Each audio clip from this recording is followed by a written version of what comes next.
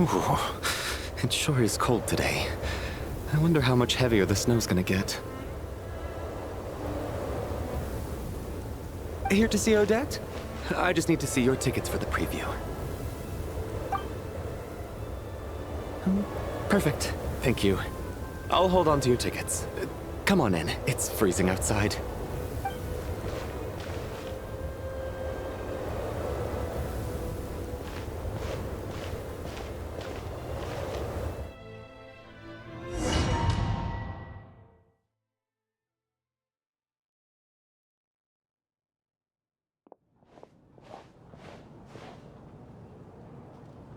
I think I'll leave the Lelic question until after the show's over. Then I'll go find Odette.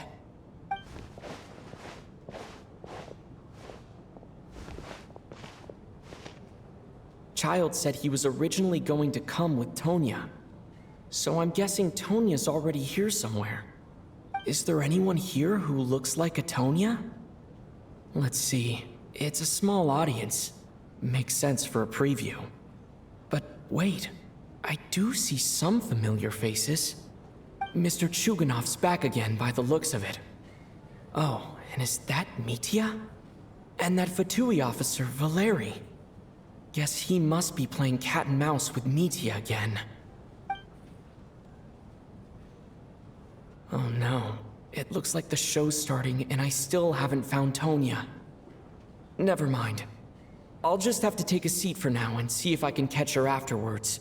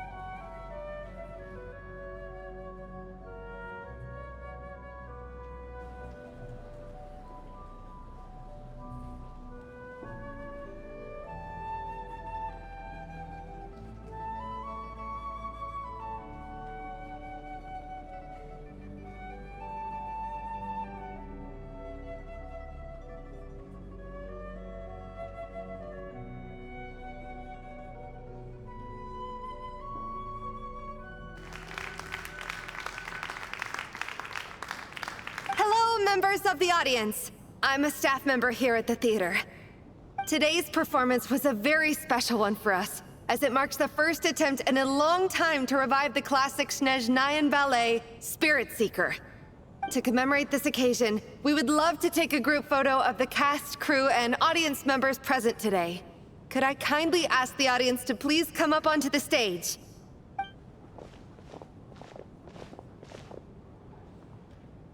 All right, everyone, huddle in a little more. Now, look at the camera. 1, 2, 3.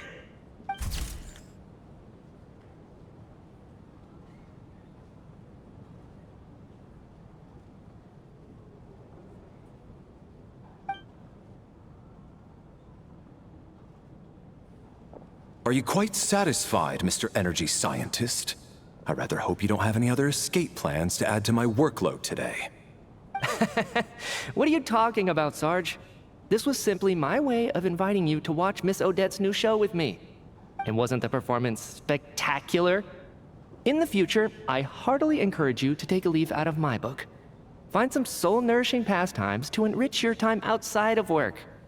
It was indeed a fine performance, but I must correct you on one point. This is not time outside of work. These are working hours. Working hours and non-working hours are just a social construct. Human technology can never advance if we're too rigid in our thinking, Sarge. May we leave now? Already? I mean, I was kinda hoping to soak up the atmosphere for a little longer, but... No? Okay, guess I'm pushing my luck. Didn't seem like too much to ask, but fair enough. Off we go then, Sarge. Back to the land of working hours. Lead the way. That has to be her. She's the only person in the audience around Tonya's age. Excuse me, are you Tonya? Huh? Your brother's busy today, so I took his ticket. Don't worry about him, he's fine. Oh, okay. Sorry for the trouble. What's wrong? Are you sick? No, I'm fine. It's nothing. Maybe she caught a cold on the way here because of the weather.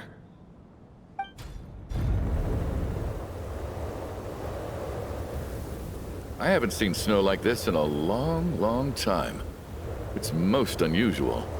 I know. It's completely white out there. You can barely see a thing. I've never seen such heavy snow in my life. Let's wait it out for now. You'd be lucky not to freeze to death in this weather, let alone find your way. Well, look at that. Maybe we shouldn't be in such a rush to get back after all. What do you think? Let's wait and see. Why do you need to take it so seriously? Fate has given us this wonderful chance to take a break. We owe it to ourselves to make the most of it. Come to think of it, there's a small inn not far from here that always keeps plenty of extra blankets on hand for guests. I know the route well. Shall I head over and borrow a few blankets? That way, anyone in a hurry can wrap up warm for the journey back. Just remember to return them next time you're over this way. Sir, there's really no need to go to all that trouble. Hey, it's no trouble at all. Wait here, I'll be right back. What a kind gentleman. Very good. My wife and daughter are waiting for me at home, so I shall be heading back as soon as I get my blanket. So... are you expecting us to go back to the Armory Palace wrapped in blankets too? Don't worry about that. I made arrangements in advance. Should I not return to the Armory Palace within 3.5 hours after Operation Showtime begins, an armed squad will be sent to collect us. They will escort us back. You are one of our key military personnel, so any weather-related risks must be eliminated. Operation Showtime? So, wait. Every single time you drag me back to work when I sneak out, it's a whole official operation? I gotta say, you've really turned this into quite a moral dilemma for me. It's snowing pretty hard out there. I think you should stay here for now. You seem a little under the weather. Sure. My brother might come pick me up in a bit anyway. Time to get to work. I should head backstage and find Odette. I need to look her in the eye and ask her about Lelik. Excuse me, are you looking for someone? A fan, I'm guessing? Today is just a dress rehearsal, so Miss Odette won't be meeting with fans. She's taking a well-earned rest right now. Sorry, but that area is currently off limits to everyone except the cast and crew. Bad timing, I guess. Well, I might as well stick around. I doubt Odette will be leaving before the snow lets up in any case.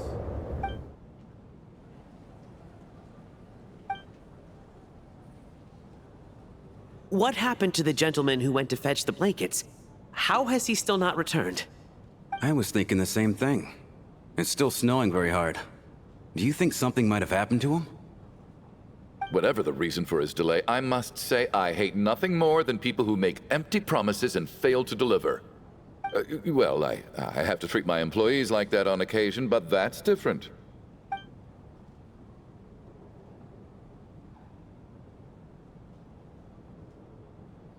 You seem anxious, Mr. Valeri. It's been nearly 4 hours since I left the armory. The army should have arrived to extract us by now. They know how much I despise tardiness and disrupted plans. There's simply no reason that they shouldn't have shown up by now, barring exceptional circumstances. Surely a snowstorm like this one counts as such. Few things in this world can stop the Snezhnayan army, Mr. Mitya. And a snowstorm is certainly not one of them. Why don't you go out and take a look? They might be right outside, waiting for your orders before they dare come in. An absurd hypothesis. I have no intention of leaving your side for even a moment until I have escorted you back to the Armory Palace. This doesn't look like an ordinary snowstorm to me. That guy who left earlier. It looked like he just vanished into thin air. Either that, or my eyes were playing tricks on me. A man-eating snowstorm? Come on. Night hasn't even fallen yet. Spare us the ghost stories.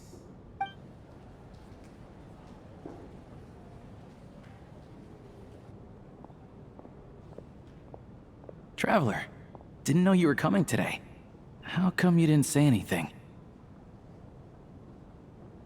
Oh, right. I assumed you were looking for me and Vodenitsa. Odette's still backstage. Whoa, that's quite a snowstorm out there. I've been working backstage this whole time, so I didn't even notice. No wonder the audience hasn't left yet. Is weather like this rare, even in Snezhnaya? Yeah, snow like this. I'm sure I've seen it out in the wild before, but never in the city. Actually, I take that back. I don't think I've seen snow this bad even in the wild. This is something else. It's not normal. If even Alosha thinks snow like this isn't normal, could it have anything to do with that monster people have been talking about? We can't stay cooped up here forever. Someone needs to go out and take a look. No need. I have plenty of experience with snowstorms. Besides, I work here while you're an audience member. I should be the one to do it.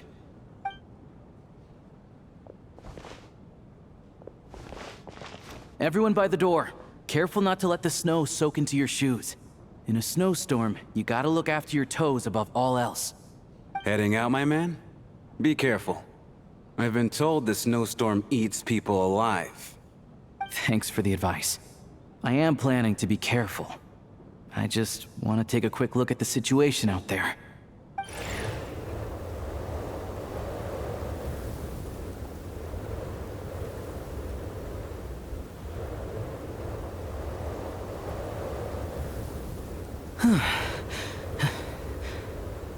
He's back! He's back! How was it? What's going on out there? Did you see any soldiers patrolling the area? Something about this storm isn't right.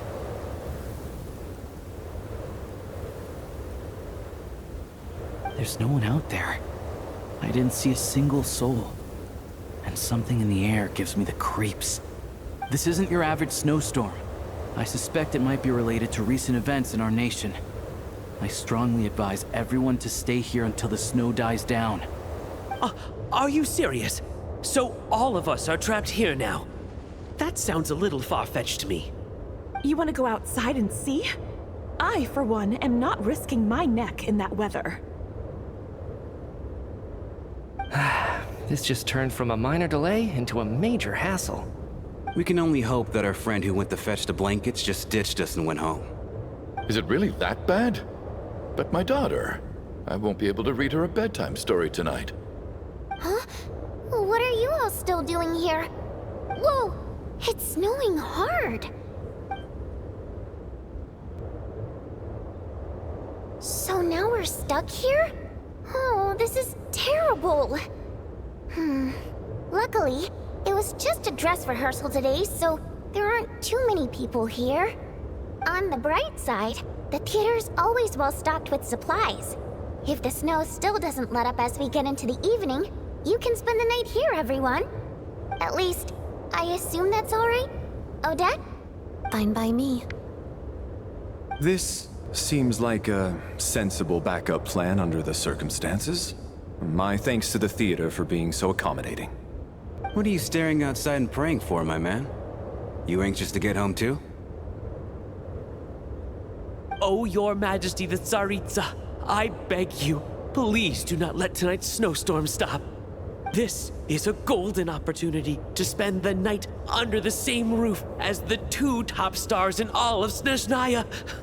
It's a once-in-a-lifetime experience. I think I've changed my mind. Sir, if you so much as look at us funny, you'll be seeing stars in a whole other way. Behave yourself, or you'll be begging for that blizzard. It's getting colder. We need to keep the indoor temperature up. Close the door and lock it tight. Let's head somewhere warmer.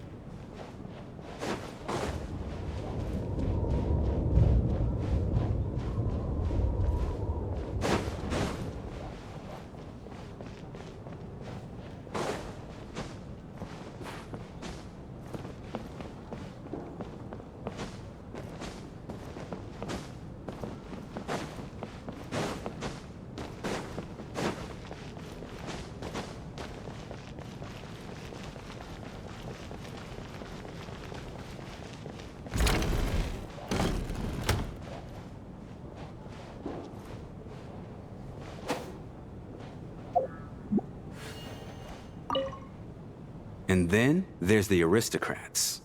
Easiest of all to deal with. You don't need to use any force whatsoever. All you have to do is show them the rope you plan to tie them up with. Do you know why? I don't. Do tell. Because nothing horrifies them more than the thought of a cheap, coarse rope leaving creases on their precious million more coat. They'll do whatever you ask to avoid that fate. Unexpected, but funny nonetheless. Tell me another one. Well, look at that. I got myself a new listener. Hey there. Let me introduce myself. The name's Shram, and I'm a mercenary. The kind that gets paid to do odd jobs for rich folks. And I am Chuganov, an entrepreneur. If my name is unfamiliar to you, you will no doubt have heard of my factory, the renowned Iskra manufacturing plant. Are you really that famous, Mr. Chuganov? How come I've never heard your name before? Excuse me? Is that a joke? Or are you being serious? Oh, I'll have to ask my rope later. He's probably tied up more entrepreneurs than I've ever heard of.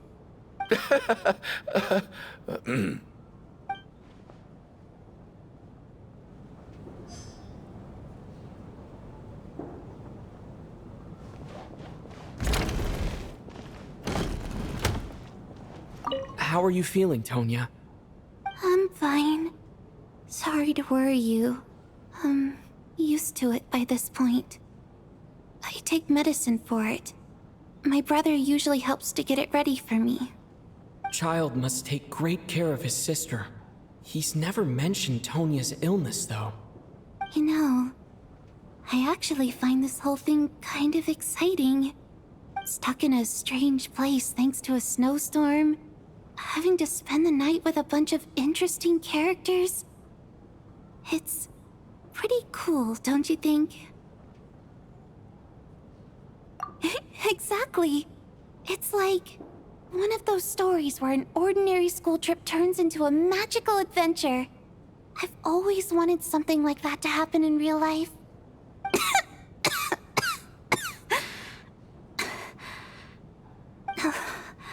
I'm fine, really. Just got a little overexcited. Look after yourself. Otherwise, your brother will come after me.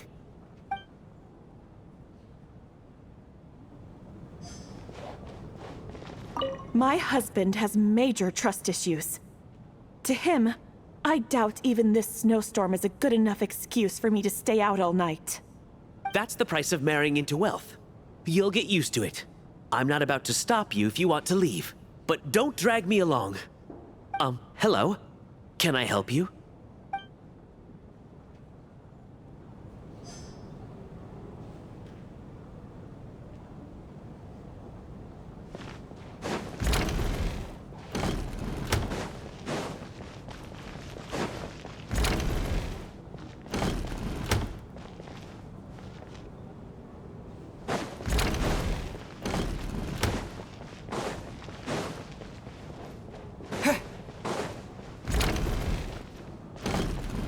This is highly irregular.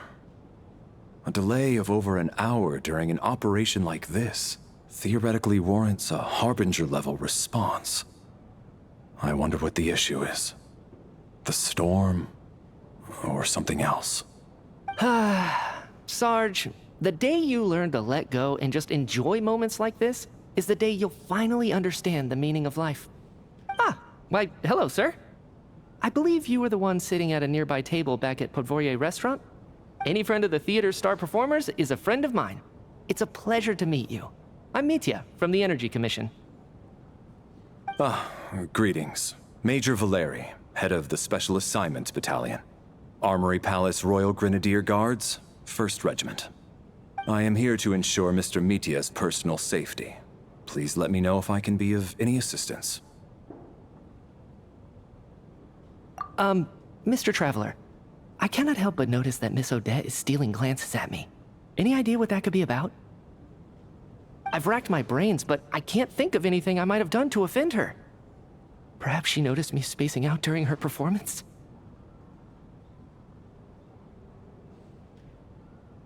What? You mean I really did do something to upset her? Well, thanks for letting me know. So, Mr. Mitya, is your work related to Project Stuja? Yes, that's right. The higher-ups in the Fatui transferred me from the Energy Commission to the Armory Palace because they wanted me to... Really? I can't even talk about that?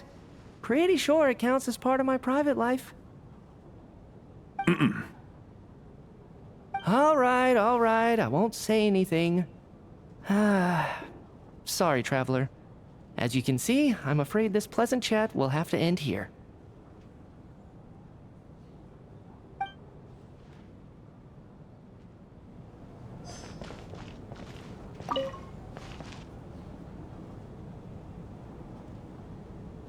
I don't think it's ever been this lively backstage before. I didn't know you were coming today.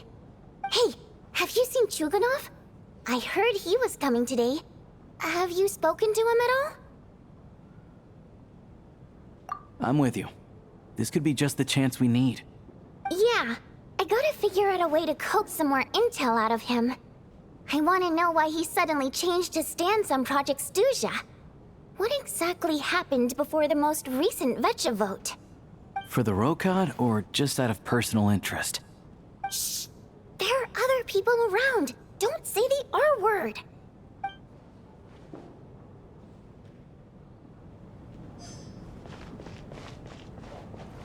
I have to say, even though today was a rehearsal and there were some hiccups along the way, Miss Odette's performance was one of the best I've ever seen, even compared to an actual show. Oh, I couldn't agree more, especially considering the weight of the subject matter. It takes a truly seasoned professional to do justice to a theme like love and regret. Do you think we were coming on too strong? Odette's ignoring us again. What about you? What did you think of today's performance? Oh my, that's very flattering of you. Thank you. I'll make sure to save a ticket for you when the show's performance ready. This doesn't seem like the time or place to bring up the subject of Lelik. I need a chance to speak with her in private. So unfair. Talk about double standards. And now it looks like I've been spotted.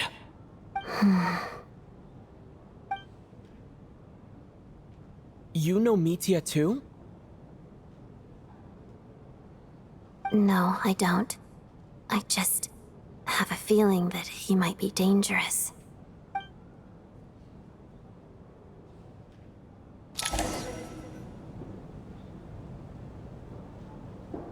How's it looking, Alosha? No change from this afternoon.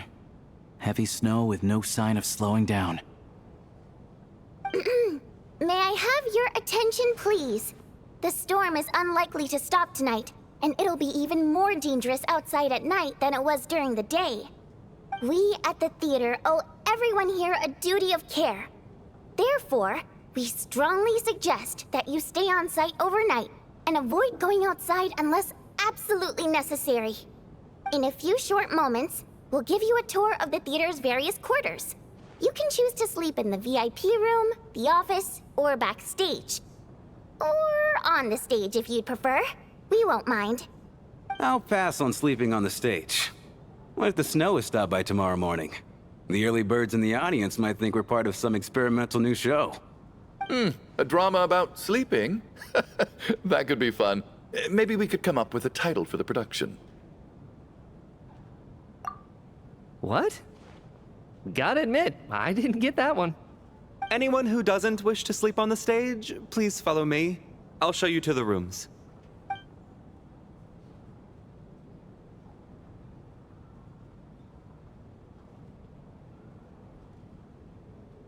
I guess I'll call it a night.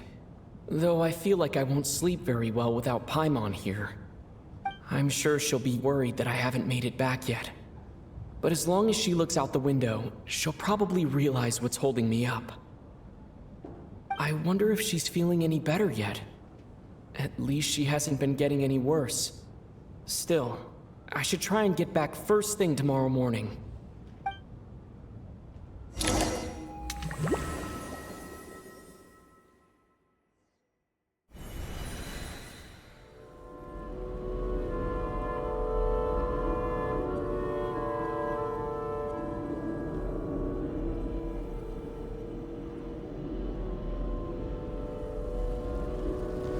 Ah, finally.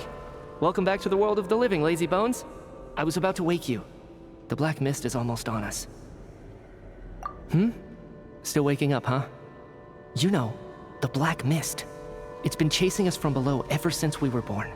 You're just dozy. There's no way you've forgotten. Come on, let's keep heading up. Onwards and upwards is the only way to survive. Don't listen to a word those black mist cultists say. Here we go again. The endless march toward survival. What's going on? That black mist down there is creeping me out. And it's rising. Guess I should head upwards and get away from it. The black mist cultists believe that being swallowed by the black mist leads to everlasting peace. But if you ask me, they're just lying to themselves. We're the only heretics left. The only ones who refuse to give in. We have to keep going. But how do you actually know that they're wrong? Dangerous question there, Torgov. The moment your faith wavers, you start a chain reaction that ends in the collapse of your will. Put the question out of your mind. Stay strong and believe that the black mist means certain death. Okay, but it's not my mind that's the problem. My body's about to give up on me. It's already starting to falter.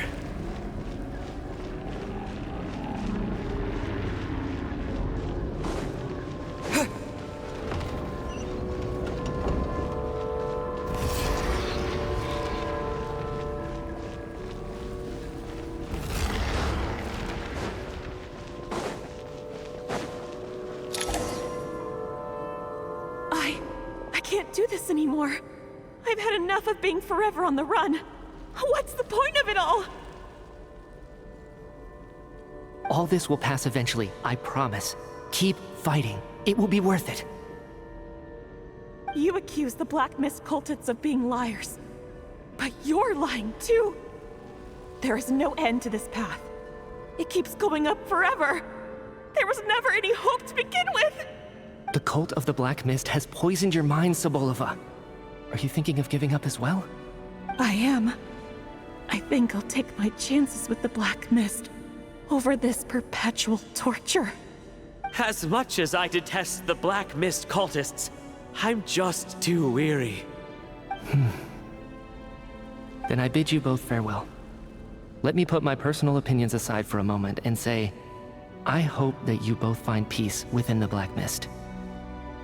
Fate always appears so impossibly complicated. But at moments like this, its raw simplicity is laid bare. Their fate was sealed from the instant they entertained doubt. From then on, the outcome was both inevitable and irreversible. Let's go.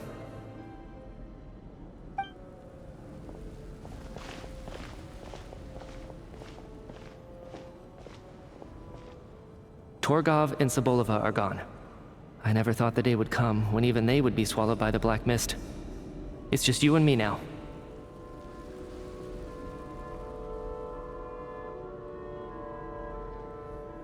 Yes, it looks like it's satisfied.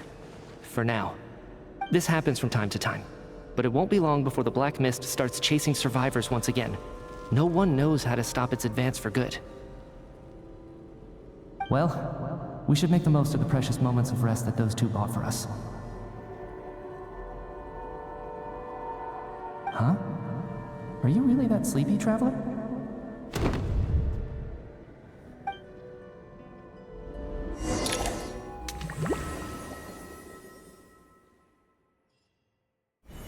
Ah! Help! Somebody, come quick! What is it, Chuganov? What's wrong? Huh?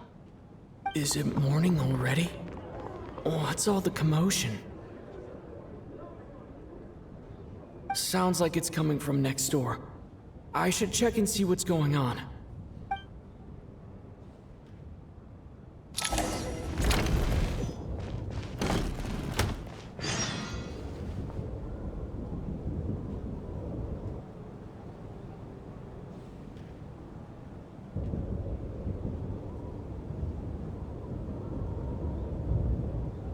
Don't look, Miss Tonya.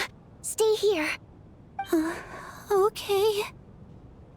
What happened to them?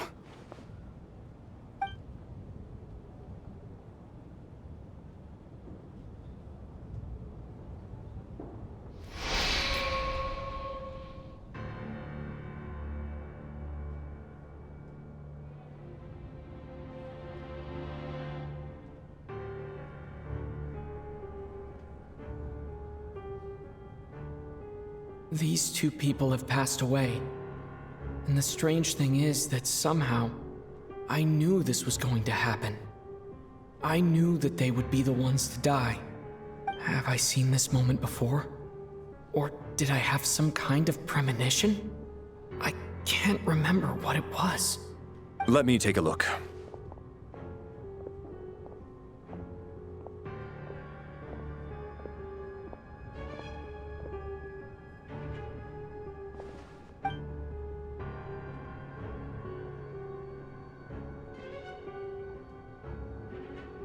No vital signs in either of them. They're dead. The cause of death, however, remains unclear. No wounds on the bodies, no signs of a struggle. and no skin discoloration caused by the buildup of toxins. But just last night, they were chatting and joking away. This is so sudden. Could they have had pre-existing medical conditions? Even then, the odds of them both dying of sudden complications on the same night are extremely low. It's hard to believe that they died of natural causes, nor does this appear to be a suicide. Who was the first to discover the bodies? It was me. But these deaths have nothing to do with me, officer. I got up early because I wanted to see if the snow had stopped. Then I noticed that the door to this room was open, and it looked like there was a man and woman inside. I just went over to see what was going on. I had no idea they were... I can corroborate this. I was doing my morning exercises near the stage. When I saw Mr. Chuganov heading this way, I followed him. I can also confirm that I didn't see a single person approach that room before him. The snowstorm was raging all night, and it's still going now. There's no way someone could have come in from outside, correct? You mean an intruder? No, not possible. I slept by the door last night as a precaution. There's no way I wouldn't have noticed if anyone had tried to open it. Everyone, split into pairs and search the theater for anyone in hiding, or any signs of suspicious activity. I'll follow up with a full search of my own shortly. Go, there is no time to waste.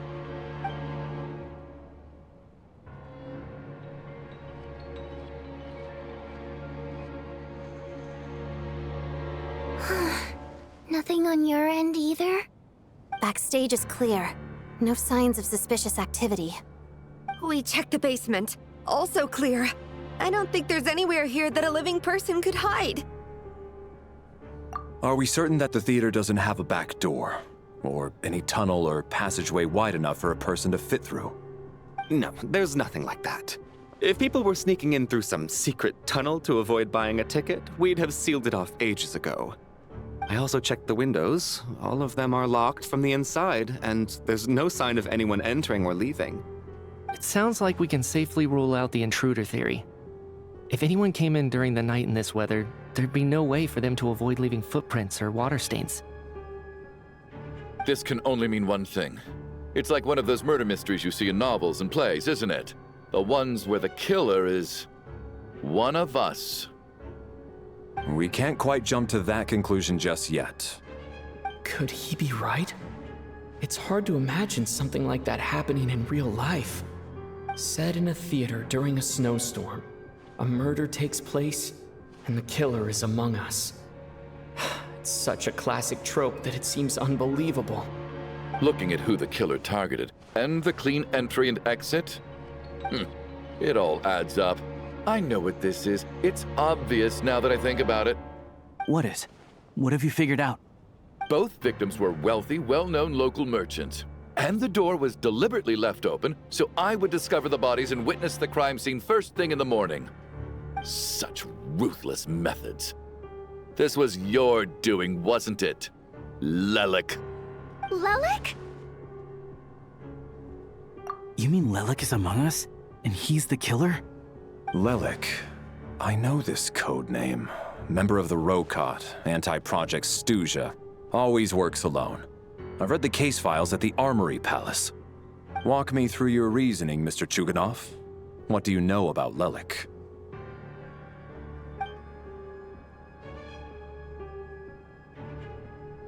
What now, huh? What now, Lelik? What more do you want from me? I already voted against Project Snezhnaya at the Snezhnaya. You snuck into my house the other day while I was asleep. Left a threatening letter. And I did all that you asked. But Project Snezhnaya cannot be so easily shaken. Not with the rooster in charge.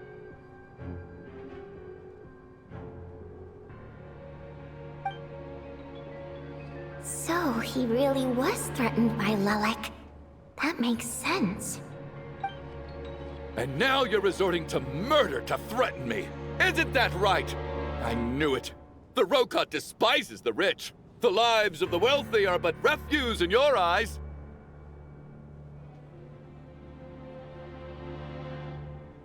Show yourself! Which one of you is Lelik, Tell me!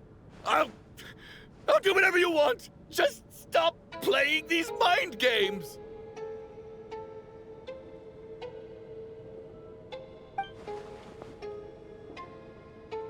Was this really Lelek's doing?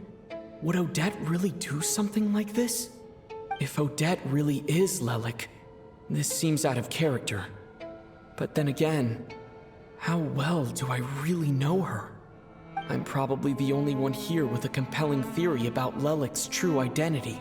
But if I reveal it now, I'll be putting Odette in the line of fire. What should I do? I don't think it's likely that Lelek killed anyone. At least from the stories I've heard, he's never killed anyone before. And his name has never come up in connection with any murder cases. Besides, even if Lelek did want to threaten you, why resort to such an extreme and roundabout method? It's not his style at all. Vodyanitsa doesn't know that Lelek might be Odette, but her assessment is pretty much identical to mine. Miss Vodyanitsa, why do you suddenly feel the need to speak in Lelek's defense? Defense? Oh, no, it's just... I'm worried that we're jumping to conclusions here, so I wanted to share my point of view. Also, I don't think the Rokot is as bad as you're making it out to be.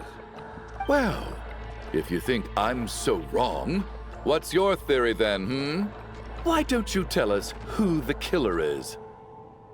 The case is still evolving, Mr. Chuganov. Please do not prevent others from expressing their opinions so early on in the discussion. Even so, there's no denying that the recent threat received by Mr. Chuganov may well be an important clue. So there's still a good chance that Lelek is right here among us.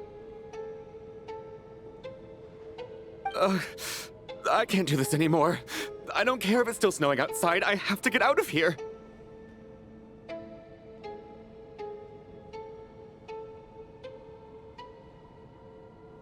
Whoa, take a beat.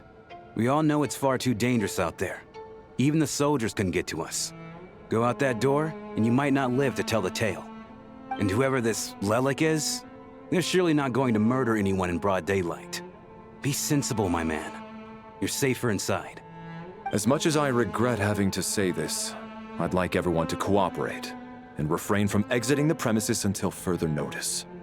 Because as things stand, every one of us is now a suspect. Unless anyone has further information to share, let's adjourn for now. Feel free to keep searching for clues, but make sure you don't go off alone.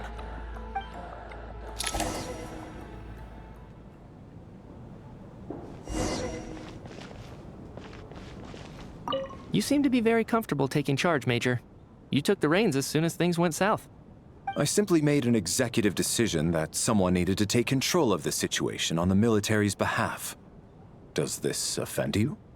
No, quite the opposite. We feel much safer for it. By the way, what does Major mean exactly? Is it a pretty high rank?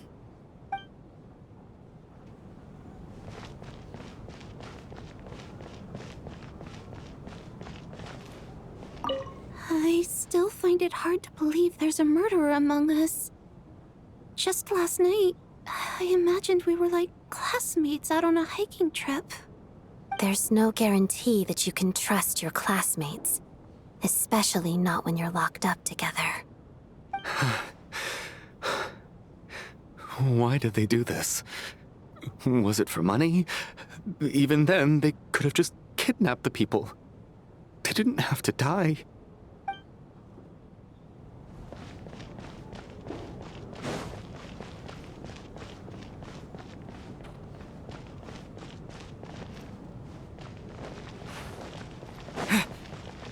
We don't move in the same circles, so I'm not clued up on Project Stuzia and all this political intrigue. Nor does it interest me. Nevertheless, sir, I think your top priority as soon as you get out of here should be to hire a good private bodyguard. Such as yourself? Such as myself.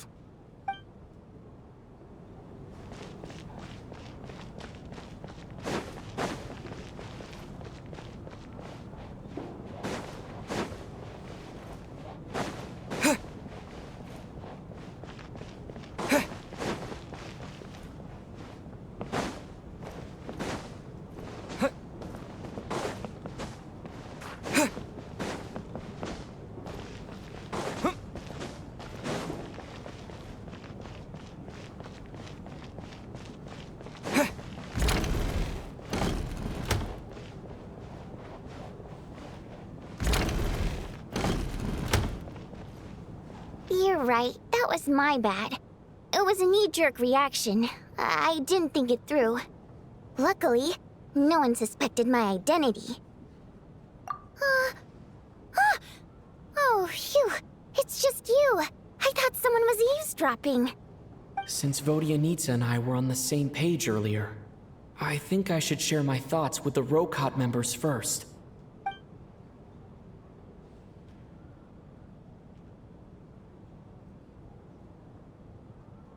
Whoa. Are you serious? I don't know if this counts as gossip, but it's definitely on track to be the juiciest this whole year. Odette? Really? Odette? Oh god, how dumb does this make me look? Lelek has been right under my nose this whole time, and I didn't notice a thing. Actually, it's exactly what you'd expect. Sometimes, hiding in plain sight is the best strategy. And now that you mention it, the more I think about it, the more sense it seems to make. It all adds up.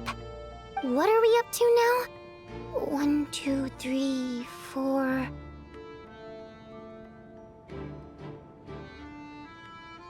Odette's identities. She's my coworker, specifically a ballerina, and also a Fatuz, a member of the Rokot. Now, Lelek. It must be so exhausting. I just want to give her a hug. I guess since I've always known her as a member of the Fatui, it never even crossed my mind that she could be involved with the Rokot, let alone be Lelek. I don't understand. If she's with the Fatui, what reason could she have for being so opposed to Project Stusha? Probably best if you ask her that in person. Well, since you waited until now to bring this up instead of announcing it to everyone earlier, does that mean we're all on the same page here? Yeah. Lelek may not follow orders from the Rokot leadership, but as far as I'm concerned, she's never crossed the line. If anything, her actions benefit the poor. We need to confront her face to face. Do you think she'd really admit to being Lelek? I don't know. We'll have to see how it goes. For now, we'll work on the assumption that she didn't kill anyone, and see how much she's willing to tell us.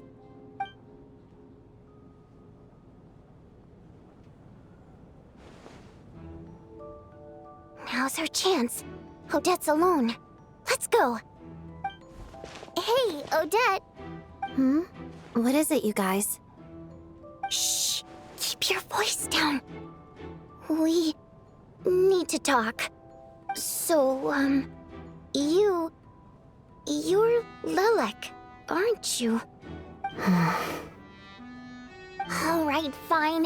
You don't have to say anything or explain yourself. Just hear me out first. None of us believes you'd kill innocent people. Whoever murdered those 2 people last night, it wasn't you.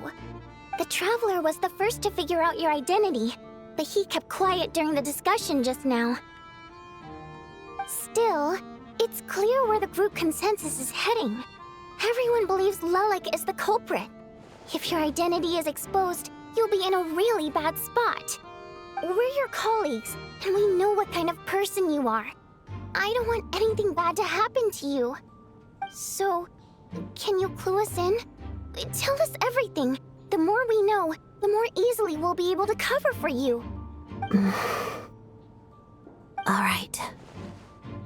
Yes, I'm Lelek. And no, I'm not the murderer. And thanks, but I don't need you to cover for me.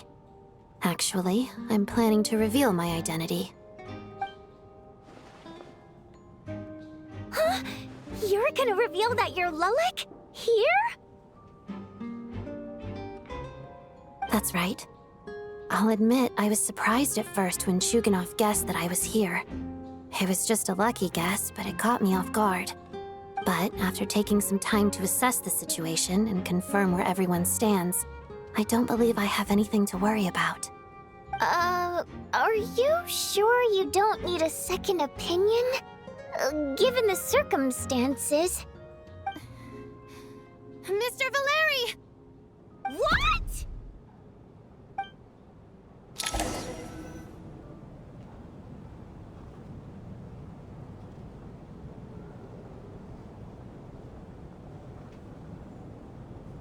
So... Odette is Lelik? I don't know what game you're playing, but you've got a lot of nerve. It's just one identity. So what if it's exposed? I can disappear and adopt a new identity anytime I please. I made my peace with this when I chose to become Lelik. But more importantly, I promise I am not the murderer, which means that someone else is. So, if anyone still insists that I did this, you'd best produce the evidence now. Otherwise, I suggest that you bite your tongue. Because if you really believe I killed 2 people without making a sound or leaving a trace, pointing fingers at me would surely only make you my next target. Is this really the truth, Miss Odette? That's confidence, all right. I believe you. A real no-nonsense attitude. I can see why Marionette said that she's on track to inherit the title of the Fair Lady.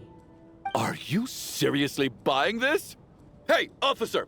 She just admitted to being Lelik. Aren't you going to do something about this? I do have one question, Miss Odette.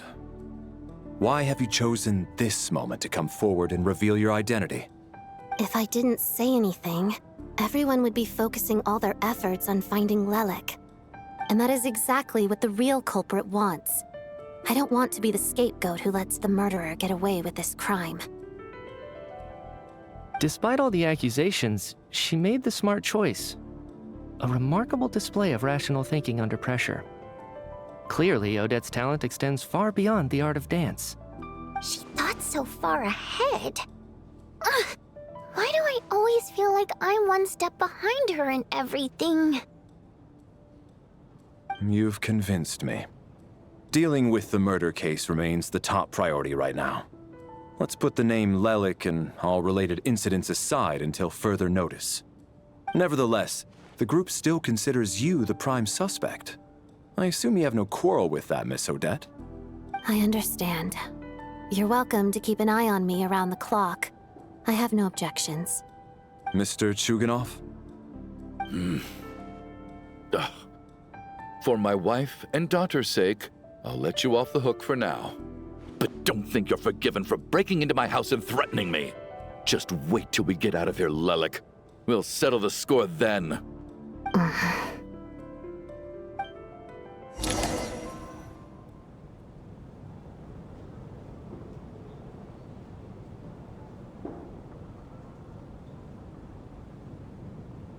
Good work, Lelik Guard Team. And Lelik, too. Here, have some hot water. Turns out Valeri knew about my exploits. So now I've been told I have to guard Lelik with him. Shouldn't you be facing my way if you're guarding me? At the moment, it looks more like you're my bodyguards. If the true culprit is indeed still at large, as you have claimed, we must keep our guard up against them also. Don't worry, Tonya. We'll get through this. Once the snow stops, the officials will step in. The investigation will get easier, and then we'll be safe. But... once the snow stops, won't everyone just leave?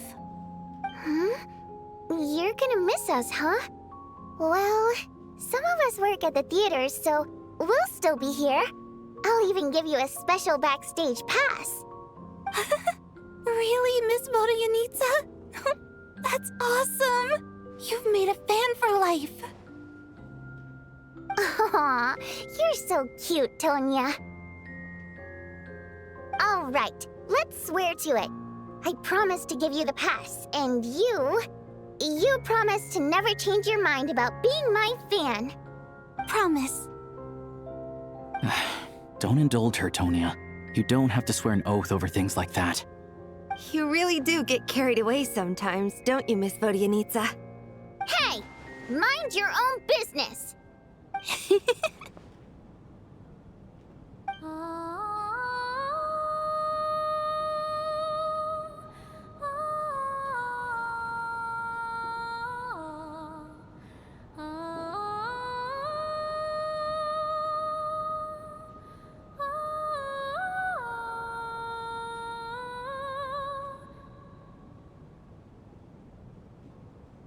Don't be nervous, Miss Water Imp. Everyone's here. There's nothing to be afraid of. Excuse me? Do I look nervous? Don't be ridiculous.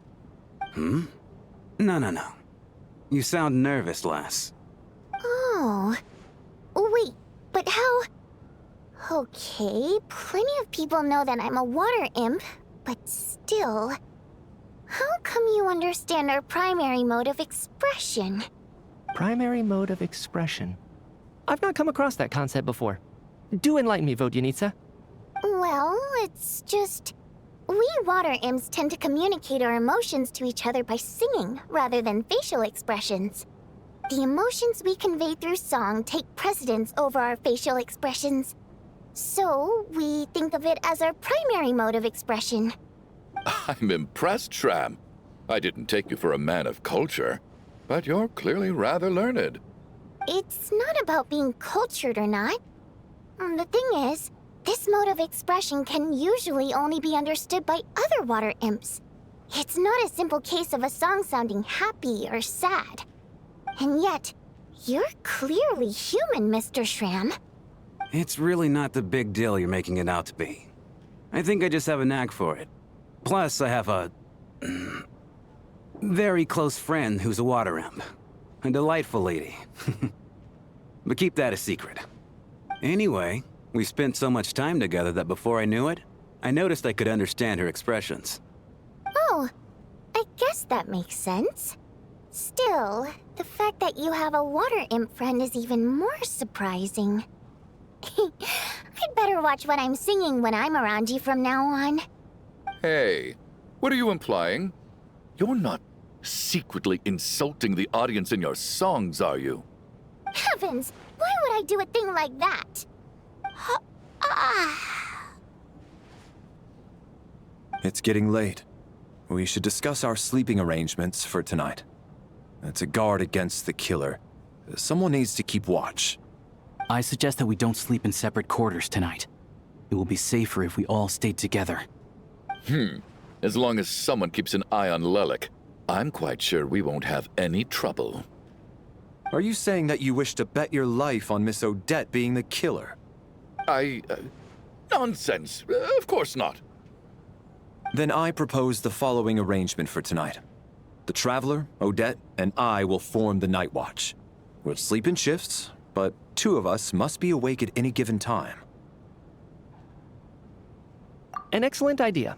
This allows us to handle the Night Watch while also keeping an eye on Lelik. Meanwhile, the rule of taking shifts in pairs resolves the other issue. Namely that we can't necessarily trust the Traveler or Valeri either. I expect that plan took you quite some time to come up with, didn't it? Actually, our field combat manual outlines a similar approach. Although the scenario there involves guarding prisoners overnight during field operations. That being said, I must clarify that I harbor no disrespect towards you personally, Miss Odette. In fact, Lelik's numerous covert operations make fine textbook examples for military agents. I care less about respect and more about the fact that you just robbed me of 2/3 of my sleep tonight. I'm calling dibs on being the first to rest. Good night.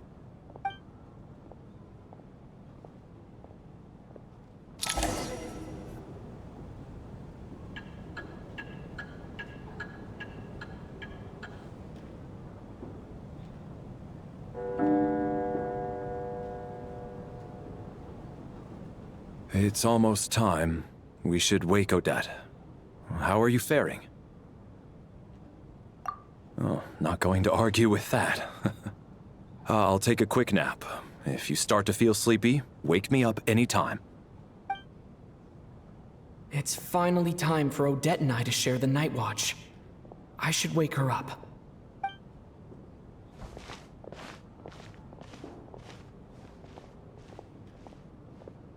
I came here to get information from her in the first place. Maybe I should think about what questions I want to ask before she wakes up. How long are you gonna keep staring at me? Couldn't sleep. My mind's been running haywire.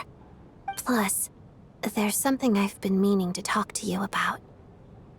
I had a hunch that you wanted a conversation too. Let's take this chance to clear the air, shall we?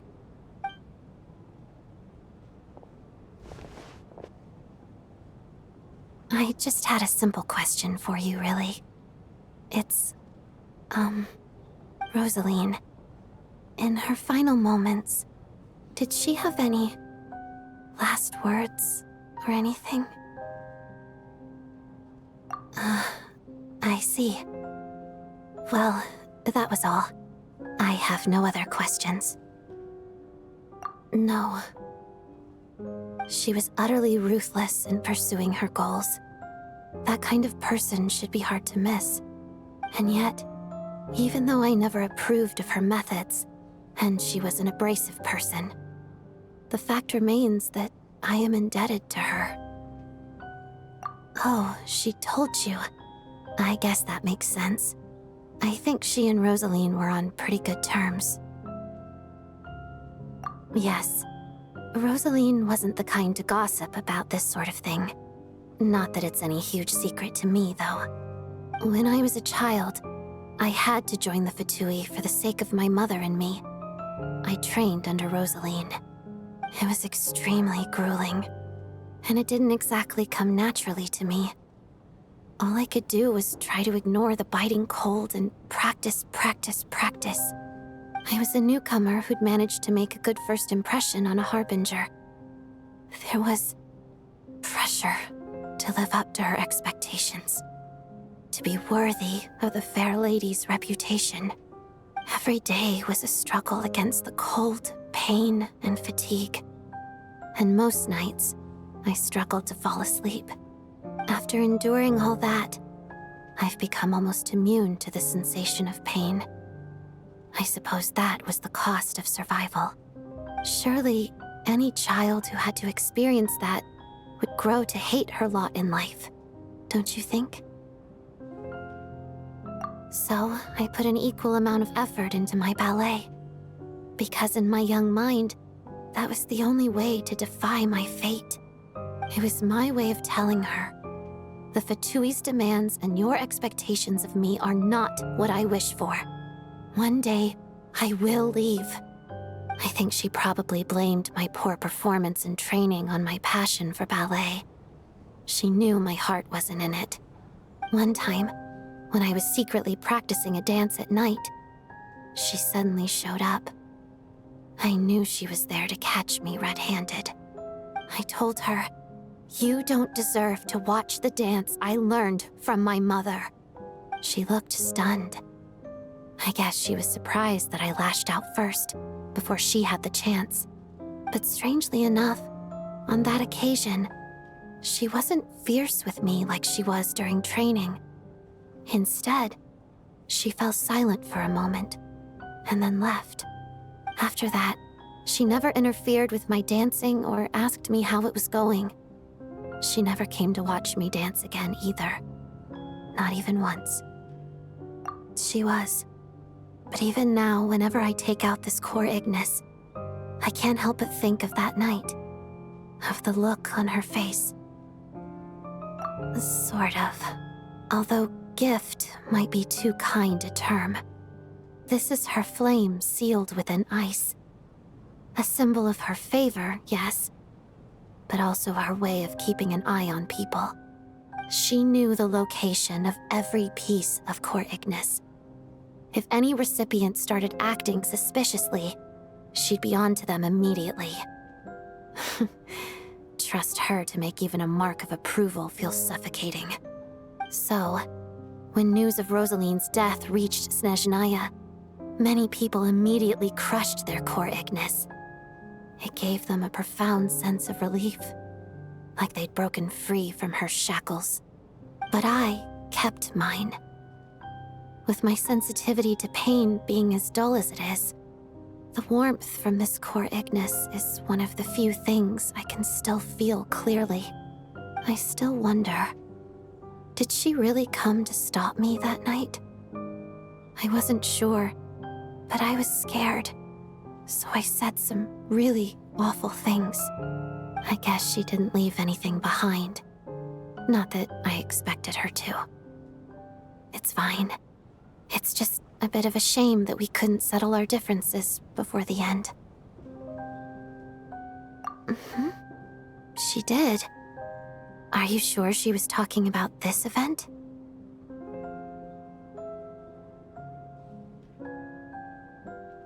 Huh. No, she didn't. I didn't even find out that she'd gone to Mondstadt until a while after she'd left. Wait, in that case... Okay, I will. Thanks for letting me know. There's something I'm trying to figure out. I'm beginning to suspect that Paimon's mystery illness is being caused by the energy research behind Project Stuja. Paimon's very important to me, so I have to get to the bottom of this. I figured that since you're Lelik, you might know something about all this. The ultimate goal of this energy experiment is to create a weapon for the final battle. The weapon's construction was completed in Nocturne. Now, all that remains is to arm it with a sufficiently powerful energy. Yes, the weapon's development and all the related experiments are overseen by Lord Piero, the Jester, and the lab is located deep within the Armory Palace. I'm not sure why this experiment would be making Paimon feel unwell, though. The best way to get to the bottom of it would be to go there in person. Once we get out of here, I'll help you apply for an entry permit. And I'm hardly the organization's proudest member, as you know. You answered my question about Rosaline. I want to do you a favor in return. It's that simple.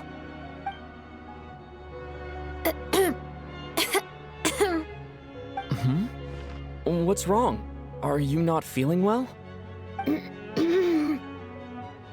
You two seem to be hitting it off. I thought you were sleeping. Of course I was. In the military, one learns to fall asleep quickly, even in the most inhospitable environments. It's vital to staying alert and energized. Why? Is something wrong? Even if he was awake, he can't have overheard us, right? Well, thank you both for keeping watch.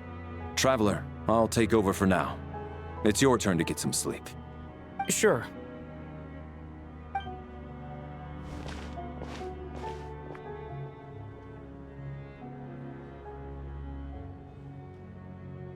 This is our second night here, but at least I found out a little more about Paimon's condition. I hope she's been sleeping well the past couple of days.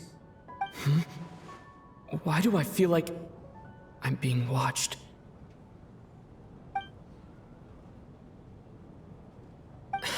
Seriously? Is this payback for when I stared at her earlier? But I thought she was asleep.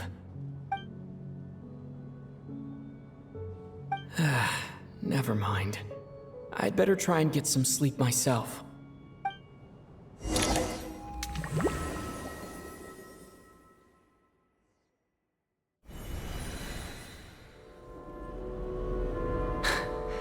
Hey, what are you spacing out for? Are you reaching your limit too? How long have we been walking for? Do you remember? Time's lost all meaning. Ever since we noticed that thing above our heads. What was it called again? A star key? Or key star? Anyway, the person who named it was swallowed by the black mist. Whatever it's called, ever since we noticed it, we've been walking up and up, hoping that as long as we reach it, we can find a way out of this place. But it seems like no matter how far we walk, we never get any closer. Well, we've come this far. You never know. Maybe we're almost there? Come on, enough moping. Let's go. The black mist is catching up.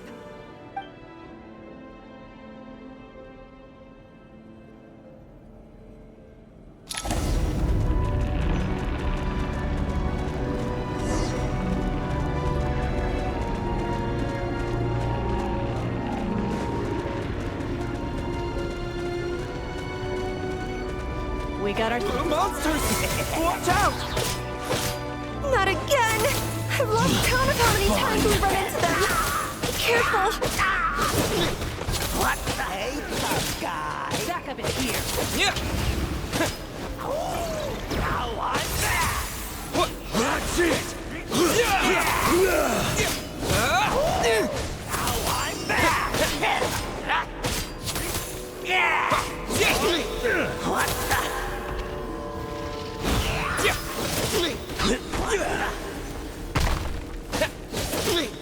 What the? Cryostorm! Condense!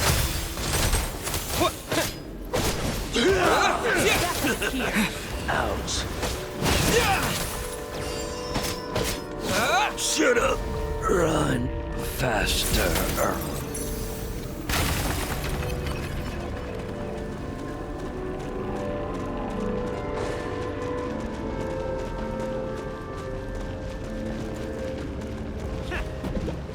Here they come again! Get ready! You wanna fight? Let's go! Gonna cleave ya! Having second thoughts?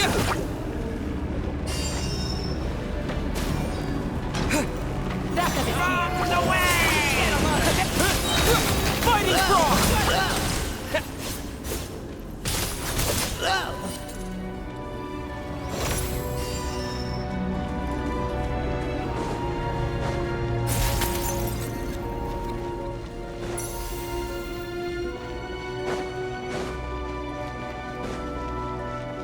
Monsters ahead of us. The black mist behind us. It feels like there's no escape.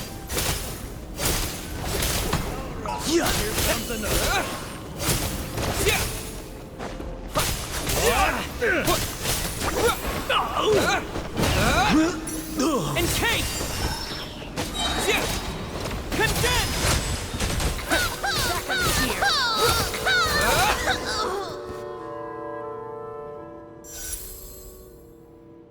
Are you hurt, Coolish? No. I'm fine. It's just... Suddenly I don't want to walk any further. I get you. In fact, I reached my limit a long time ago. Sometimes it feels like there's hope where there shouldn't be. Yeah. The hope that the star gives us is the only thing keeping us going. But I'm not sure it's real at all. It may just be a collective illusion. Otherwise, why would it always be out of reach? We know you mean well, but you're only saying that to try and encourage us to keep going, aren't you? Thank you, friend. But enough is enough. Please don't give me any more false hope. Hope is poison in this place. You're going to continue, aren't you? I admire that. I've given up, but I wish you the best. May there come a day that you catch up to the star and leave this godforsaken place.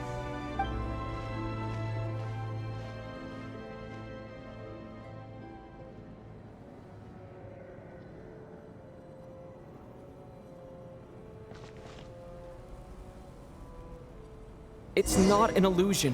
We really are getting closer to the star.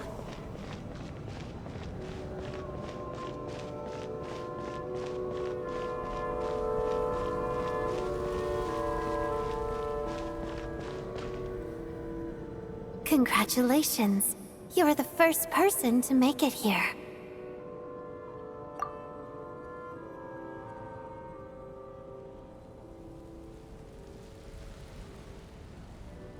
I'm the star's envoy. The black mist has stopped rising. Its hunger is satisfied for now, having devoured your two companions. This is a good opportunity. I'll let you get some rest before we continue. What do you mean, leave? The star represents the starting point. It's the waypoint for the beginning. Congratulations on reaching the starting point.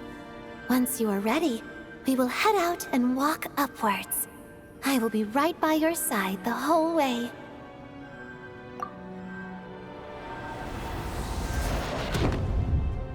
Huh? What's wrong? Hey, don't give up before the journey's even begun.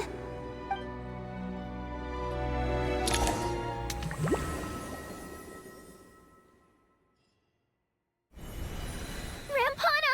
Rampana!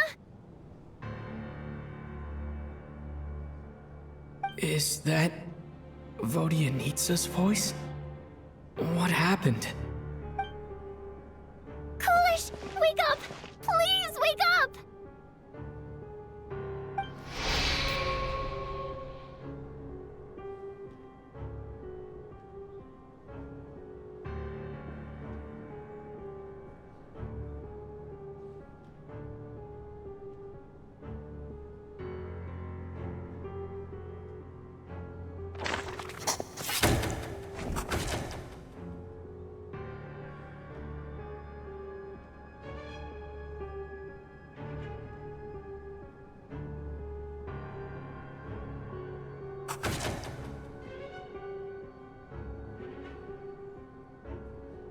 The situation is identical to that of the 2 casualties yesterday. We cannot ascertain the cause of death. At least there are some elements that we can rule out this time. They slept on the stage with everyone else, so I suppose the surrounding environment can't be a relevant variable. Rampana. Coolish. Weren't some of us keeping watch last night? 3 of us, in fact. How could you not notice something was wrong? I'm as confused as you are. Certainly nothing unusual happened on my watch. Likewise, and from what I've observed so far, both Miss Odette and the Traveler can be trusted. To be honest, I didn't get a wink of sleep last night. I couldn't help but think I was the target, so I just laid there with my eyes closed. I heard the Traveler and Lelik chatting, but otherwise I don't recall hearing any commotion during the night. Me too. I didn't want to wake everyone up, so I was concentrating hard, trying not to cough. I hardly slept at all. If anything had happened, I'm sure I would have noticed. Then, what could possibly be causing this? Once was bad enough. I can't believe it happened again. I worked closely with Rampana and Coolish for so long. I never imagined that one day they'd... And on the stage of all places... Vodyanitsa... 4 victims in just 2 days, and we still don't have a single lead. I need to get to the bottom of this as soon as possible. And above all, keep Tonya safe. I'd never be able to look Child in the eye again otherwise. Still snowing? Yes, I just checked. Still no sign of anyone outside either. So we only have ourselves to rely on. If you ask me, this killer can clearly strike whenever they please. The Night Watch was a useless endeavor from the start. Lelik must be an expert in poisoning. Clearly she used some poison that can't be detected on the corpse. Here we go again. Listen, I was already thinking to myself last night, was Lelik's reason for revealing her identity the real story? Well, now I have my answer. It most certainly was not. She's been playing us for fools. You get off on this, don't you? Revealing your identity, only to carry on with your killing spree? That's a hideous thought. One that only a hideous mind like yours could dream up. How dare you? That's enough! Yesterday, you named Lelik as a suspect because the victims were both wealthy merchants. Lelik might have had a motive then, but today's victims were just ordinary people. Not to mention that they were colleagues of Odette and mine. What reason would she have to murder them? Let me guess, just to scare you? Who knows? Maybe you don't know her as well as you think. I implore you all to ask yourselves, How many people are there really in this world that have what it takes to kill another person? Not many, I'd wager. Lelik is well known to be a ruthless operator, and now she has revealed her identity. How could it be any more obvious? Everything you've said so far is still just conjecture, which doesn't constitute a concrete lead. You need to back up your claims with some evidence. How can you defend her, officer? What did she say to you while you were on night watch? Maybe I shouldn't be so surprised. You military types are always colluding with criminals to target the rich.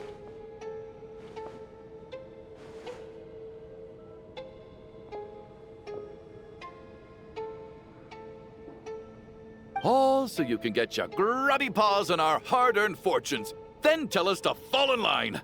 The Thatui, the Druzhna, and the Rokot. Thugs, the lot of you!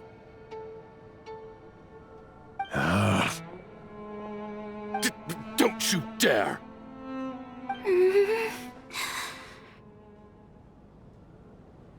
Sir, but you were the one who told us not to stop other people from expressing their opinions yesterday. 4 people have already died. Only yesterday I was chatting with Mr. Coolish. Then we woke up in the morning and he's... Turning against one another is the last thing we should be doing right now. Little girl. Even if Mr. Chuganov is a puffed-up, pig-headed windbag who doesn't have a clue what he's talking about, he's still one of the victims here, isn't he?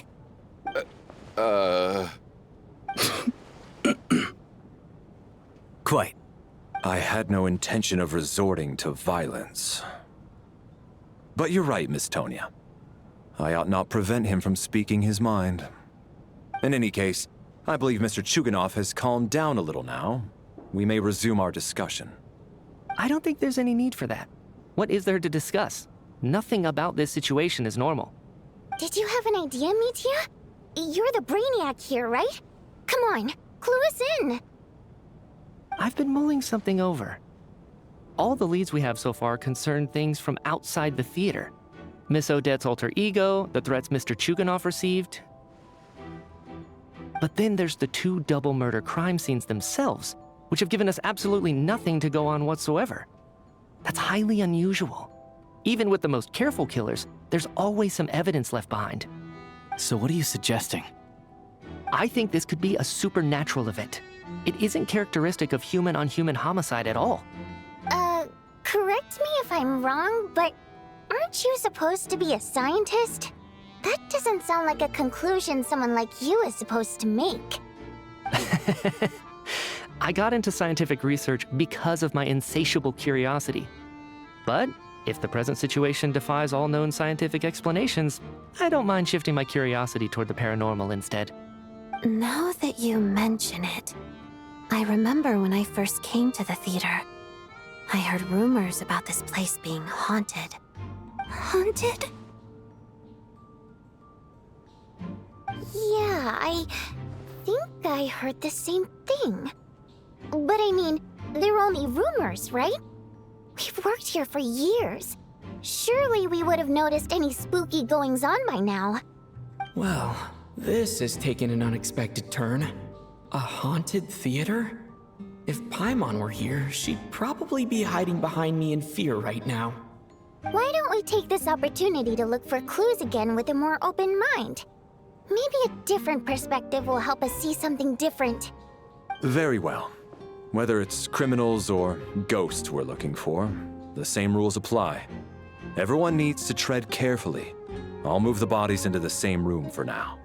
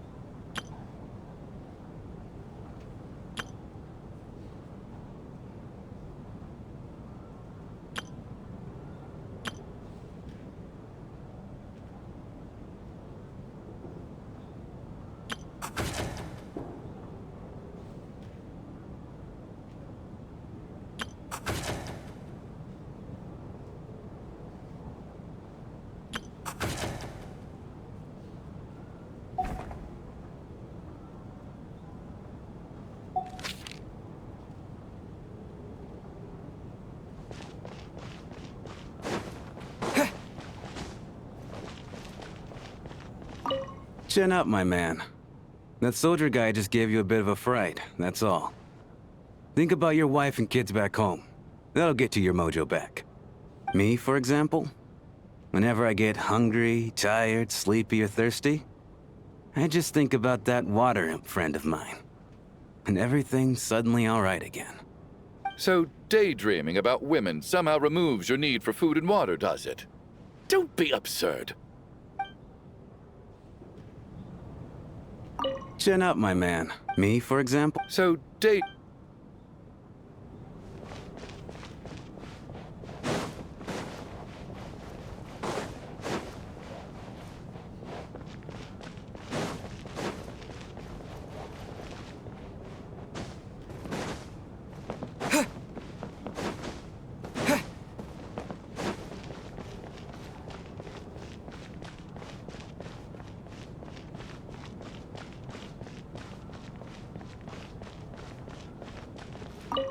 I need to think very hard about whether there's anything that ever needed hiding.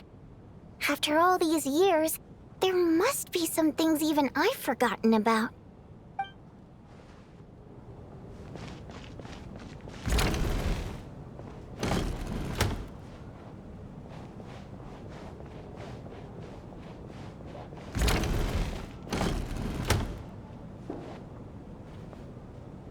Valeri, come take a look at this. You too, Traveler. Some sort of notebook. What is it for? It's the on-duty logbook for the theater. Kulish was the main person to use it. He mostly used it to record any unusual incidents during a show, audience numbers, exit times, and so on. Yes, he'd always have this logbook with him when he checked tickets at the entrance. This should confirm a lot of key details about the recent show. So, find anything unusual? Yes. The number of people. I've checked and double-checked, but the numbers just don't match what's recorded in the logbook. Apparently, we have an extra person among us. Are we certain that logbook is accurate? Could someone have sneaked in without buying a ticket or something? Unlikely. Kulish took his duties very seriously. I've rarely seen any errors in his work. Not to mention that this was a dress rehearsal, meaning smaller audience numbers and tighter ticket restrictions than usual. Everything would have been well within his control. We no longer have our tickets with us, do we? They got collected on entry. I assume there's no way we can check them again. Unfortunately not. The theater recycles tickets. Once people are in the door, they don't tend to leave until the show ends, so we collect the tickets at the point of entry. Still, I'm inclined to believe that this discrepancy in the head count is significant somehow. Did an extra person just materialize out of thin air?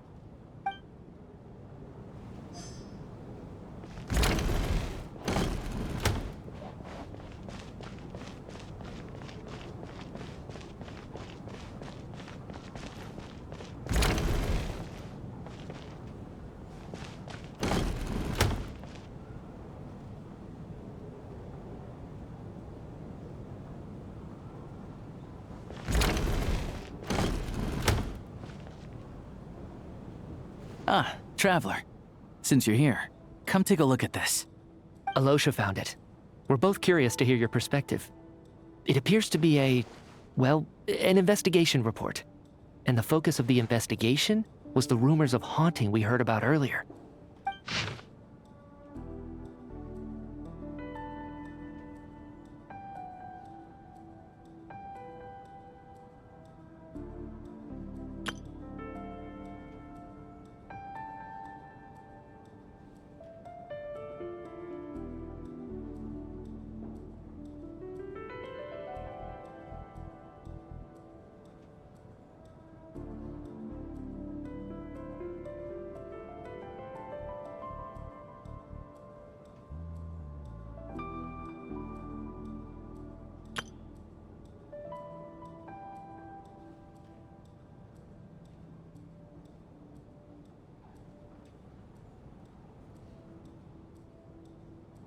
An investigation report, huh? Looks quite old. This person's name looks to be of Sumeru origin to me. Was the investigator from Sumeru? The theater manager must have hired an investigator once specifically to look into this issue. But it doesn't look like anyone ever looked at the report. Presumably, the manager wanted to know if the supposed haunting was dangerous while also being fearful of word getting out in case it affected the theater's business. Anyway, the bottom line is, the haunting is actually real after all. It's caused by an obstruction in the ley lines. Is there any chance this is the key to finally making some progress with the murder cases? Ley line problems are pretty unexceptional to me by this point. And while it certainly offers an explanation for the ghosts, it's hard to imagine what connection it could have to these two murder cases. Some of the language that appears at the very end of the report caught my eye. Angel civilization, ley line renovation? My area of research doesn't touch on any of that, so it's completely outside of my wheelhouse. Huh? A piece of paper just fell out from the report. It landed right by your feet.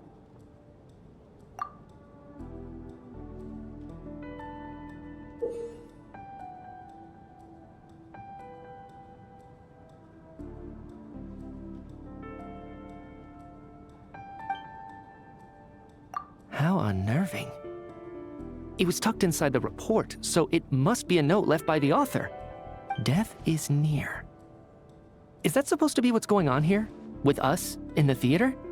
But if so, how did the author foresee it? Could he predict the future somehow? Maybe things are more complicated than we thought. No, wait a second. If we take the report and the note at face value, they completely contradict one another. The report definitively concludes that the hauntings in the theater are harmless and cannot affect the real world. But the note seems to be warning of potential danger. The question is, what exactly does the note mean by death? The various ways we could interpret this keyword lead in completely different directions. Let's pause our analysis here for now. I think we need more information.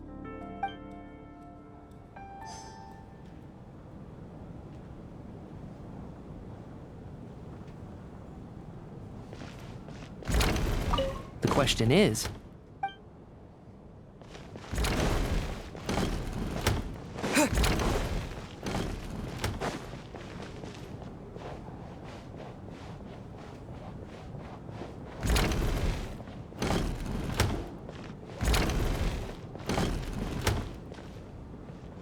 Tonya, did you find anything? Not yet. Still looking. So... Are we supposed to be looking for something paranormal? I think I'd prefer teaming up with you than looking around on my own. This looks like somebody's notebook.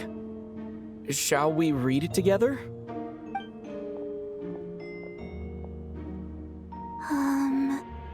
Well, it doesn't look scary or anything, so I guess it should be fine.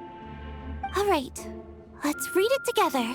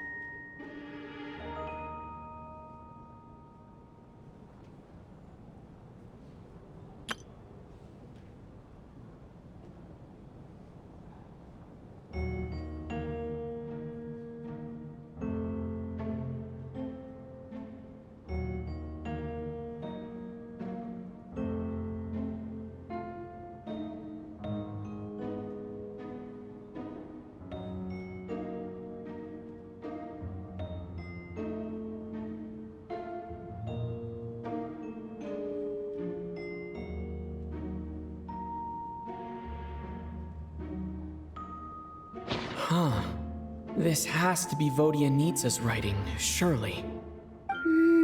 Maybe it's a little rude for us to peek at this.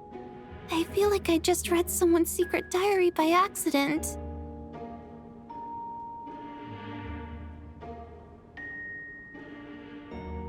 It sounds like she's writing this for her parents, right? I don't understand. Why put this stuff in a notebook instead of mailing it in a letter? Because her water imp parents belonged to the aristocracy, who were driven out of Snezhnaya by the Tsaritsa long ago. And now they live somewhere new, where the postman can't get to. We're sorry! It's fine. My fault for not storing it properly. I can't leave things lying around and expect them to get ignored when everyone's scouring the place for clues. Alright, give me my notebook back. I'll take over the investigation in this room.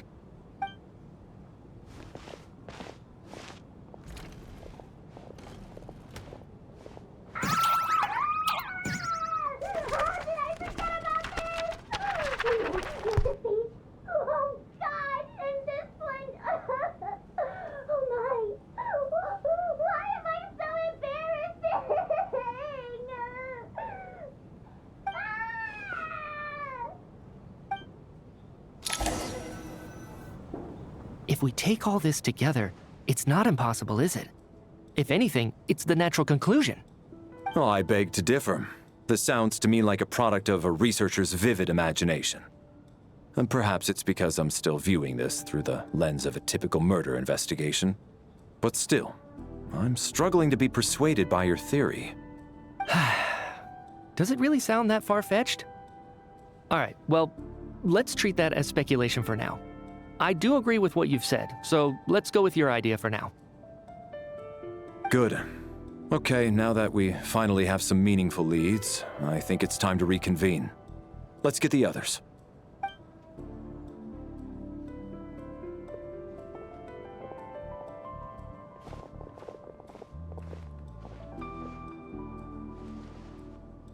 So, that's about everything we've discovered so far.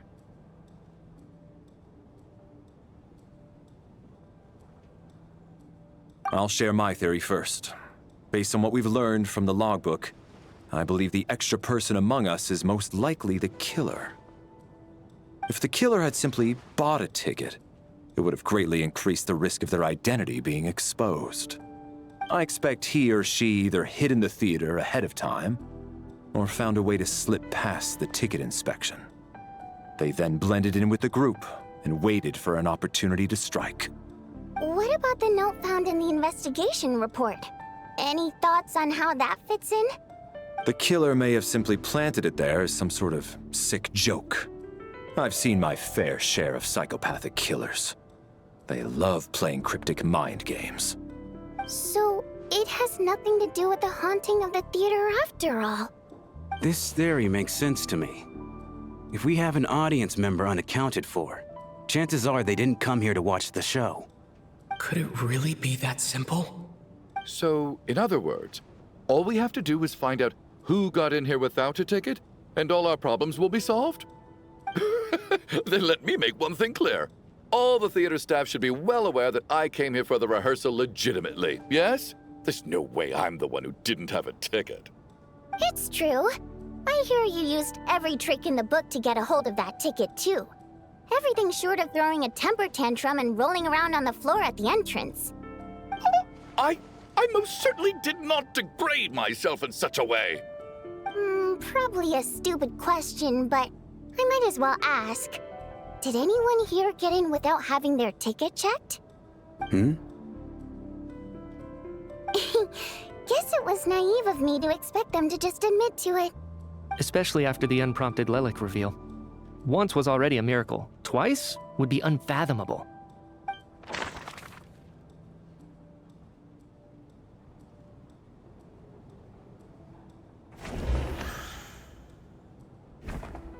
I don't believe any of us here knew Shram before all this. If no one can verify Shram's identity...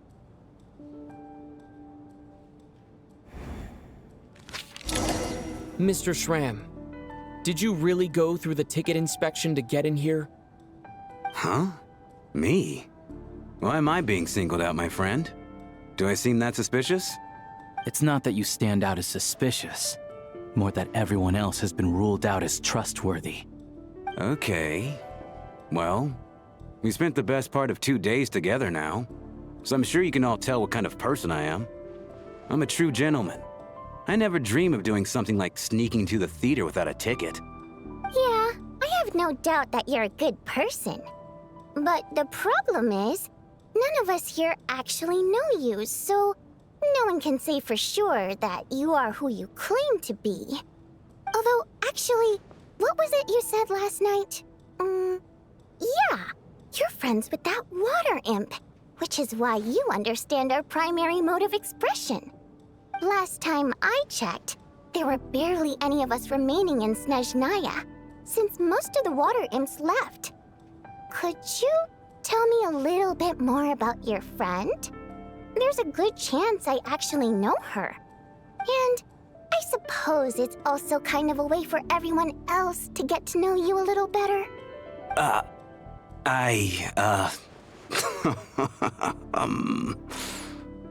Good grief. Are you blushing? Pull yourself together, man. Stop giggling like a teenage boy. It's revolting. Hey, revolting is a little strong. All right, fine. I'll admit it.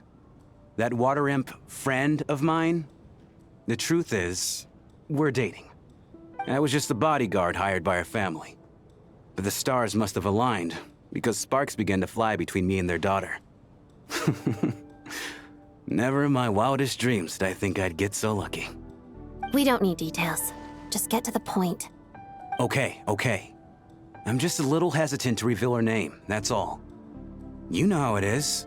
These are delicate times. Even with me to protect her. If word gets out that she's dating a human, both the Fae and human factions will give her a hard time. Really? Wait, no. That can't be. Huh? Shram, what the devil are you talking about? Why is everyone looking at me like that? Surely you can understand where I'm coming from. Delicate times? Factions? Yes? You know, the Civil War? Last time I checked, the Fae and the humans were still at each other's throats. If I'm not mistaken, the last significant civil war in Snezhnaya in history was over 400 years ago, when Her Majesty the Tsaritsa had just taken the throne and was consolidating her reign. What do you mean, 400 years ago? What's going on here? Is Shram from the past? All right, Mr. Mitya, you win this round. As far-fetched as it is, it appears that your theory may be correct. I'm just as amazed as you are. I didn't even believe it myself, to be honest. Is someone going to explain what's going on here? From the look on your face, you figured it out too, haven't you, Traveler?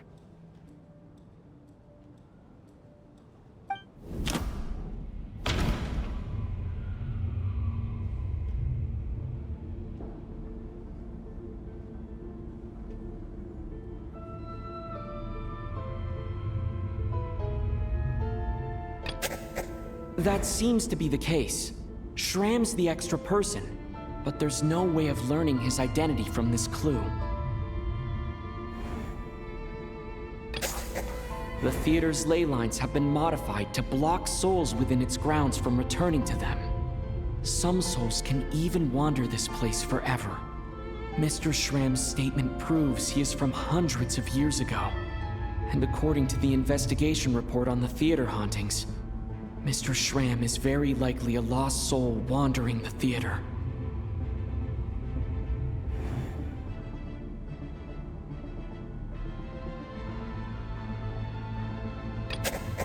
I don't think I'm that redundant.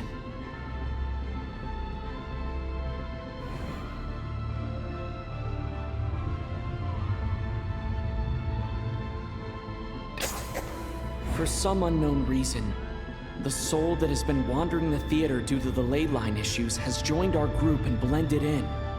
Yeah, that must be the immediate reason why the ticket count doesn't match the number of people present.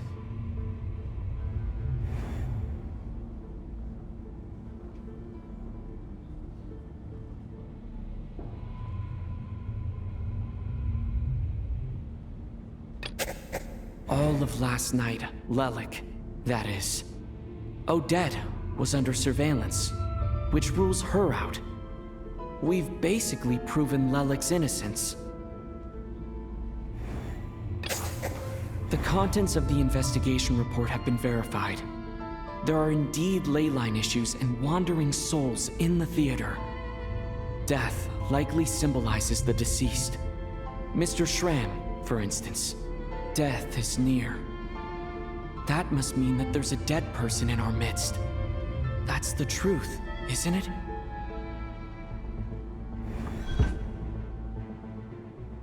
Yeah, the logic is clear now. The investigation report said that there would be souls stuck wandering around the theater because the ley lines were cut off. Mr. Schramm must be one such soul who died in the theater a long time ago. In which case, that also makes him our extra person. So when the note said death is near, it must have been referring to death as in the deceased, people who died a long time ago. Someone who died a long time ago. In short, there's a dead person among us. The extra person we've been searching for is a ghost from the past. You mean I'm a ghost? No. Don't make jokes like that, my man. There must be some mistake. But even if I was dead, I know for a fact I didn't kill anyone these past 2 nights. Yeah, even if all that's true, the report also said the souls inside the theater can't affect reality, right? They're harmless. Then what if the problem isn't the souls at all, but the ley lines themselves? The ley lines have a powerful ability to attract and devour souls. Let's say that the ley lines are like a black hole, constantly seeking to engulf souls. But the souls that don't want to return are trying to avoid being sucked in. Huh. Why does this analogy sound so familiar? What happens when the black hole can't achieve its goal? I'm only speculating here, but what if it ended up swallowing innocent souls by mistake, or intentionally taking other souls to compensate? That could explain why we weren't able to determine a cause of death. If you're right, and their souls were devoured by the ley lines, it does make some sense. It does seem to explain a lot of the things we couldn't make sense of. Does that mean it's true? Except there's no concrete evidence. Mitya is relying on a lot of logical leaps. Still, it seems like the best explanation we have under the circumstances. All right, so how could Schramm not know that he's dead? Seems a little unlikely that he hasn't noticed anything unusual even after several days interacting with us. On the contrary, it's perfectly normal for a soul to wander the theater for centuries without questioning their existence or reason for being there. It's simply what's natural for them.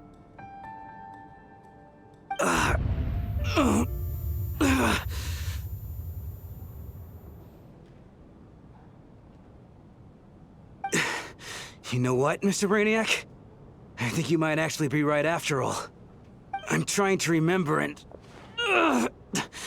even though my head feels like it's going to explode, I think... it's all coming back to me.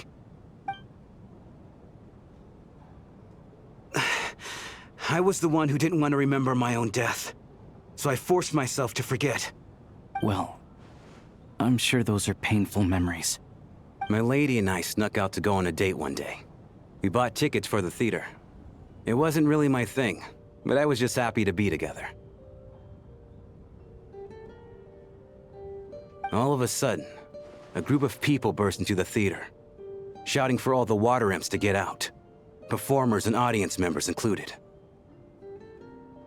It was clear the conflict between humans and Fae had reached a boiling point. This time, the extremists were even coming after the water imps who had nothing to do with the war. I thought I could pull one over on them, so I took off my jacket, draped it over my lady, and tried to sneak out amid the chaos. but I got caught.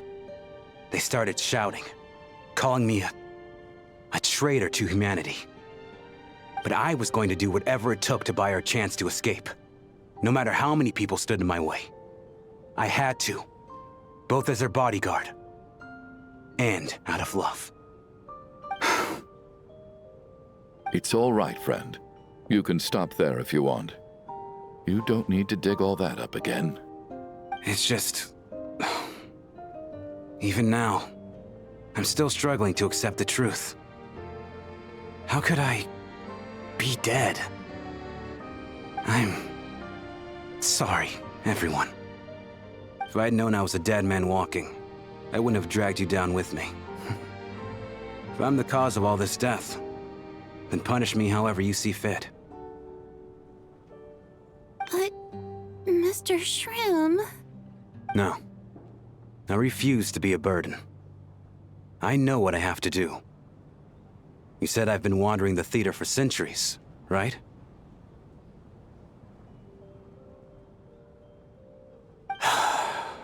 I guess it's high time I got a breath of fresh air. Out there, I mean. I'll leave this place, and take all this death with me. Go out on my own terms. Mr. Shram, I'm sure we can figure out a different course of action. My good sir, we both know I'm not supposed to be here. I should have accepted my death long ago. One way or another, this has to end. Unless you're saying this goes against another one of your military principles somehow. No, I'm speaking on a personal level this time. Let it go, man. Oh, wait. One last thing. Miss Wateramp. My lover. Her name was Litia. Litia Ozarova. Do you know what happened to her? Ozarova. Oh, Auntie Ozarova. That's what we all called her. I remember her as a very kind elder. She had a bunch of kids, too. I'm so glad she survived. And she had lots of kids? Good. That's... good. I could hardly expect her to stay single just because of what happened to me, right? As long as she went on to be happy, that's all that matters. Besides, I'm dead. My soul's been wandering around here for so long because I was worried about her. But now, I can go without regret. There's no need to see me off, my friends. I've enjoyed our time together over these past few days. Perhaps we'll meet again in the next life.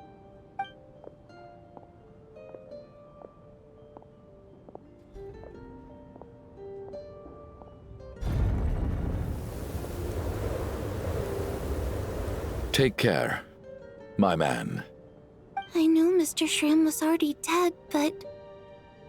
I still feel so sad.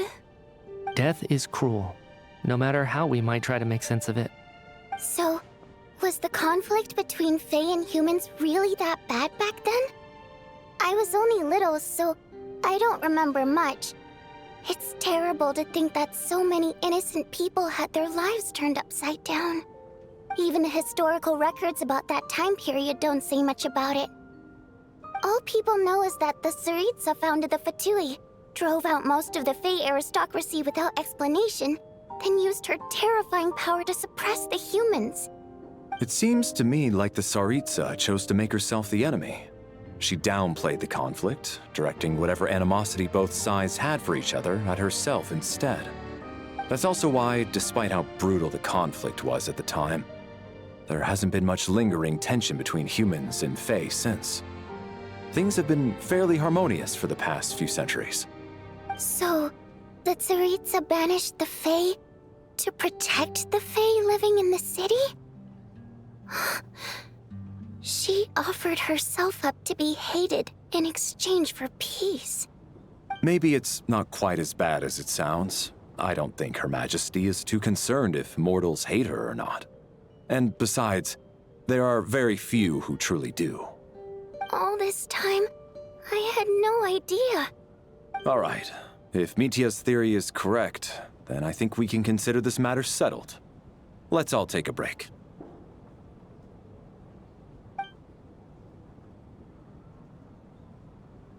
Ugh, if only this blasted storm wasn't still raging on.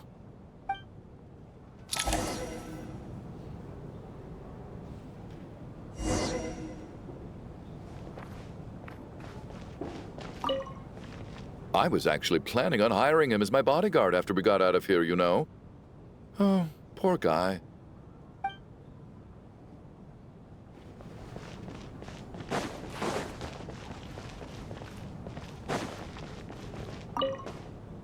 At least the lingering regret that kept him here has been put to rest. That's not necessarily a bad thing.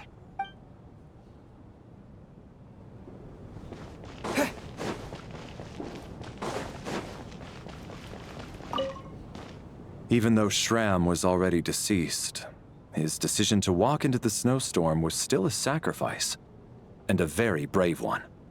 This is one of the few times I don't feel at all happy to have my theory proven true.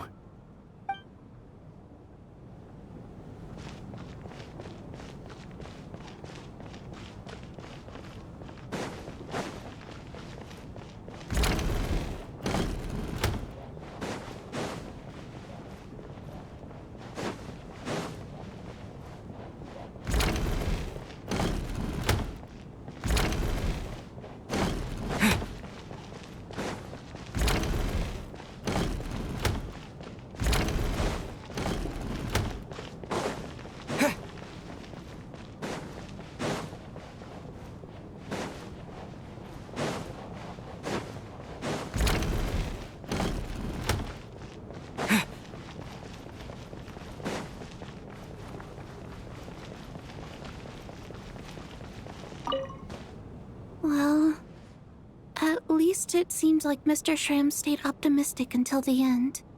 The information he revealed, it's given me a lot to think about.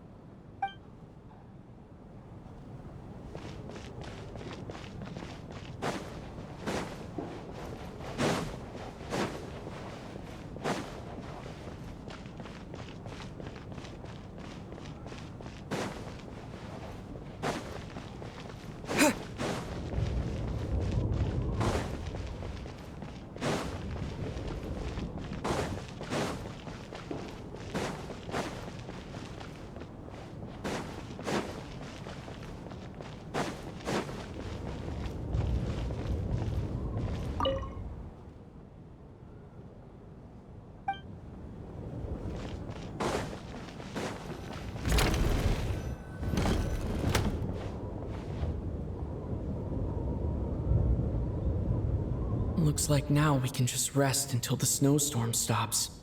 I still can't believe Shram turned out to be a ghost who'd been in the theater for hundreds of years. To think he was dead this whole time. What a strange turn of events. Knock knock. Huh? Knock knock. You know the door isn't closed, right? You don't have to knock. Think of it as a signal then.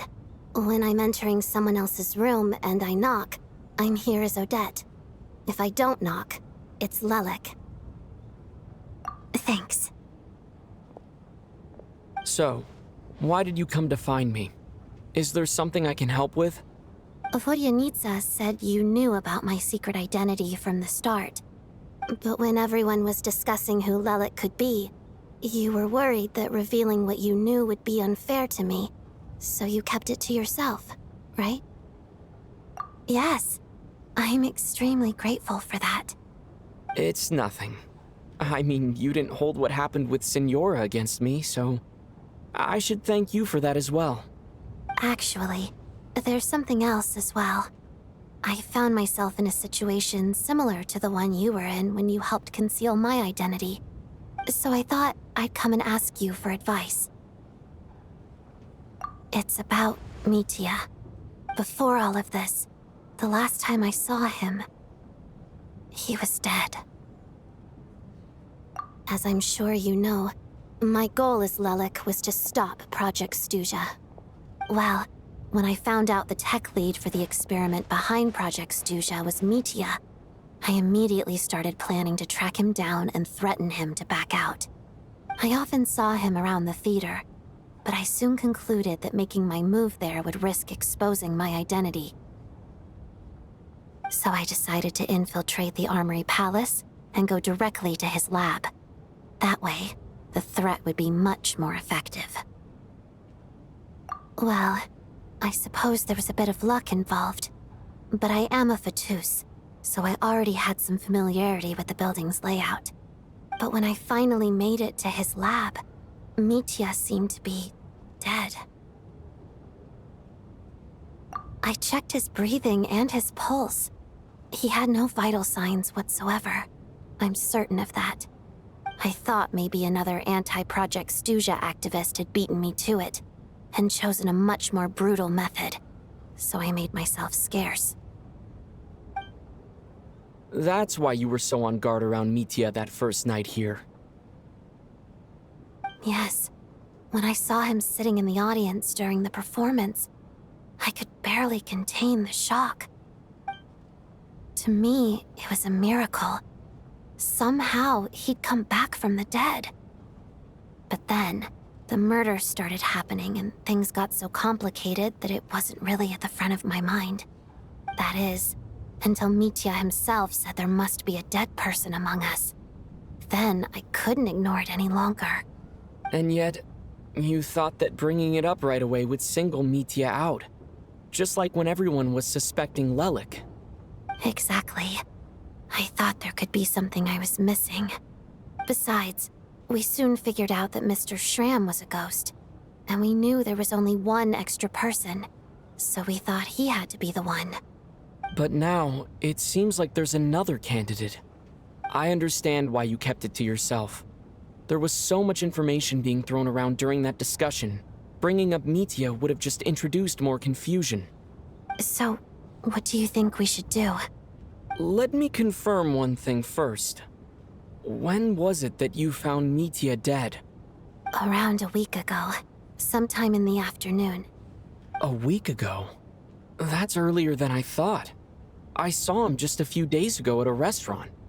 That definitely would have been after you found him dead. He seemed completely normal to me, chatting with Vodyanitsa, trying to avoid Valeri. So he was definitely alive on that day. Huh. Well, all I can say is I know what I saw. Here's a thought.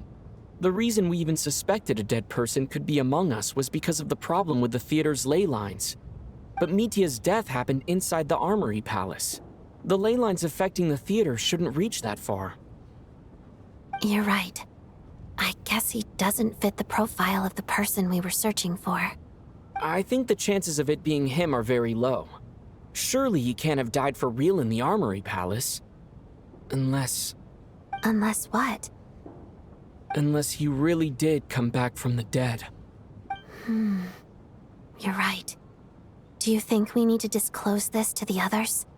Huh, what's this? A private meet and greet? Where do I line up? That's not what's going on here. Well, I was just making the rounds. Thought I'd try to lighten the mood a bit. Vodyanitsa's handing out food if you're hungry.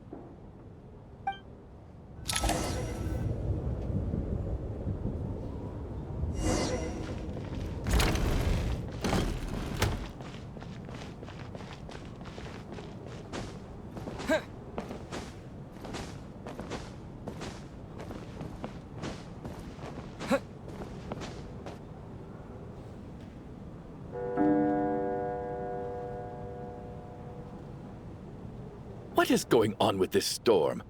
Could it be connected to that monster that just arrived in Snezhnaya? I almost hope it is. Her Majesty the Tsaritsa left to vanquish that beast herself. We just need to wait for her triumphant return. Do you think people still feel the cold after they die? I'm wondering about Schramm. Oh, maybe we should have given him a coat before he went out there. Death itself is cold, isn't it? I'm sure the storm will embrace him. Well, I hope he has a safe journey. I'm going to miss him, I think. It's not like we can blame him for Rampana and Kulish's deaths. Thinking back on it, we barely made it out alive ourselves. Once we get out of here, how are we going to explain what happened to their families?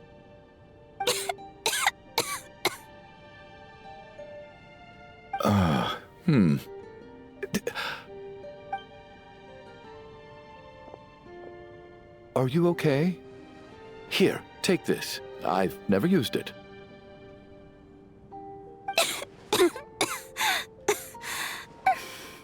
Thanks. Look who's Mr. Nice Guy all of a sudden. Is it because Tonya stood up for you this morning? At least you know how to return a favor. Yeah, without Tonya, who knows how badly he would have been hurt. I told you already, I never intended to resort to violence. Duh, bunch of rascals. Little girl? I was rather surprised when you spoke up for me this morning. I didn't think I had many admirers here, so, thank you. Oh, no need to thank me. I said some bad stuff about you too.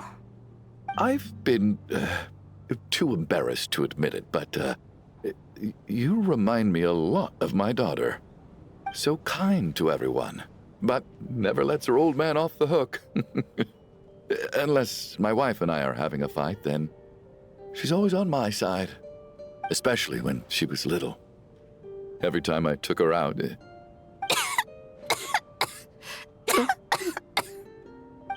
All right, easy now. How long have you had that cough, Tonya? I don't know. It's probably been a while. I'm fine. Are you taking anything for it?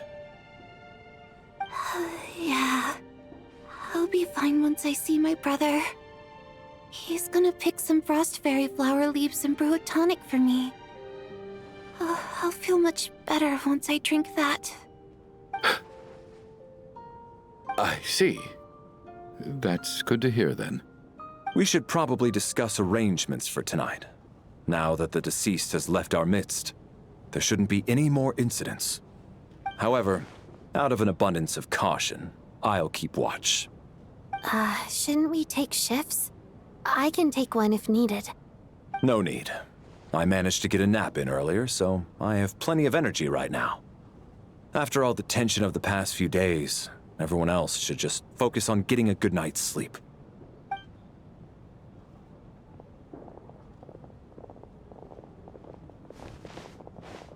What a long day. This whole situation turned out to be way more complicated than I expected. But Valeri's right. I should just try to calm down and get some rest. The last thing I want is to give myself nightmares.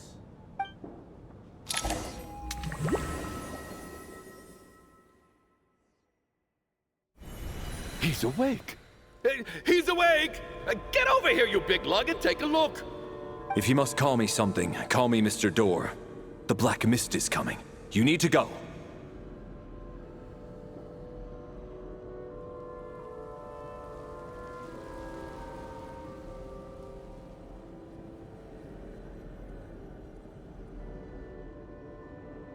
Are you all right?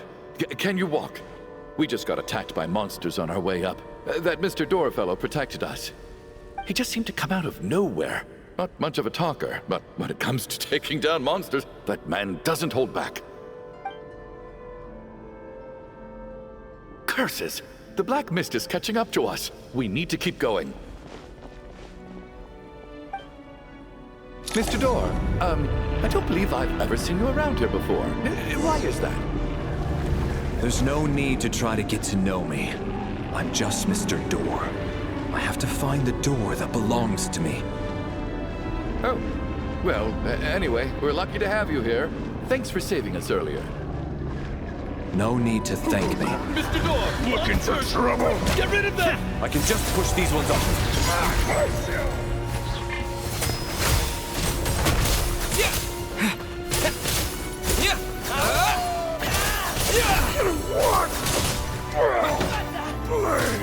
What the?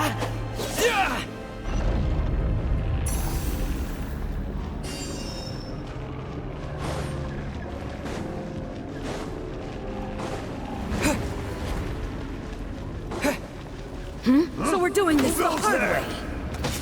Encase!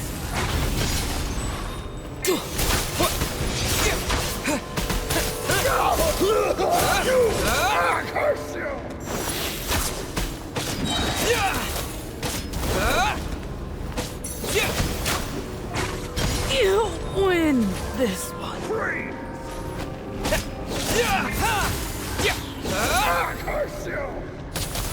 Oh, remarkable work, Mr. Door. If I had your muscles, I'd do the same.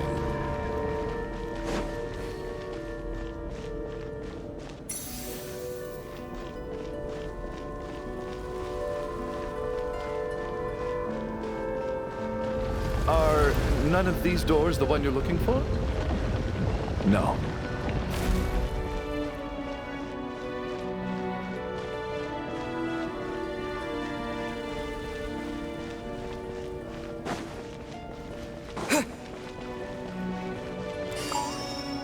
Encase! Condense!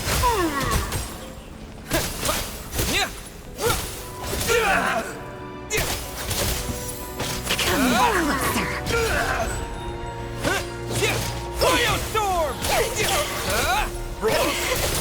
Sure! Impossible. Impossible.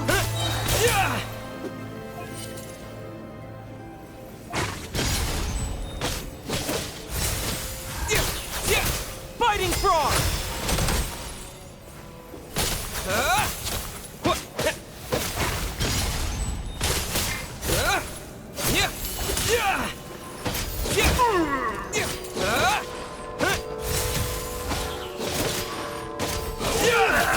Oh, goodness! I'm so exhausted. And the black mist is still rising. Oh. Wait, look! There's more monsters down there. Are they coming from within the black mist? No, no! They're gaining on us! Quick, keep going, or they'll be at our heels any second!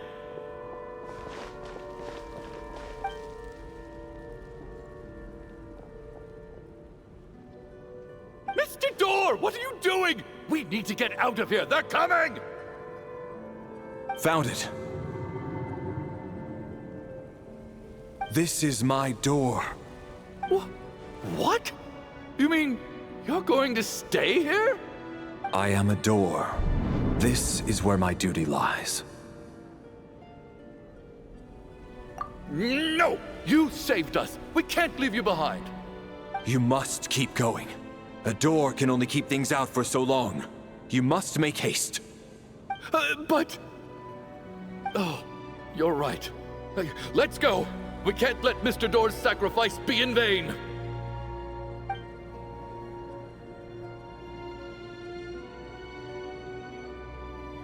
The black mist isn't moving anymore. Looks like both the monsters and Mr. Door are gone. I didn't just imagine all that, did I? Surely I wasn't so scared out of my mind that I hallucinated a door as a human being. Oh, okay, good. There's no way we both hallucinated the same thing. Getting sleepy? Well, looks like we're safe for now. Go ahead. Let's get some rest.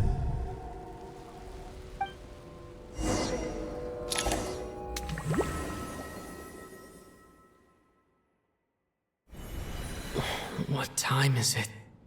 Is it morning? I think I had a nightmare. I guess everyone's still asleep? These past 2 days have been exhausting.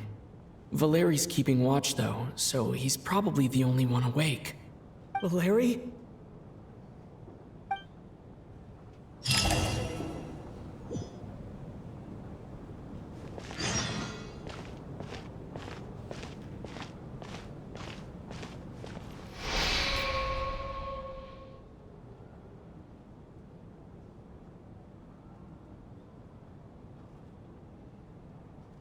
wake up!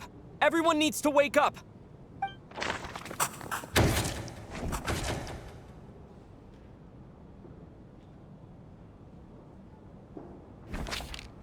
Just like the last 2 nights. No clear cause of death. I've been a real thorn in your side, haven't I, Mr. Valeri? Now you can rest in peace. But for me, life will be all the duller for not having to run away from you, my friend.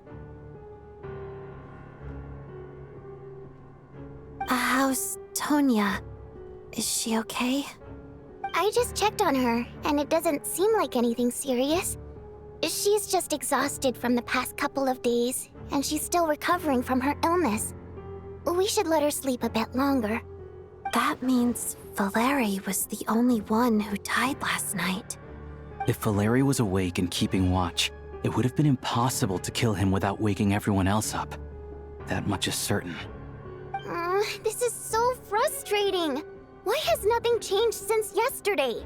I thought we already dealt with the dead person causing all this. Actually, one thing has changed. There's only one victim this time, not 2. Does that mean...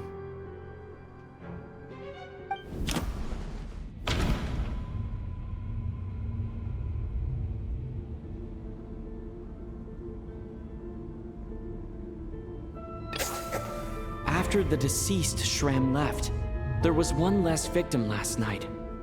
That more or less tracks. It's a reasonable conclusion, considering the only variable that changed. The number of people who die each night is equivalent to the number of dead among us. That's your theory, right? Exactly. We identified Mr. Shram, and the night after he left, the death toll dropped from 2 to 1. By that logic, there must be one more dead person left among us. Another one? But there was only one person unaccounted for in the ticket checks, right? The head count should match up now. Having an extra person was definitely a cause for alarm, but being one person short isn't nearly as unusual. Someone could have left in the middle of the show, or made it out before the storm hit. One more dead person among us. If Mitya's theory is right, then what Odette told me seems a lot more relevant. It's just, at the time, we had no reason to think there was more than one dead person. If only we'd taken it more seriously as a possibility, maybe this could have been avoided. I'm sorry. This is my fault. I had information that could have been helpful, but I held back. I should have brought it up right away. I'm partly to blame as well. I was too quick to dismiss Odette's concerns. What is this about? What have you two been getting up to behind my back? Sounds like there's some big news you've been keeping from the rest of us. Well, we're all ears.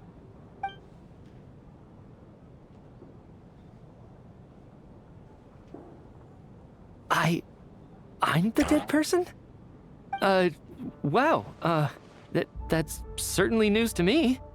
Odette and I talked about it yesterday, but we thought it just wasn't possible, so we left it at that. Yeah, I don't blame you. If I'd been there, I probably would have reached the same conclusion. It just sounds too unbelievable. Let me just try and verify this. I just scoured my memories trying to think back to the afternoon Miss Odette mentioned. But I honestly have no recollection of dying. That's where I'm different than Mr. Shram. Having seen Mr. Mitya a few days ago myself, I also find it hard to believe he could be the other dead person among us.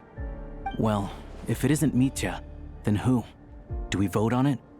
If you don't mind me asking, Traveler, I believe you mentioned that you know Tonya's brother. Had you ever met her before all this? No, never. Wait, are you saying... Now just 1 minute. I know where this is going. You can't just randomly point a finger at anyone you want. You're in the hot seat, and all of a sudden you want to divert our suspicions onto somebody else? Trying to pick a fight, Mr. Chuganov? Whenever you open your mouth, all you do is attack people, and I've had enough of it. if you don't want to engage in a civil discussion, you can shut up. You little brat! Did Mitya ask about Tonya because he suspects her? I suppose I only identified her by age, and nothing else. Could that mean... I'm just saying, you're going around casting suspicion on people for no reason. How could Tonya be dead? I can vouch for her, if nothing else. I've seen her before. She's the sister of that Harbinger, isn't she? The one called Child. Oh, really? You're telling the truth? Since being here, I don't think I ever mentioned she was Child's sister specifically. Does Chuganov actually know her? If Chuganov can vouch for her, then it can't be Tonya either. In which case, it seems unlikely that there's another dead person among us at all. Miss Odette, could you go over that afternoon with me one more time, when you found me dead? No problem.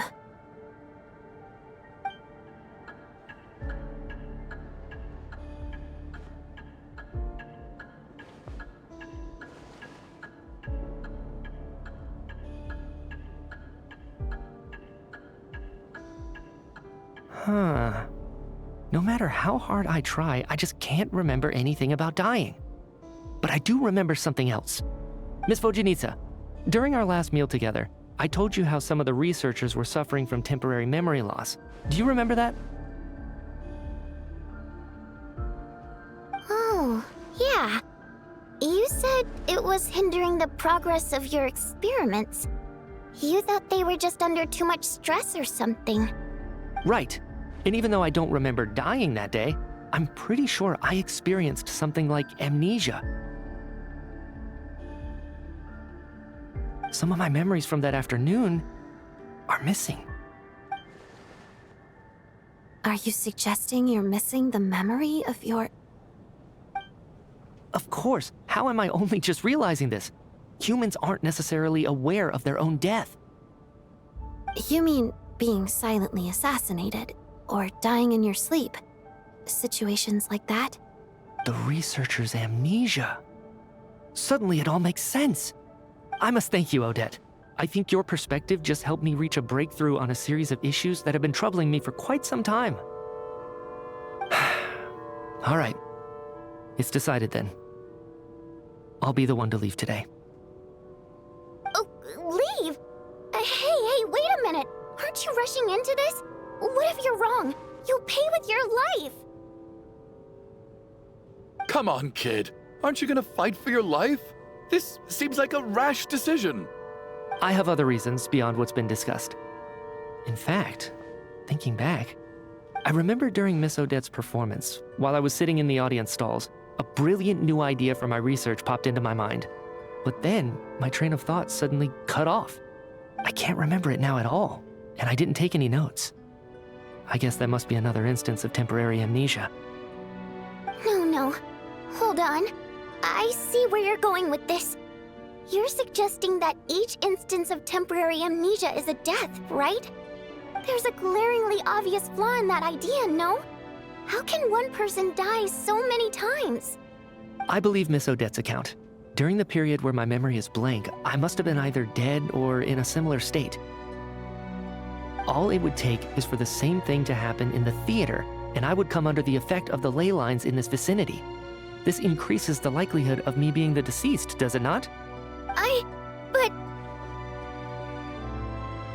There's no evidence to suggest that anyone other than me is a candidate for the deceased. So allow me, as a scientist, to treat this as an experiment. Please relax, everyone. I don't think things are as bad as they may seem. If I really am the deceased, then to leave the theater will be a relief for me. If, on the other hand, I'm still alive right now, well, apparently you've all witnessed my resurrection recently anyway. Who's to say I won't return from the dead again this time? Mitya's right. This is the only thing we can try right now. I think he's deliberately downplaying the gravity of the situation, though. He probably doesn't want to burden everyone. What is a scientist if not someone who gambles on experiment after experiment in an attempt to obtain the truth? With this snowstorm, the ley line phenomenon, ghosts of the dead, and my amnesia, we've been paralyzed by not knowing and powerless to do anything about it. It's a terrible feeling. But if I do get resurrected, you can be sure that I'll come back with the truth of all this. Just you wait.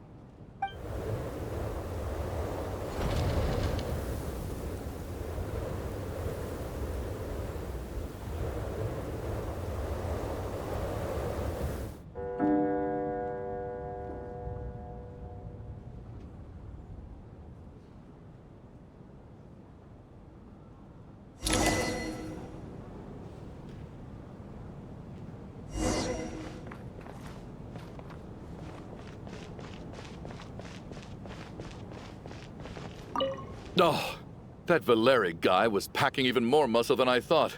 I can't believe how heavy he was. Hauling him over there nearly killed me. Oh, curse this confounded snowstorm. Go bother some other poor souls instead. What do you want? I'm not in the mood to talk right now.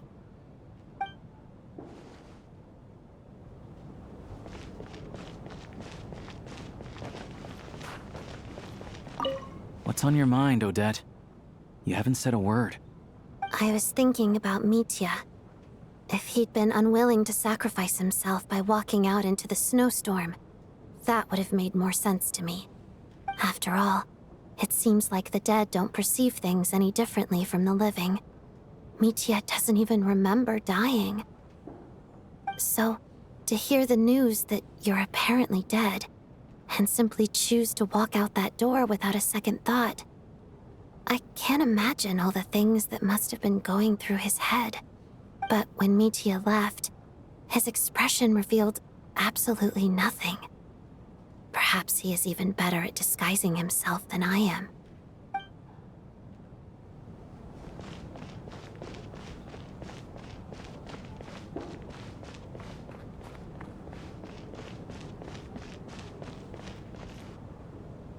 Poor Mr. Mitya. I didn't even get to see him one last time. Maybe it's a good thing that you weren't there to see it. It was a hard thing to watch. I hate goodbyes. Why does it feel like everyone around me is slowly disappearing? Not just in here, I mean. In the outside world, too. Maybe it's the realization that, at the end of life, everyone has to face it alone. Come to think of it, the main reason we're still alive right now is pure luck. Each morning here, for every one of us, there's the chance that we might not wake up. You could take it a step further and say that the same is true outside, too. Who can ever be 100% sure when they drift off to sleep that they'll open their eyes again in the morning? If I make it out of here, I'm going to cherish every moment that I'm awake and live without any regrets. Without regrets. I feel like a strange sense of anxiety has been quietly growing inside me over the last 2 days. Are you okay? You look really glum.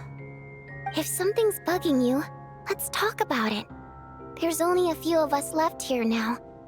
After everything we've been through, what's the point in keeping things bottled up? I have a travel companion named Paimon. Alosha and Odette have met her before. She's been feeling unwell recently. You're worried about her, aren't you? That makes sense. We've been trapped in here for days. To be honest, I used to feel like I was just a spectator in this world, watching everything that happens from the sidelines. Maybe it's because I'm a descender. A descender? But with Paimon by my side, over time, I slowly felt my connection to this world growing stronger. She loves eating, sleeping, and having fun, but she's also a great guide. It's her authenticity that makes this whole world feel more real for me. Over the last few days that we've been apart, I've often caught myself wondering, what would Paimon say if she were here right now?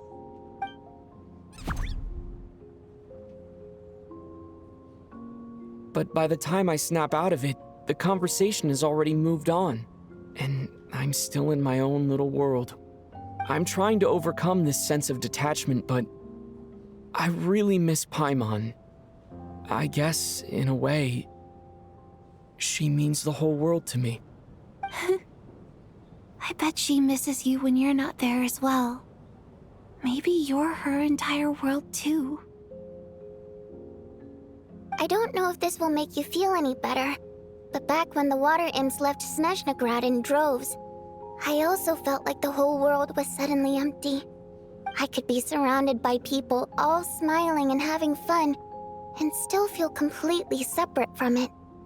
So, I totally understand how you feel.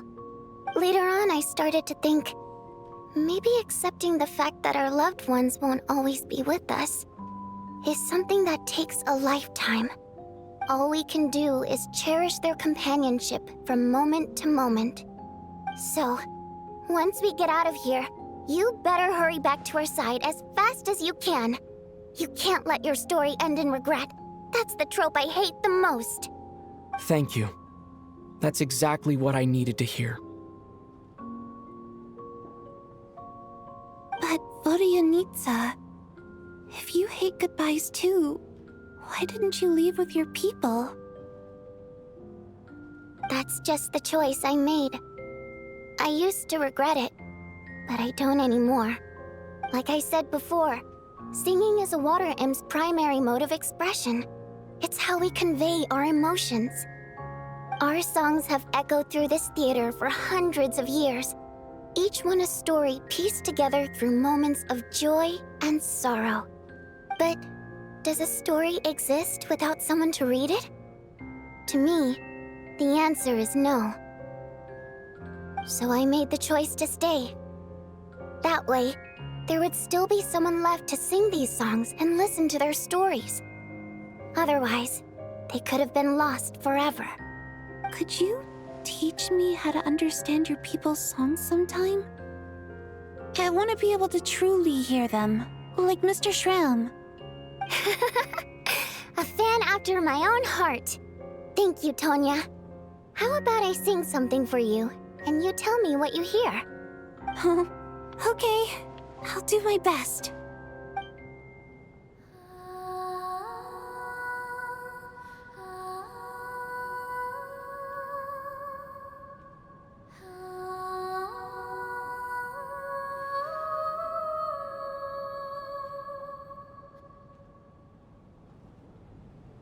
I've never heard that one before. I feel like I can hear a sense of longing somehow. I wonder why that is. Color me impressed, Tonya. You're a keen listener. Most people can only tell if a song is happy or sad. I didn't think you'd be able to pick up on such specific details. So, what's the song about then? Come on, tell me! I've actually never performed this song in the theater before, because it has more of a ceremonial purpose for our people. It's not meant for the stage. It means something like, "May those we have lost watch over us, and follow this song back home in the night, so that we might be reunited once more." No wonder I could hear that sense of longing. You sing it for loved ones who have passed away. I hope it reaches them. It's getting late, Tonya, and you're not well. We should all turn in early. I suppose there's no reason to keep watch tonight. Okay. But, before I go to bed, could you sing that song a couple more times for me, Vodyanitsa? Of course. Anything for my #1 fan.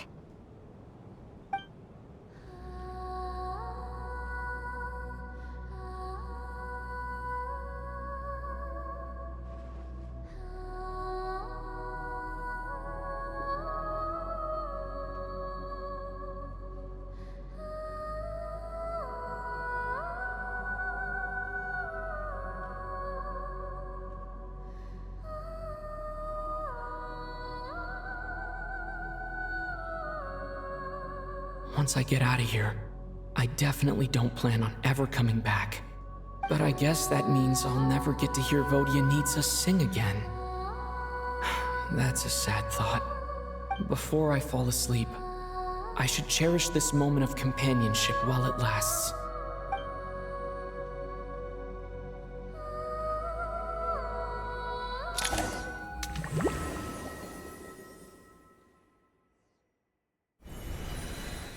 Where am I? It's so dark in here, and I feel kind of dizzy. Am I alone?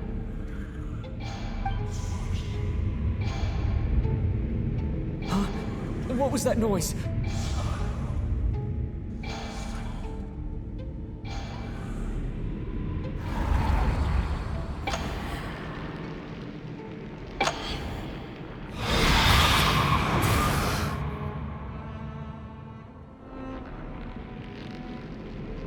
Return, O spirits.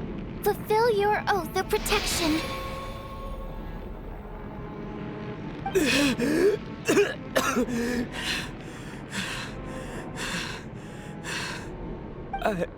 I'm alive? What just happened? No time for questions. Quick, over here. Turn on the switch. We need to bring back the light.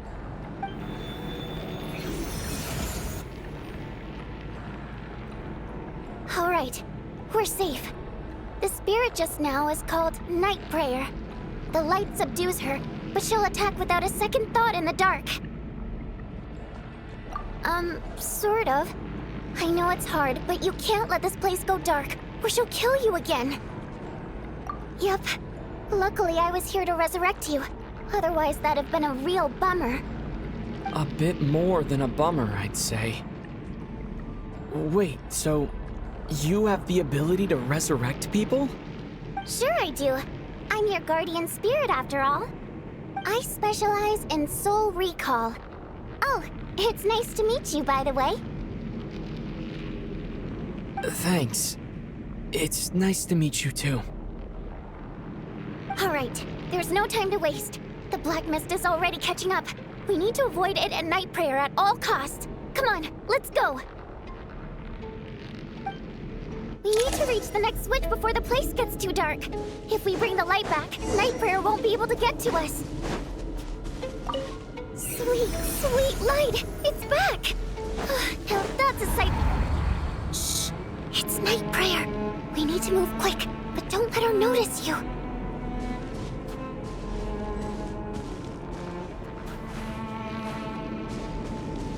Look out!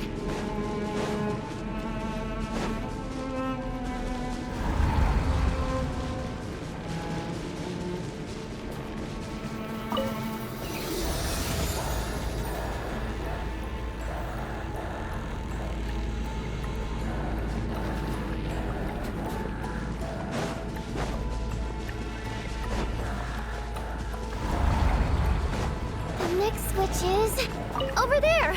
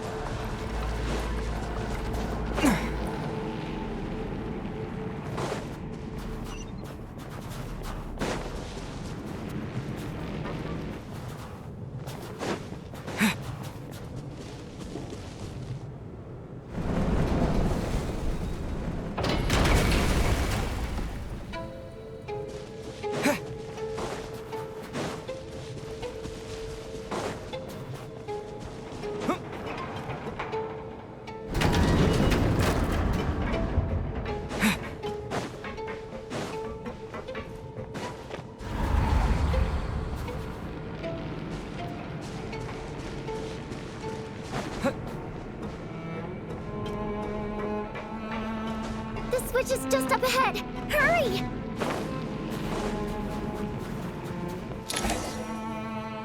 It's too dark.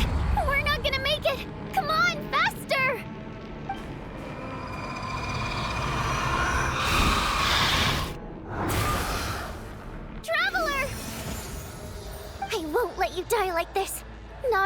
watch.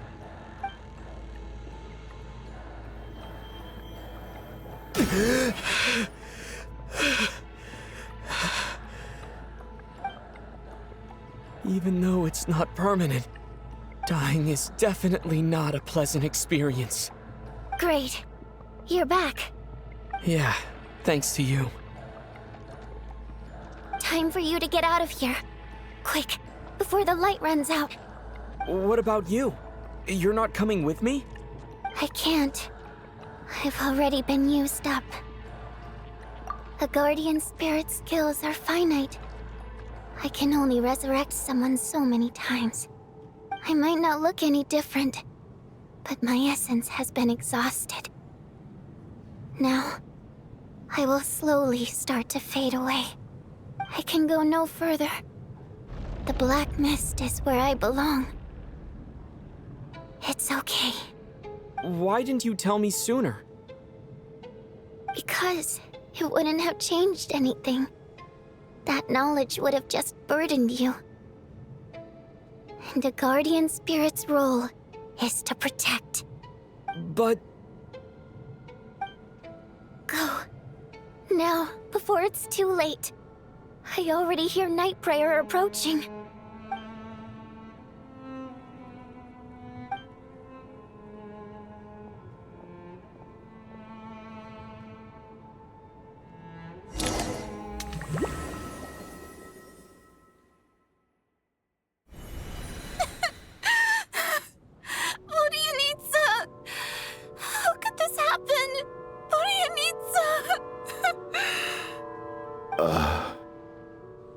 Well, I guess there's no need to inspect the body.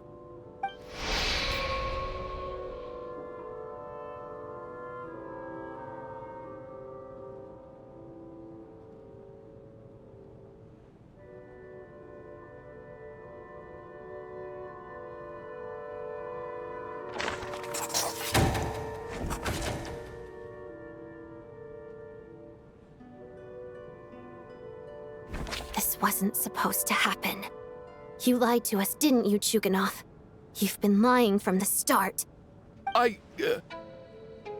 Take a long, hard look at yourself before you go around accusing other people. I suspected you on day one, Lelik, and now look where we are. By some strange coincidence, you've never been targeted. You just happen to have survived this long? No, you should be the prime suspect. And you, little hunter, ever so content with staying on the sidelines. Yet, you were the one who stopped us from leaving from the start! Why are you trying to keep us here? Now you're just lashing out indiscriminately. That's either a sign of anxiety or a guilty conscience. Where was all this passion and bravado before? Decided to fight until the bitter end. Is that it? Is that a threat? Fine, bring it on. You think I'm afraid to die after all this? You want to kill me? Go ahead. I'd like to see you try. After all the trauma of the past few days, everyone's been pushed to the breaking point. Valeria and Mitya aren't here anymore. Someone else needs to step up and take charge. But first, I need to think this through. Considering everyone left, who's the most likely candidate for the deceased?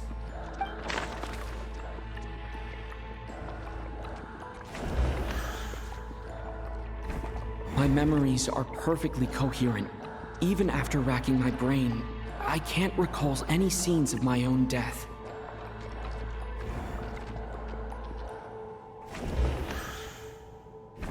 He's arguably the first friend we made after arriving in Snezhnaya. While he works at the theater, we've also met him outside of it. So he can't be the deceased.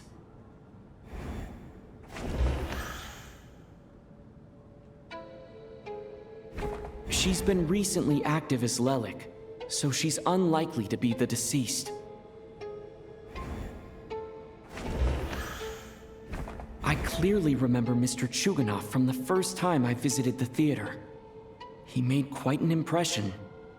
That was just a few days ago, so he's unlikely to be the deceased.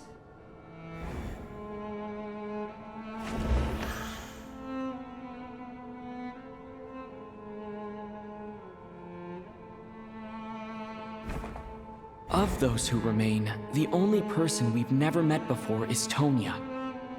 There is room to doubt her true identity. People are easily misled by first impressions. Now that I think about it, Child's sister was in fact a label I imposed on her due to my own assumptions. But Mr. Chuganov vouched for Tonya's identity yesterday, with basically no other possibilities left. Could it be?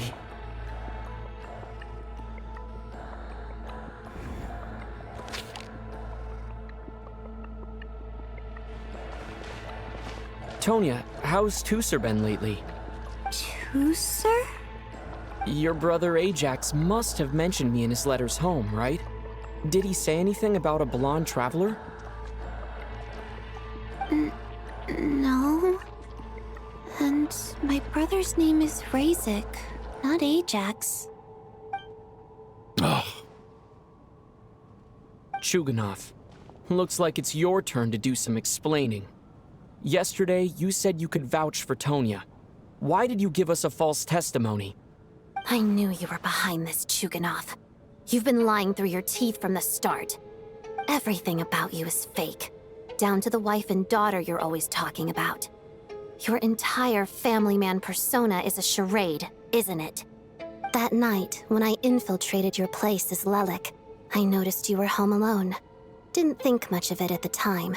Just thought everyone else was out. But thinking back on it now, that doesn't seem very likely. My guess is, you live alone, don't you? Even that was a lie? But why would he lie about having a family? Oh! Curses! Oh, why is there no end to this blasted snowstorm? If it would just stop! If it would just stop. I think I remember now. I know how I ended up here.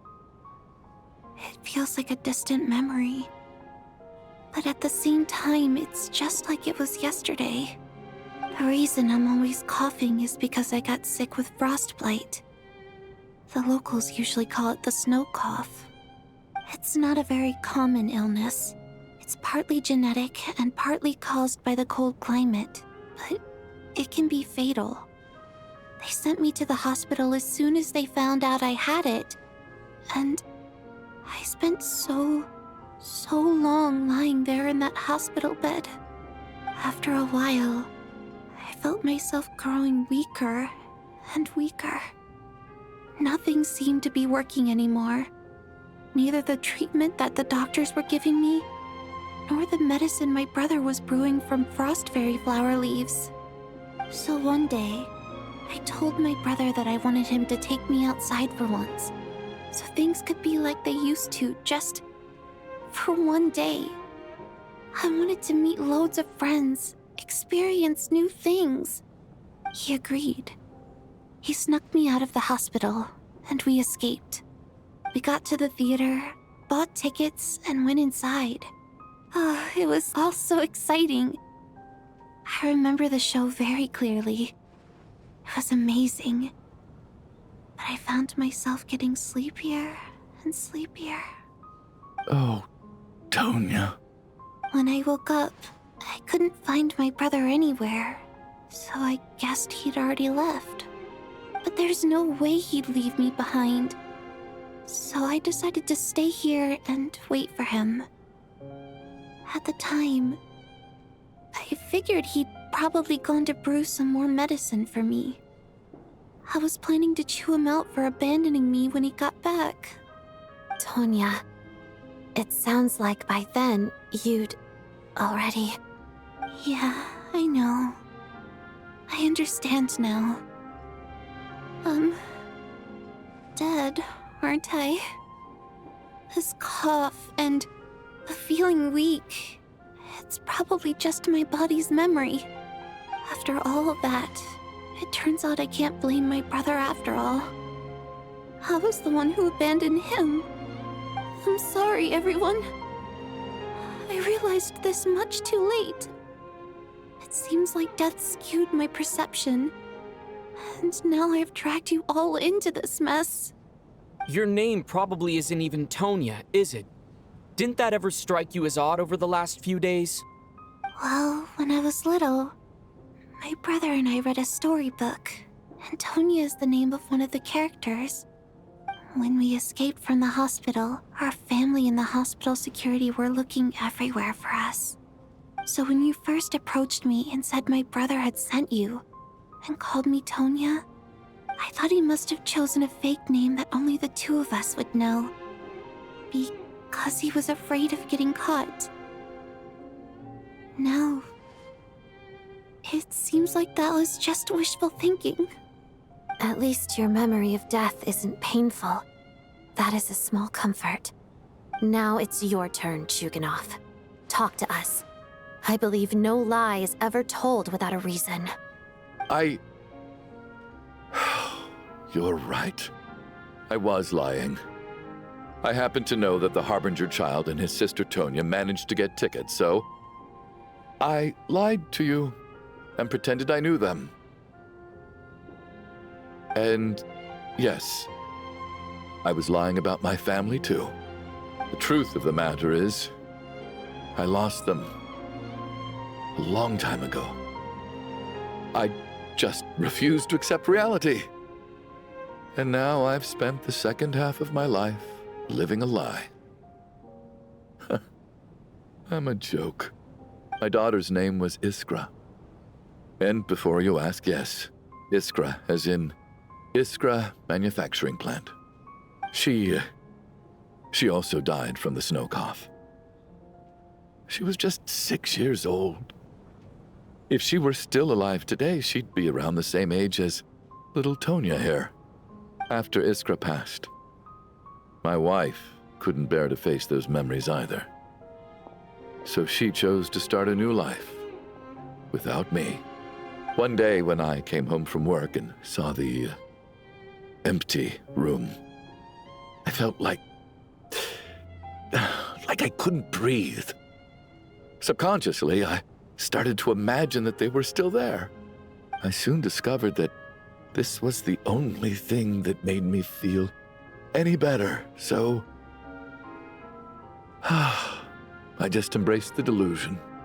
Nothing more than a pathetic means of escapism, I know. But at least it's not a crime. So explain your false testimony, then.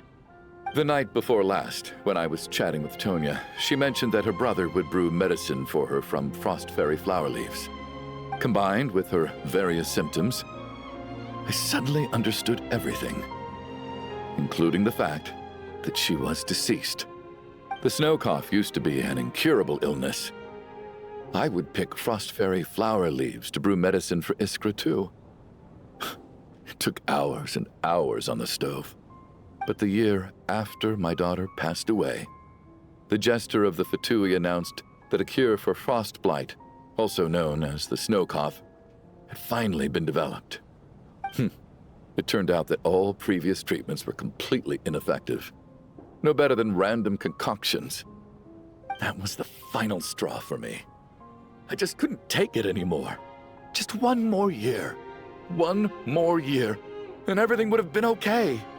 So, more than anyone, I know full well that in this day and age, no one in their right mind would still be using frost flower leaves to brew medicine for the snow cough. Poor Miss Tonya, therefore, had to have been from an era when snow cough was still a terminal illness. So, you projected your daughter onto her? Even though you knew she was one of the dead? That doesn't make any sense. You knew she was already dead. What did you hope to achieve by protecting her? I just don't believe in your crackpot theories, nor do I approve of your actions. How can you just declare a living person dead and throw them out into that snowstorm? Mitya's gone. My good buddy Shram's gone. And now it's Tonya's turn, isn't it? The others I can make my peace with, but little Miss Tonya, here she is, standing right in front of us, alive and breathing, and fighting her own battles. Yet you're quite happy to say she's dead? I just want her to live. Once this snowstorm is over, The very moment it stops, I'm going to march out that door and find someone who can fetch the very best medicine for her snow cough. I'll be damned if I'm gonna let you cast her out into the snowstorm before I have the chance to cure her. Not again. Not this time. Not when the cure is right within our grasp. I'd never be able to forgive myself. Mr. Chuganov, stop. I can't let you do this. Tonya. By the sounds of it, you've known I was dead since the night before last, right? I really liked Mr. Valeri, Mr. Mitya, and Miss Vodyanitsa. And now they're all dead because of me. I'm not happy about that. The reality is, you've been trying to fight your own demons through me. But all you've really done is trap me inside your delusion along with you. No! Listen to me. I want to save you. I do! Well, at this point, I'm quite sure that I'm dead. I don't need to be saved. The time I got to spend with all of you is more than enough for me. Despite all the bad things that kept happening, I got to meet so many interesting people and spend so many days and nights by your side. Since the day I escaped that hospital until now, this has been an adventure I never even dared to dream of. I'm very fond of you all. If it were only possible, I'd trade my soul to bring back the ones who died. If it meant things didn't have to end like this. And that's why I'm not fond of you at all, Mr. Chuganov. I'm sorry. It's them that you owe an apology to, sir. Not me. Well then, I suppose this is it. It's time for my adventure to end. I've caused enough trouble. You're leaving already? It's still early. Don't you want to stay a little longer? No thank you. Oh, and by the way, my name is Patashka. It was nice meeting you all. Feels strange that we're only being properly introduced now that it's time to say goodbye. Patashka.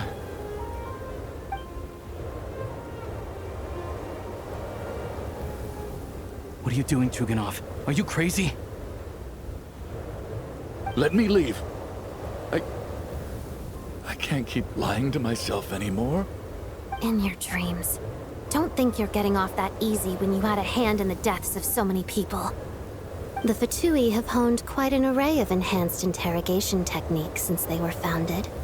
Once we're out of here, Lelik will personally give you a taste of every last one.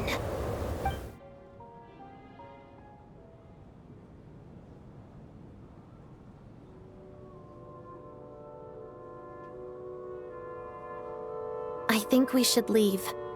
I doubt this snowstorm is ever going to stop. For all we know, this storm might have destroyed all of Snezhnaya by now. Maybe even the whole world. Wait, we finally solved the mystery of the haunted theater today. Maybe let's at least try to enjoy tonight? Fair enough. I don't particularly feel like dying in Chuganov's company anyway. And yet you won't let me die first. Hey, Chuganov, on a serious note, if we do make it out of here, you should close down that factory of yours. A lot of people are freezing thanks to you. Is this really the time to be discussing my factory? All right, fine. I'll shut it down. Doesn't matter to me anymore. Am I hearing things? Or was that a knock at the door?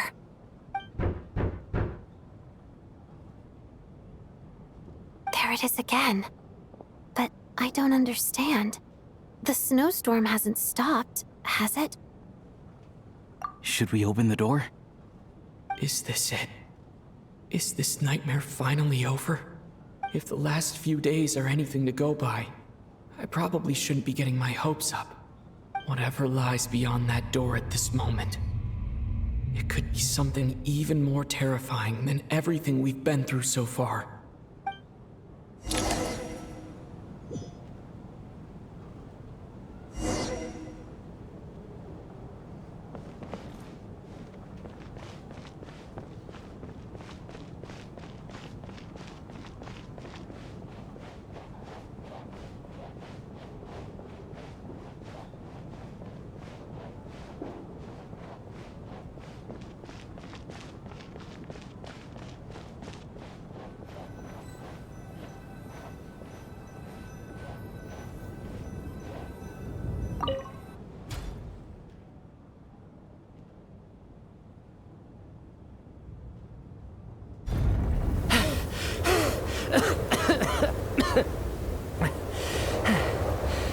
Hey everyone, I'm back.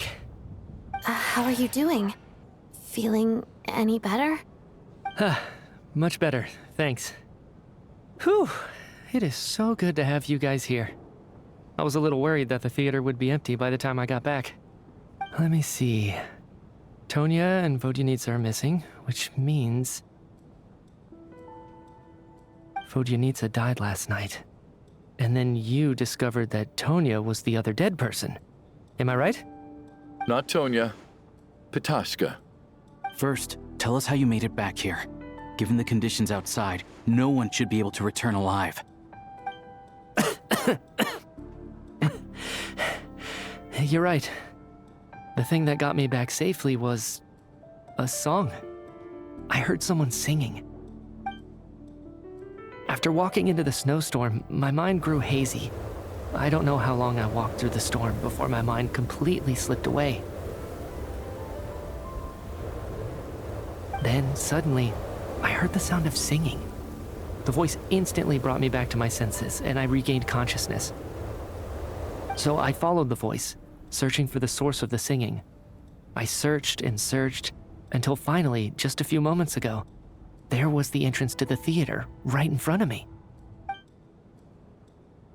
I've actually never performed this song in the theater before, because it has more of a ceremonial purpose for our people.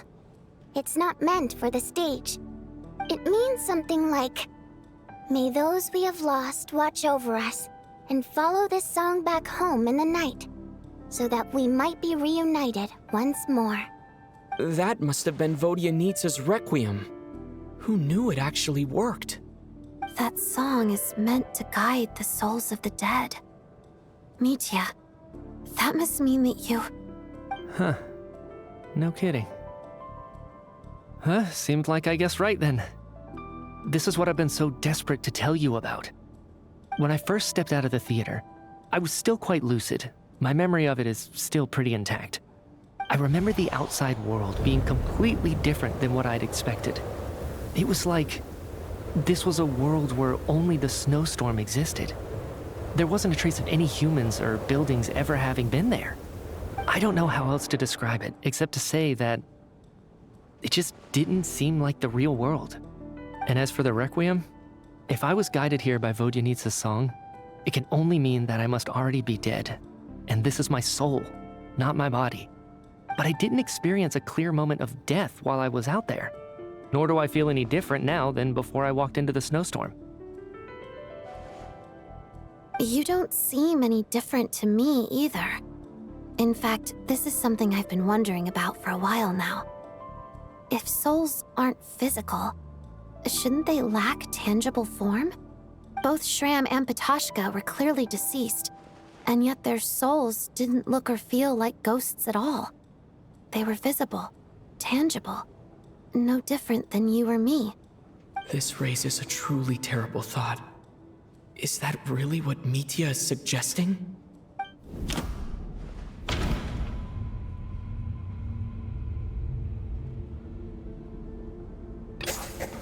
Mitya's soul was summoned back by the Requiem, confirming that he is indeed already dead. And yet, he looks no different from us. Of course, if even the long-deceased like Mr. Shram can blend in with us undetected, then maybe we've all been dead from the very start. And all of us are now souls wandering the theater,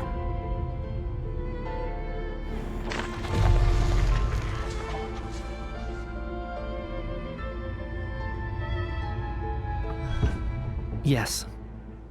I think that this is probably the afterlife. What did you say?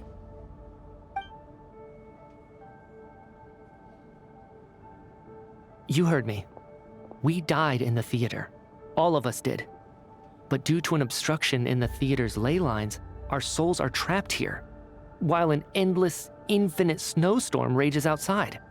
It's ironic, really. All that time, we were working so hard to figure out who the deceased among us were, when the truth was, we were all deceased. The only difference being some of us died more recently than others. Do you remember that note, "Death is near"? Seems like we misunderstood what it meant after all.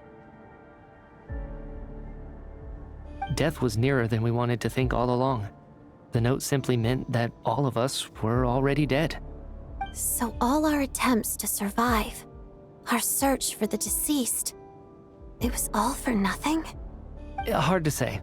At the very least, we helped 2 lost souls find clarity and go to where they belong.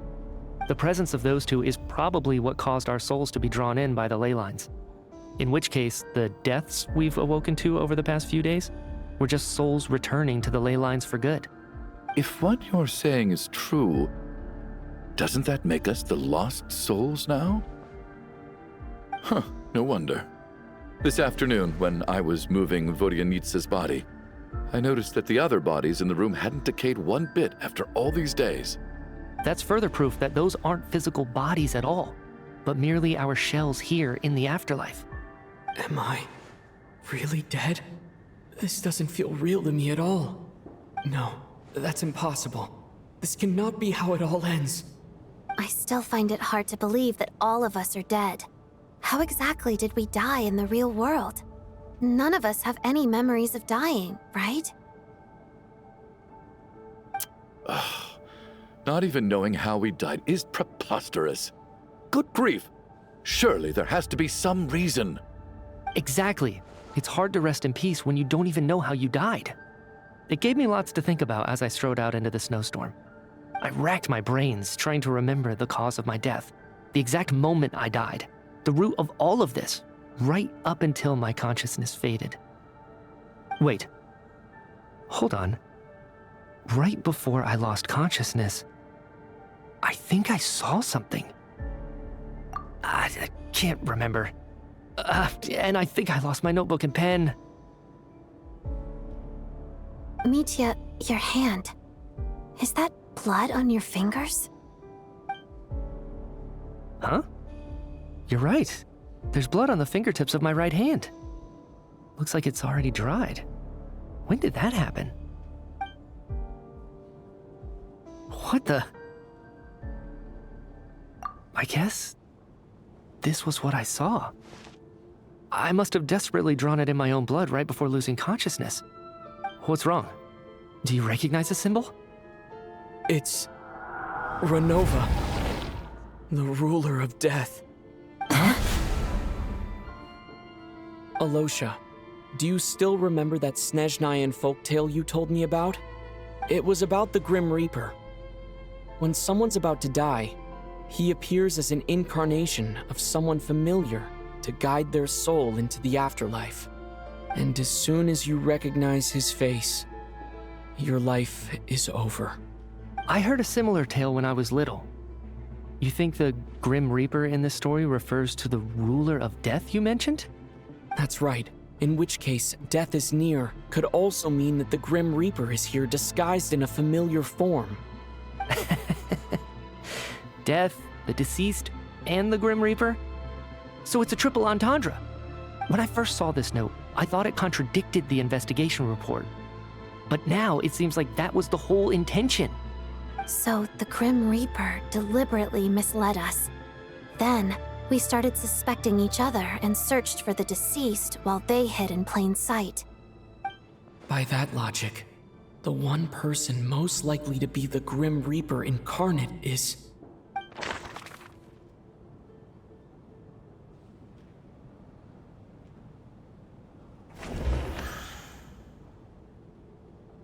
Identifying the Grim Reaper is a major decision to make. I should think it over carefully.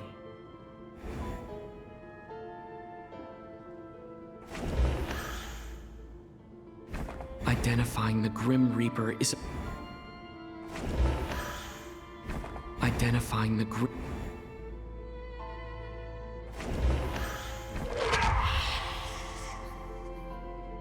No doubt about it. It's Alosha.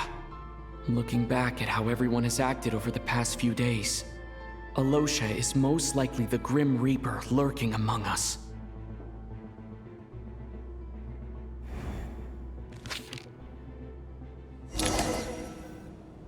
Is it you, Alosha? You were the first to discover the investigation report, and you had plenty of time to slip the note inside to mislead us. So? Surely you can't suspect me based on that alone. What if someone else found the investigation report first, slipped the note inside, and then put it back without telling anyone? There's no denying it. The note could easily have been slipped in much earlier than it was discovered. That's not all.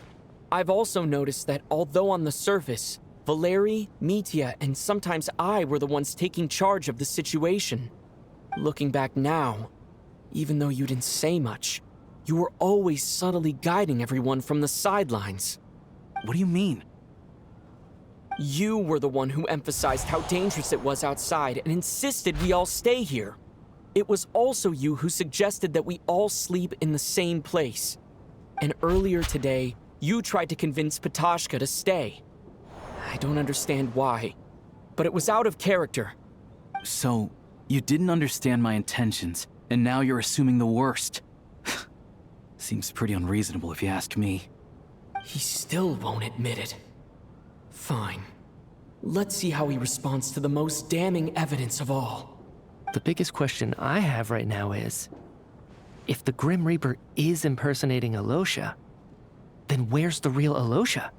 When did they switch?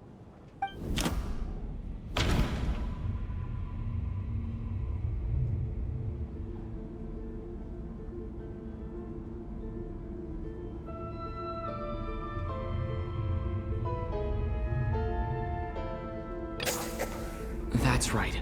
This was the moment. Right at the start. Before any victims had even emerged, Alosha was switched with the Ruler of Death while everyone's guard was still down.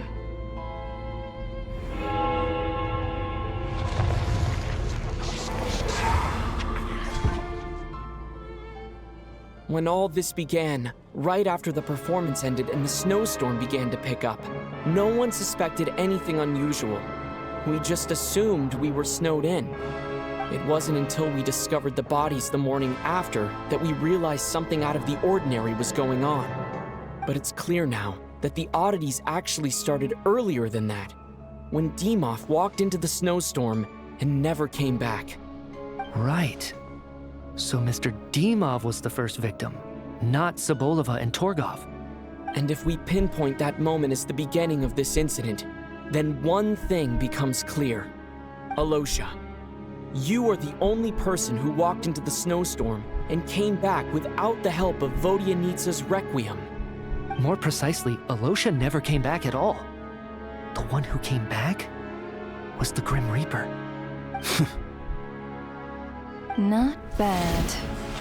Well, since you've backed me into a corner, I suppose there's no point in keeping up the act anymore.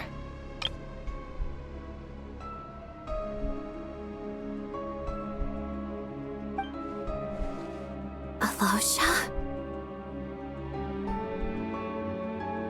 You're the Grim Reaper? I am no such tired cliché. Mortals should address me as the Ruler of Death.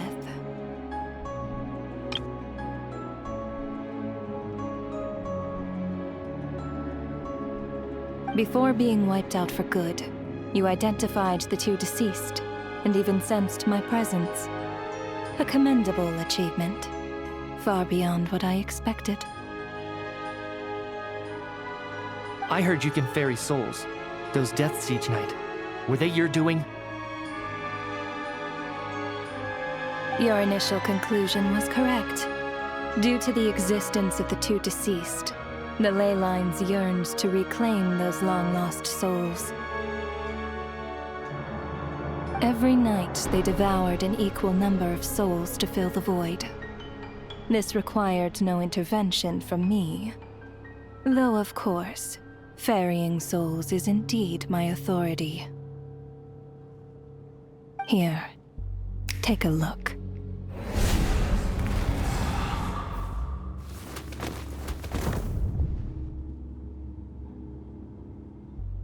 What are you doing? That takes care of today's too. Don't get so worked up. You are already dead, and your souls must return to the ley lines. I know we're already dead. You murdered us, didn't you? Murdered? No. Murder is when mortals usurp my authority. Death is my jurisdiction. If I require someone to die, I need not resort to such laborious methods as murder. You simply met the criteria to trigger my curse of death. I know about the curse of immortality. So there's another death-related curse too? You cursed us? When? And why would you do such a thing? So often, humans pray to me, begging to know when their death will come, and what form it will take. But few people ask why. If you must have an answer, know that death comes simply because one's time has come. So you're not gonna tell us the truth? Hold your tongue. By all rights, you shouldn't even be allowed to speak with me. Those angels from the past are to blame for the reckless renovation of the ley lines here. It's made my work on this occasion infuriatingly complicated. Work? So trapping us here, making us watch our friends die, that's just another day at work for you? You clearly have a lot of questions. Fine. As a reward for your remarkable accomplishments over the past few days, I shall answer a few of your inquiries, provided they aren't too unreasonable. After the physical body dies, the soul must return to the ley lines for that person's death to be considered complete. My work encompasses the entire process of death, including, naturally, the guiding of souls into the ley lines, with which you are now so familiar. You must also be rather familiar with Natlan's Night Kingdom, I presume? It was I who supported the creation of the Night Kingdom. It provided a convenient means of guiding the souls of Natlan. Here, too, the ley lines connected to the theater underwent some modifications. The angels hoped to make them capable of accommodating the souls of some special creations. But this actually hindered their ability to accept ordinary souls to some degree. This effect manifested itself after you died from the curse in the theater, leaving you stranded in the afterlife, unable to achieve a complete death. But if souls who die from the curse of death fail to return to the ley lines within a short window of time, they will miss their chance for good.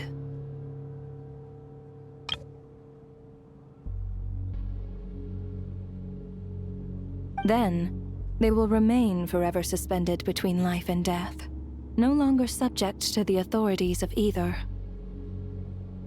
So if you don't resolve this matter soon, and see all our souls return to the ley lines before long, we'll escape your control.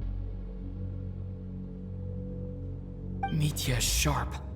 This must be what Renova was worried might happen, and the reason she got involved to begin with.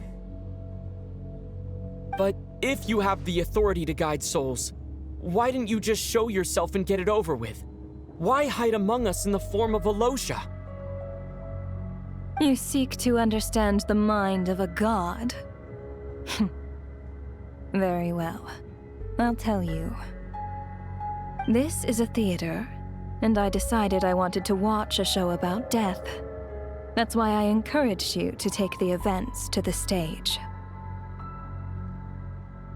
I found myself getting quite immersed. I suppose the entertainment you provided makes up for all the trouble you've caused me by being so defiant in the face of death. There. Are you happy with my answer? Can't say I am. Really? But it fits the stereotypes you humans have about gods. Just moments ago, you were complaining about how infuriatingly complicated your work here has been. Work is work, I get it. There are times when it's a huge pain, but you just have to get it done, right?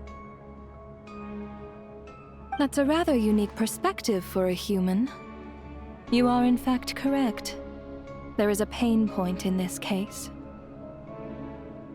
Due to the obstruction in the theater's ley lines, there is a hard limit on the number of souls they can receive each day, making it impossible for me to ferry all your souls at once. Revealing my identity too soon would inevitably have led to futile resistance, and there was a risk that any souls who chose to run would disappear. Then there was the issue of the 2 lost souls you called the deceased. The way you resolved that quandary was all part of my design. That's what I don't understand. If all of us were souls of the dead, what made their presence among us special? For centuries, they have refused to return to the ley lines, exploiting the issues created by the angel civilization to resist being drawn in. Centuries of obsession accumulated during this process. You may think of this obsession as the resentment of the dead, and in this quantity, it was a bomb that could have detonated at any moment. It reached the point where I could not afford to leave it unchecked. But the only way to fix it was to help them acknowledge their own deaths, make peace with their regrets, and willingly walk into the snowstorm. Only then, with my guidance, could they finally return to the ley lines. Otherwise, you would not like to know what the consequences would have been. I vaguely remember seeing Batashka, but in the most terrifying form. Was that in a dream? Is that what would have become of her if she hadn't returned to the ley lines? I see your dreams brought you many revelations.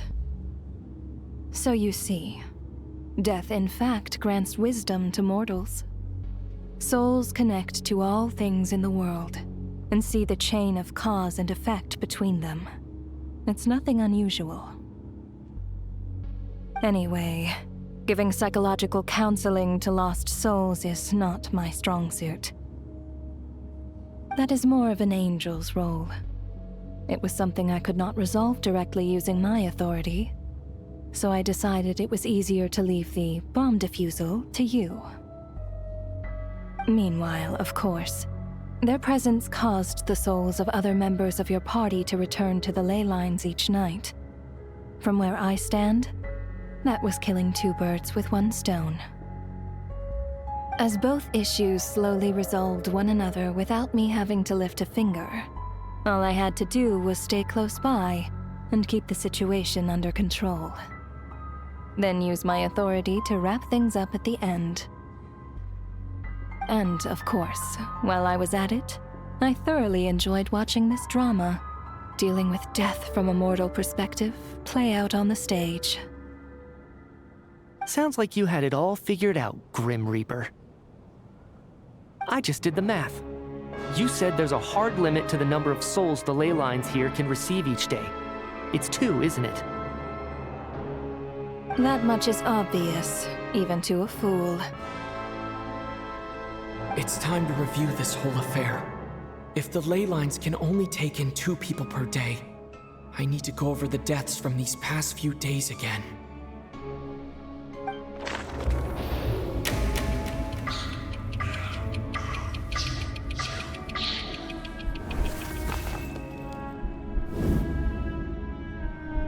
Looking back now, none of us had the faintest idea at the time. From the moment that staff member named Demoff walked into the snowstorm, the incident had already begun.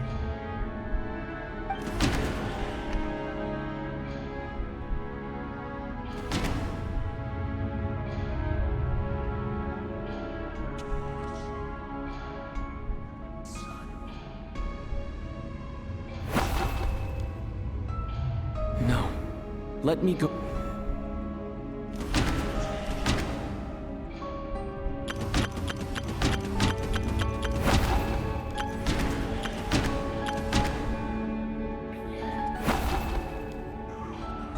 No.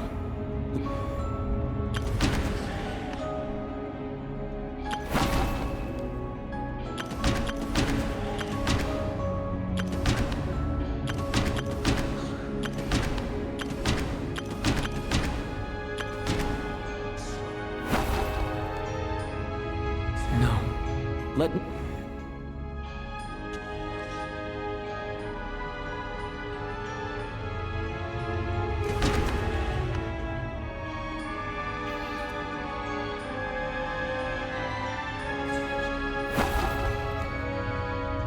No. Let me go over this again.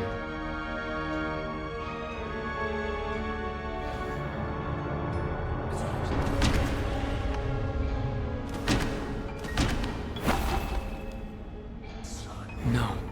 Let me...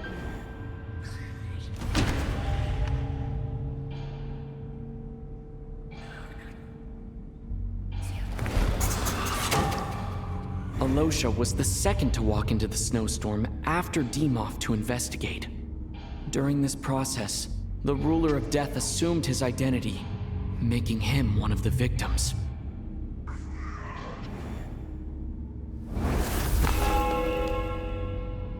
During our first night in the theater, everyone was caught up in the novelty of it all. No one could have expected there would be victims the very next morning. Despite all the confusion, and with the help of hindsight, we finally began to realize that something was amiss with the snowstorm.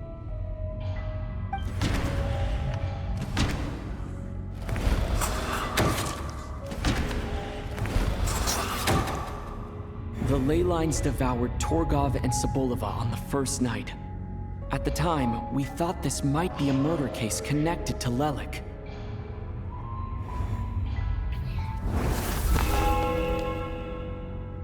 Odette and I spoke a lot that night.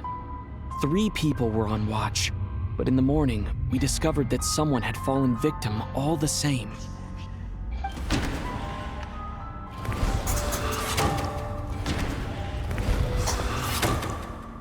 The deaths of Kulish and Rampana caused everyone to stop suspecting Lelik.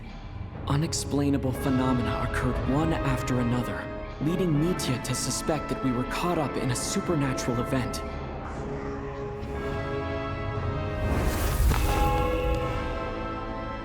Later, we discovered that there seemed to be an extra person among us, and subsequently discovered the existence of the deceased.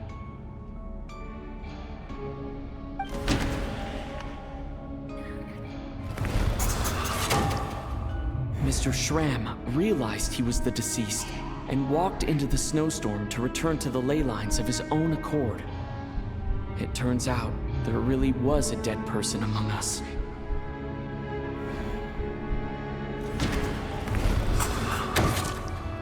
We thought it was all over, but Mr. Valeri's death was a rude awakening for everyone. The ley lines consumed him during the night regardless. A lot happened today. Mr. Valeri's death led us to discover the connection between the number of deceased and the number of victims during the night.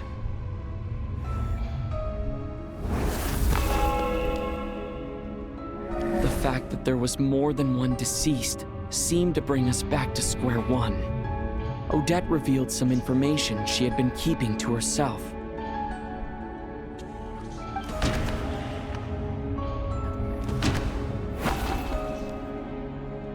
Although Mitya did indeed walk into the snowstorm that day, he returned from the ley lines with the help. The void in the ley lines hasn't been filled, so let's rule out Mitya for now.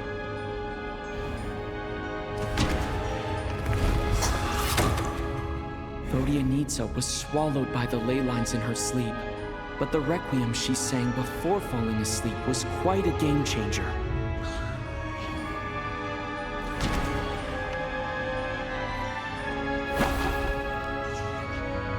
No, let me...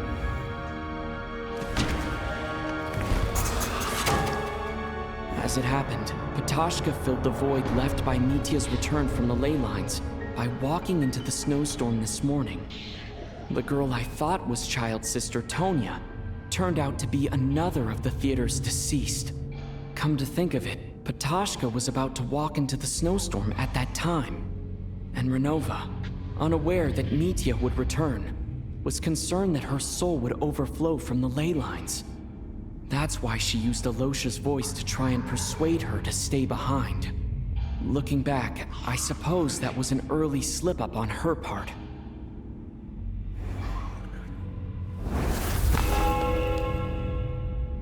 No one could have expected anyone who walked into the snowstorm to return. But just after nightfall, Mitya returned, bringing crucial information with him. Various truths began to surface, including that all of us were already dead and that the ruler of death was here among us. Then, after revealing her true form, Renova callously claimed 2 souls.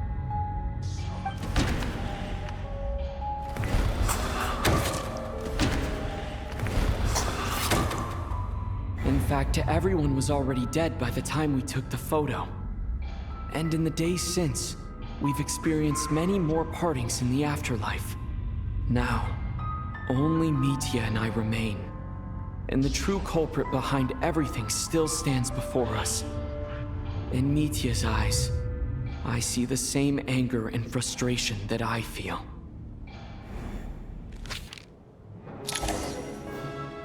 That covers everything. It's all clear now. Your work isn't finished here yet, is it? The Traveler and I are still standing here, safe and sound.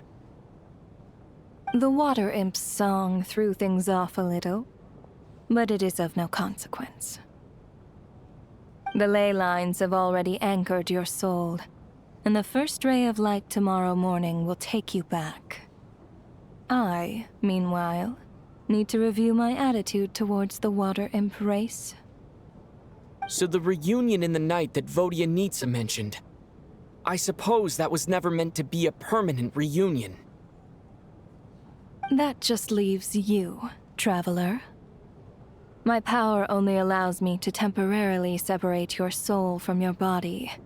The ley lines of Tevat would not accept you. And your soul is firmly anchored to your body by your will. For a descender like you, who is not bound by Tevat's rules, your death can only be brought through the most violent of means, such as directly destroying either your body or soul. I have no interest in involving myself with Descenders, for now. Although, this may change if Asmodee remains missing, or you insist on interfering with our affairs. One last question then. All our struggles and sacrifices here, they were meaningless from the very beginning, weren't they? Death abides no reason. Besides, what you call sacrifice is merely a concept created by humanity. To me, it is nothing more than a self-indulgent charade in the face of death. Mere mortals fantasizing that their actions could reclaim something from my grasp. A truly laughable idea.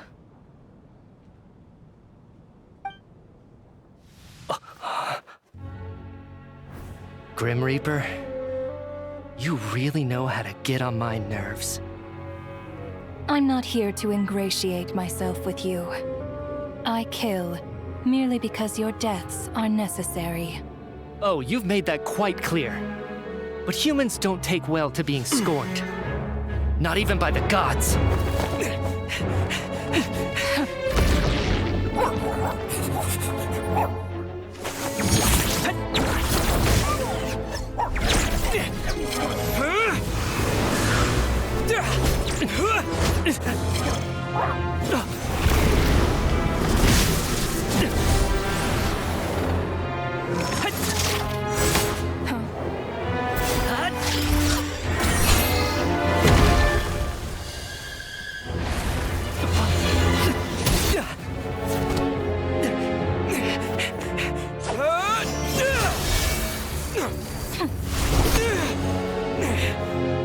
This is futile. You must know that you are powerless against me in my own domain. I suggest that you save your strength. For what? Maybe we can't change it. But if nothing else, we can at least teach you to have some respect for the dead. Audacious.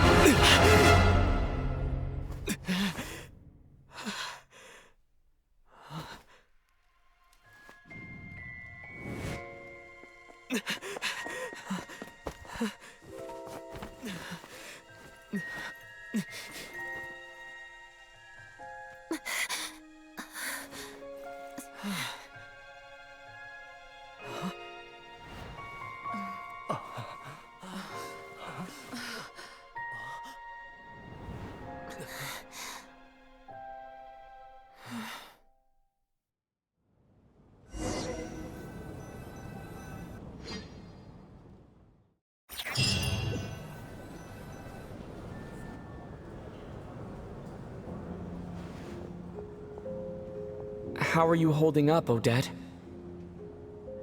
What happened to me? How much do you remember? What do you mean? Is the performance over? I can't seem to recall what happened. Has Odette already forgotten?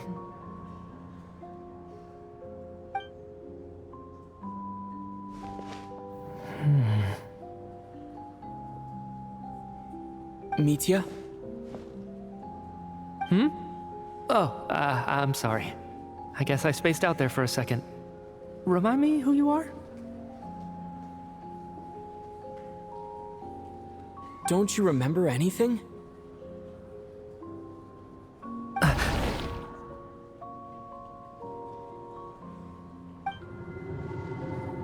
Yeah, I remember now, comrade.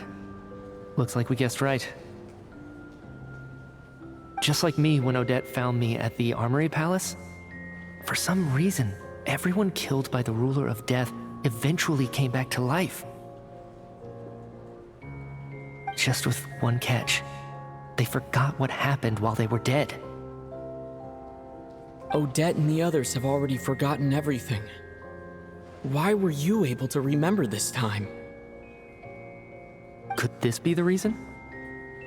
You said this is the Ruler of Death's symbol, right? I don't see anything there. You don't? Huh. Okay, I guess that makes sense. I carved this into my hand in the afterlife, so it's not visible in the physical world. Does that mean I carved this symbol into my soul? What an unsettling thought.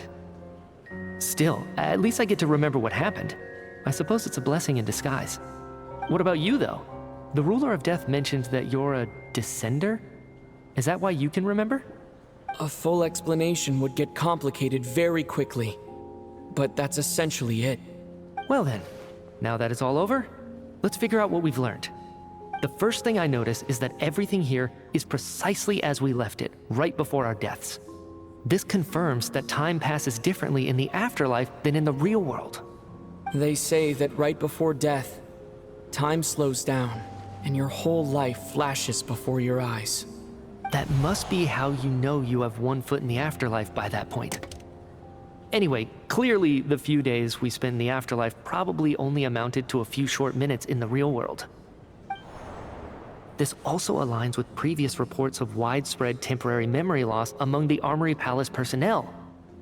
Now it seems likely that those were all brief deaths caused by the Grim Reaper's so-called curse of death.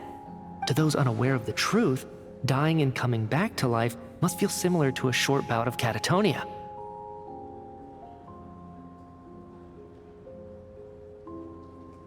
This leaves me with a couple big questions. What are the conditions that trigger this so-called curse of death? And why are we resurrected after we die? If nothing else, I think it shows that killing us wasn't her ultimate goal. We still don't know her true reasons for subjecting us to death. Right. This time only got complicated because of the situation with the theater's ley lines. That's why she had to approach it differently. If the previous incidents of amnesia among the researchers are anything to go by, killing us is usually a pretty routine matter.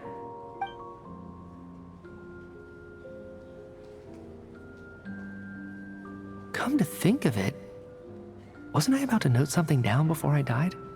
I can't remember what it was, but I think it was something related to my research project. Sorry, Traveler. I'll catch up with you again later. Right now, I have to make a trip back to the Armory Palace. Sir, if I may, no one of your description has ever shown up in my investigations into Mr. Mitia's friends. Yet, you two seem very familiar with each other. Could you perhaps tell me where he was in such a rush to get to? And, by the way, have we ever crossed paths? Forgive the presumptuousness, but I feel a vague and indescribable sense of familiarity about you. I can explain everything. Could you help me gather everyone in the theater in one place?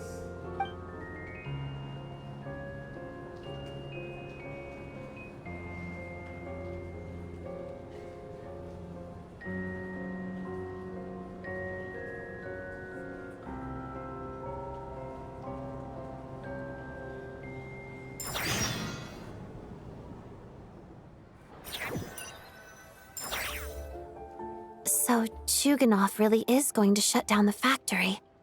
I guess this theater incident actually did us some good after all. So, you said I promised to take you to the Armory Palace while we were in the afterlife, yes? I believe you.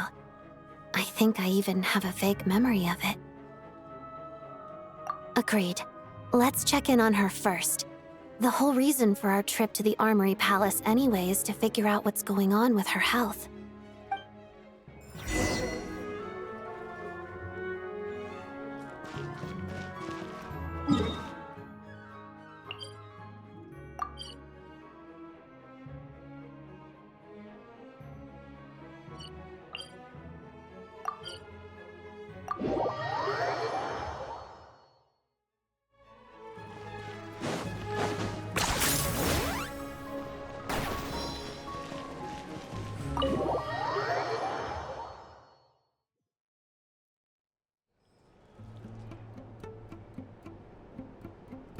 I'm finally back, even though a long time has passed from my perspective.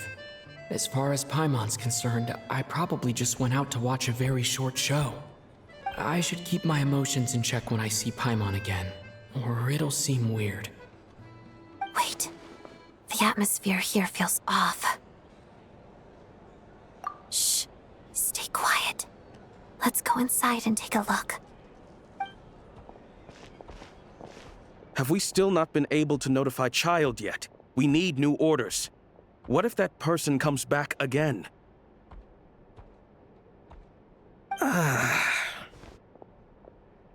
I'm so sorry. Under the circumstances, there was really nothing we could do. Tell me, what happened to Paimon? It was the Jester. He came here in person and escorted Miss Paimon away. He's the director of the Fatui. His authority supersedes all others and cannot be questioned. There was nothing we could do. How long ago did he leave? And what was Paimon's status? It was about an hour ago. Miss Paimon was fast asleep at the time. The Jester simply walked off with her as if it was only natural. I assure you, he absolutely did not use any force. Do you know where they went? The Armory Palace, most likely. Lord Piero, the Jester, has been overseeing the experiments there lately, keeping a close eye on their progress. Everyone in the Fatui has heard about it by now. I'm surprised he came in person. Whatever his reason for taking Paimon, he'll most likely return to the Armory Palace first, which is exactly where we were headed anyway. Then lead the way, Odette. Okay, let's go.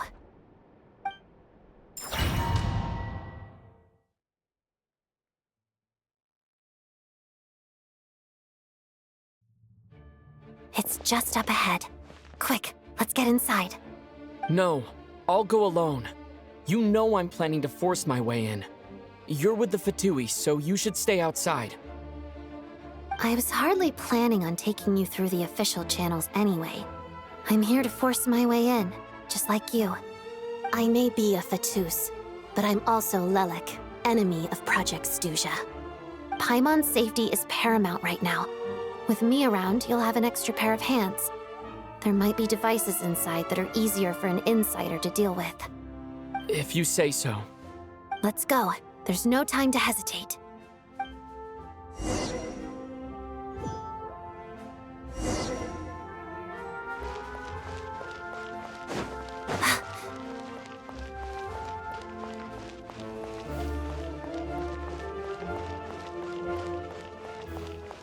Hey, who are you?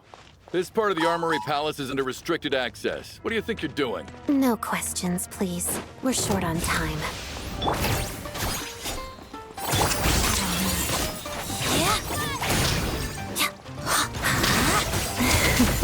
Mission to guard set!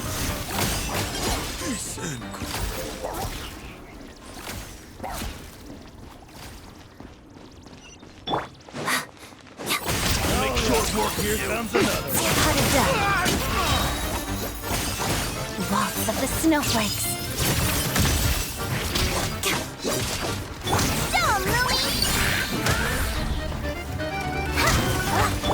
Together. Pirouette.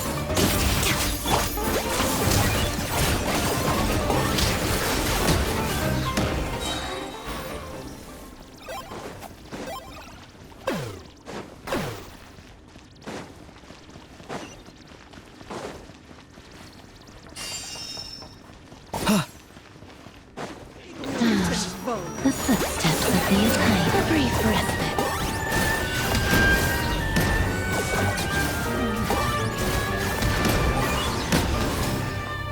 Run from death. Go, Ruby! A gift from the land of the young! How inconsiderate of me. I can still... Let me try.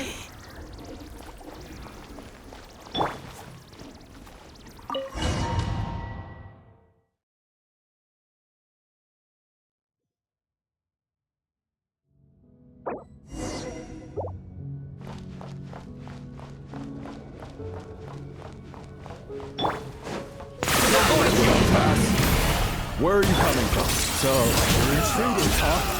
Then don't blame me for what happens next! Must pay!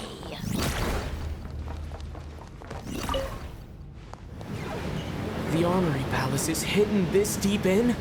This place is much bigger than I imagined. They're conducting top-secret research after all. The deeper it's hidden, the better, is standard Fatui logic.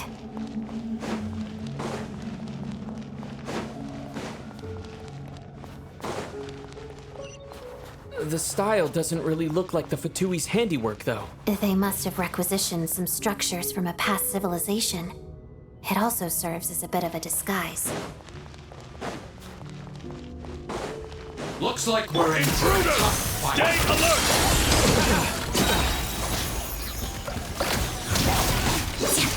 Witness the snow swan's grace.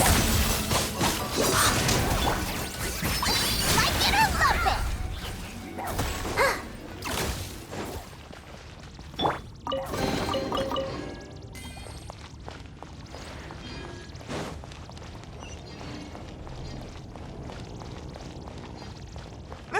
it! Intruders? Don't come any closer! Just what are you guys trying to do here?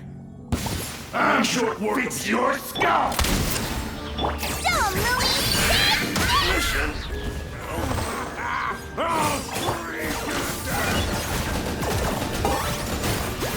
No one interferes with a jester's work!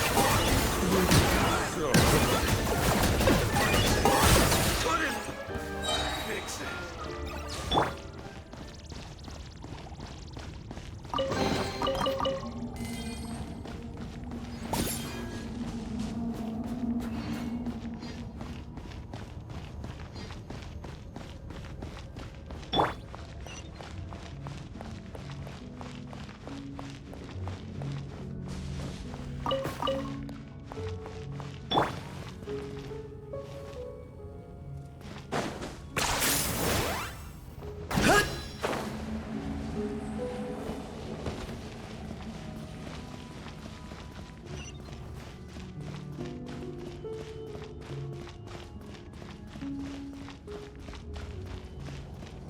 Looks like no one's guarding this place. There's something off about that decoration over there.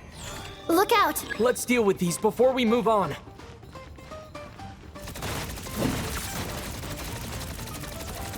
Ha! Okay? Ha! Ha! Ha!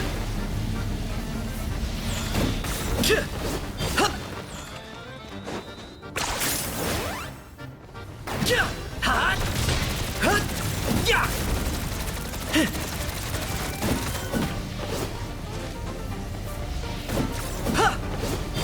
Come say hi! Coming in hot! Huh?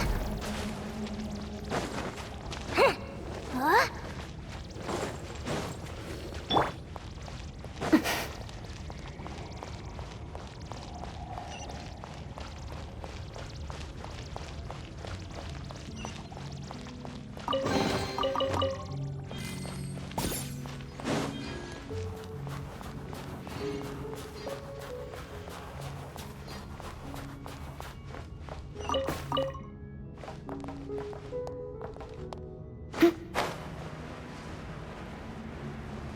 The researchers here probably don't know that we're uninvited guests. Let's try not to hurt them. What's the big star from the theater doing here? That's Miss Odette. She's a member of the Fatui. Don't tell me you didn't know that.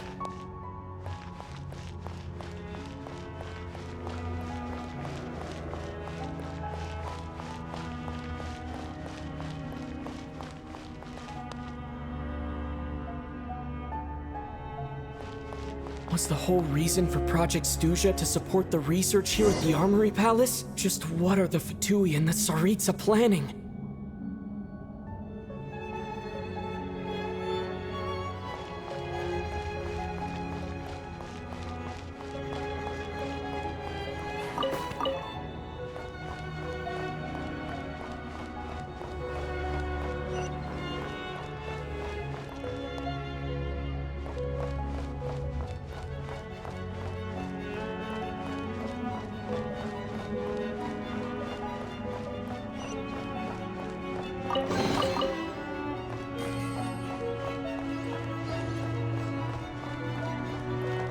Whoa! Who are you? Never seen you around here before.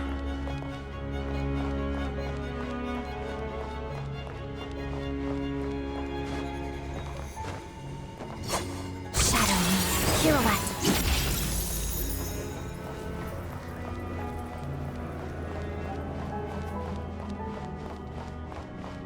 Looks like there's no way through here. Maybe using the power of this prism could help?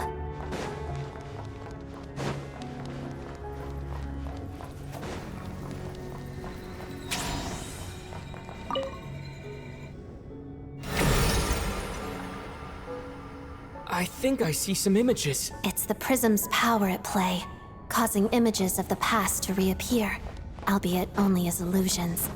Let's make our way through here. Paimon. And the Jester. Is this another scene from the past? Yes. It looks quite old, though. I don't think it happened in the recent past.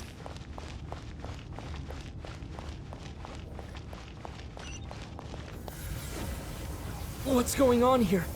What happened? The source seems to be the Armory Palace. They must have started some large-scale experiment. Wait, what if this has something to do with Paimon? We need to hurry!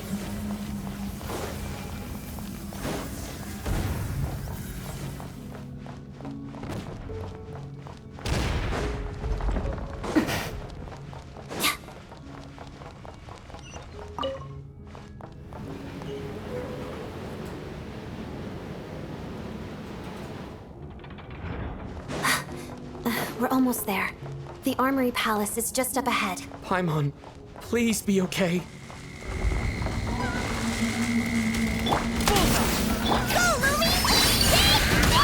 Let's begin. Mission! Walk of the snowflakes. Mission! Tagore, fetch! Die like a gemstone!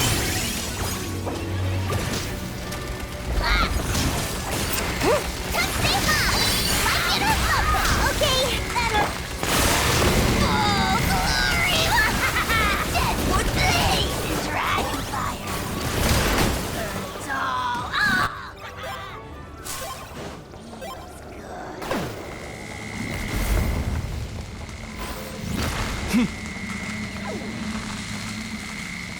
Oh!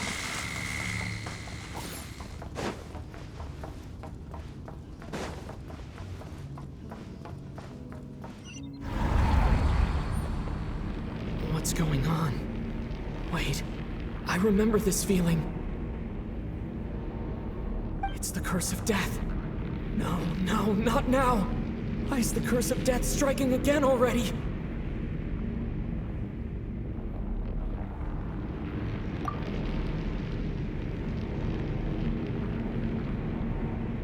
Odette!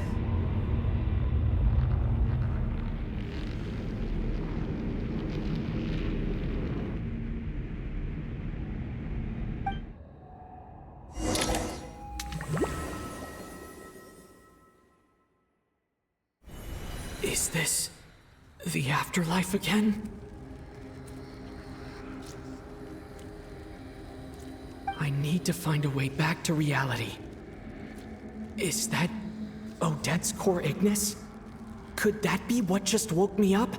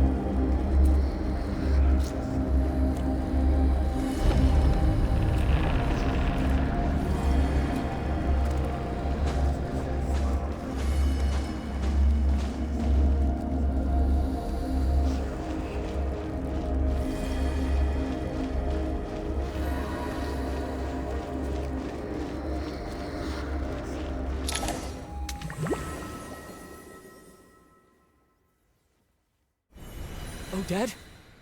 Odette! No signs of life. But past experience says that she should be resurrected before too long. Right? Did Odette intentionally use her core Ignis to guide my soul? I feel like something similar happened in a dream I had before. Thank you, Odette. If not for you, my soul wouldn't have found its way back to my body so quickly. And I might not have woken up so soon. But I'm sorry. I don't have time to protect you.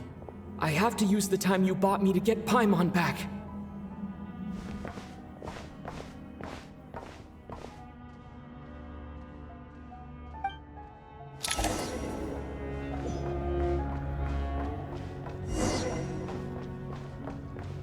Sure enough, everyone here has been affected by the curse of death.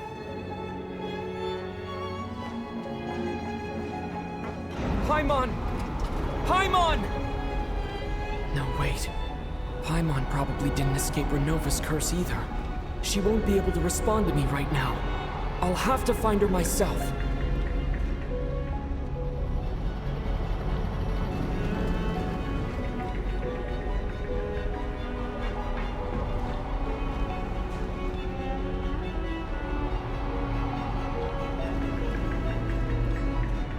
Mitya! Is this the laboratory he works in? What happened here to trigger the curse of death again so soon? I'll have to ask him when he wakes up. Finding Paimon has to take priority now.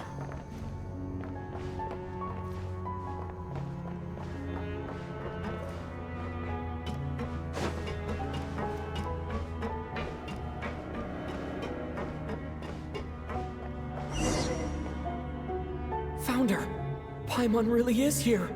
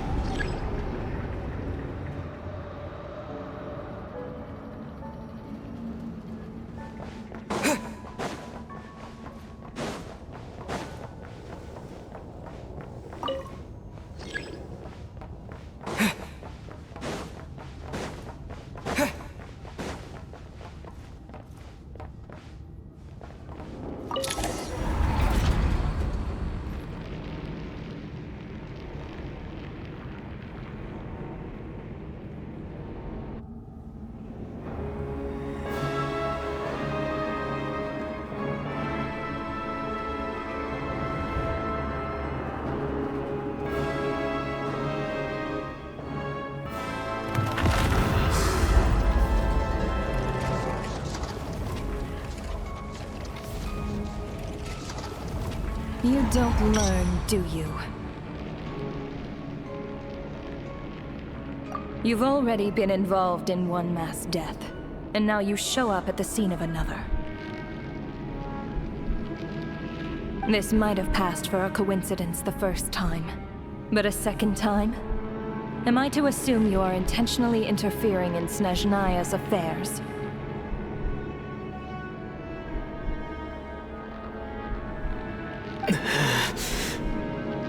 Judging by your expression, it seems that you understand little of what is going on here.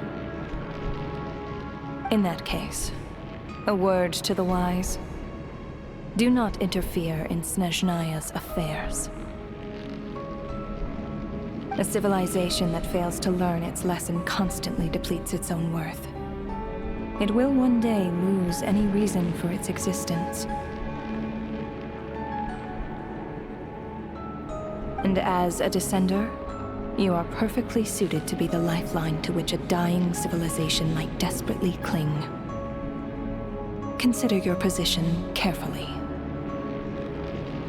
No advice needed. I'll make my own judgments. Suit yourself. When the day of reckoning arrives, not even a descender can hope to escape unscathed. The time for resurrection fast approaches. The mortals here are not yet worthy to behold my form. So that will be all for today.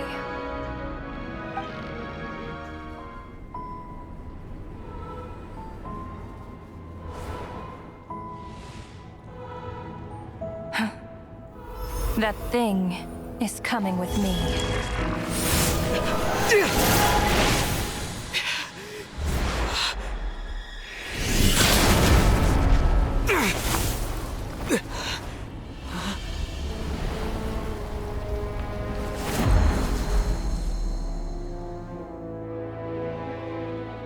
You awoke sooner than I thought. The curse of immortality is stubborn, unable to enter the ley lines, yet not content to remain a spirit. Ruler of death, what do you want? You perplex me. Both you and you. That thing may be a creation of Celestia, but it possesses none of Celestia's power, let alone authority. Your obsession with it baffles me. No matter, the resurrection will soon begin. It's worthless anyway. I'll reclaim it next time.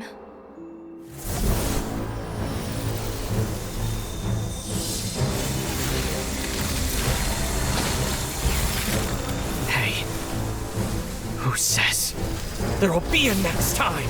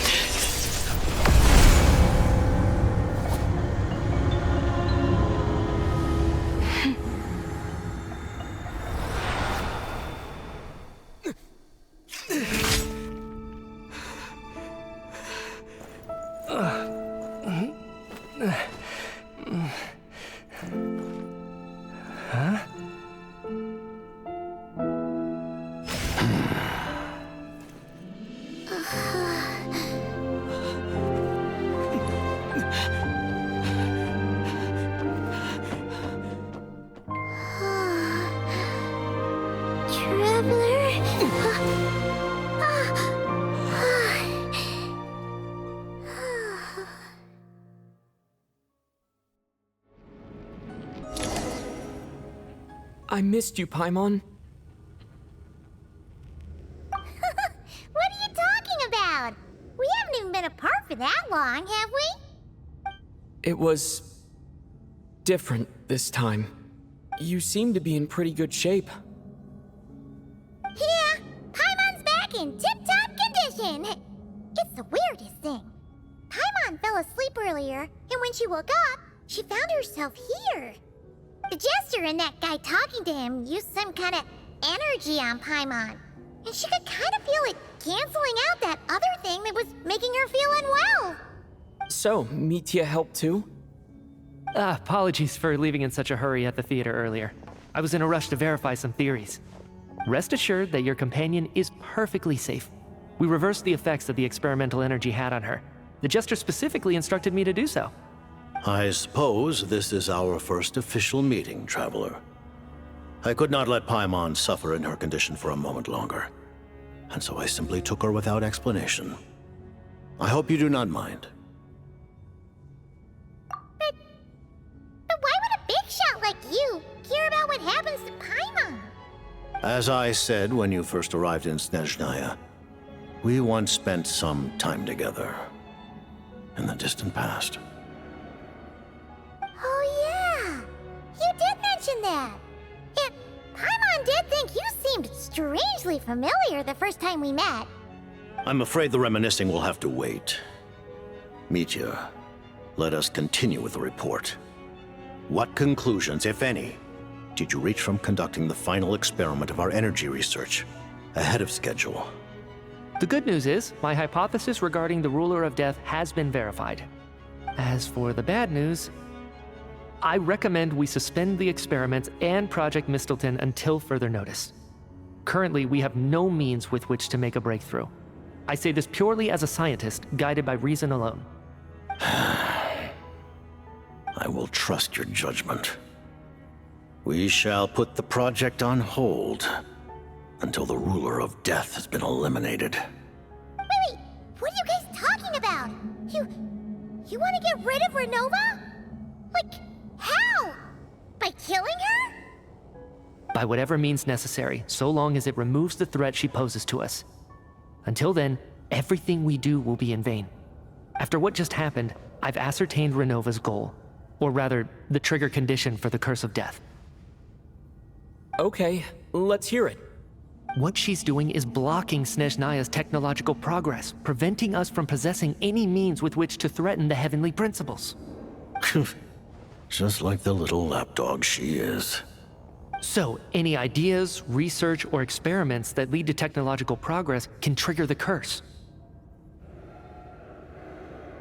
Just now, for instance, I was set to launch a final phase energy experiment ahead of schedule. If the experiment was successful, we could have achieved a crucial breakthrough.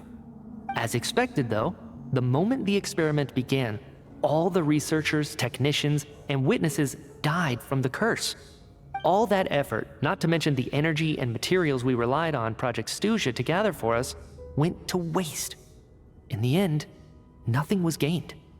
Does that mean something similar happened when we were at the theater? That's right. During the performance, I thought of an important breakthrough regarding the experiment, and wound up dragging everyone into this.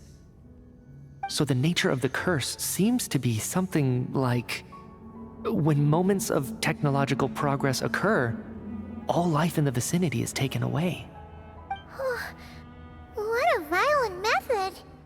Of course, that meant the curse was normally limited to the Armory Palace. Since outsiders are forbidden from entering, this mass death phenomenon went unnoticed, until Odette came along. I believe she was the first witness. The Curse of Death was triggered just before she infiltrated the Armory Palace that day. But you mentioned something about a final stage experiment. Doesn't that mean you've actually made some progress?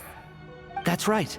Even with the gods locking certain key components out of reach, humanity can still advance technology in incremental steps accumulated over time. But, as I'm sure Renova anticipated, even incremental progress has its limits, a point where the truth you're seeking must be put to the test in an experiment. You mean the experiment you were just about to do? Yes, we were at a critical juncture, a moment where the quantitative was about to translate into fundamental qualitative change. With this single experiment, we could have brought everything we've worked for to fruition. But now, after already being forced to fumble around in the dark all this time, it feels like we've truly hit an impenetrable wall. As long as Renova's Curse of Death persists, we won't be able to advance the experiment or obtain any results. And with Project Snezhnaya having been in effect all this time, at our nation's current strength, repeated trial and error is simply unsustainable. Only by eliminating Renova first will it be possible to continue advancing our plans. But she's the ruler of death! She can just kill whoever she wants, right? That's gotta be the scariest power ever! Is it even possible to beat her? We'll see. But one thing's for sure. She definitely can't just do whatever she wants. The best proof of that is me, standing here, very much alive. You're saying... Wouldn't it be easier to just kill all of us researchers for good? Why resurrect us over and over again? Why let us advance our technology to this point? So, you're saying even the ruler of death has limitations we don't know about? Exactly. And I think that's where the key to our breakthrough lies. Regardless, the ruler of death has always been an obstacle we must overcome. Indeed, we must face life, death, time, and space. After all, our goal is the heavenly principles. The Fatui want to challenge the heavenly principles? For a long time, I've had a vague suspicion the Fatui and the Tsaritsa were targeting the Heavenly Principles, but hearing the Jester admit it is still a shock. No wonder the Tsaritsa's goal has always been kept a secret from the people. What kind of road will that lead Snezhnaya down? In that case... Lord Jester, I would like to request some leave. I'd like some time to organize my thoughts and go over the data. Granted. Get some rest, put the experiment out of your mind, and take care that the curse of death doesn't affect any civilians.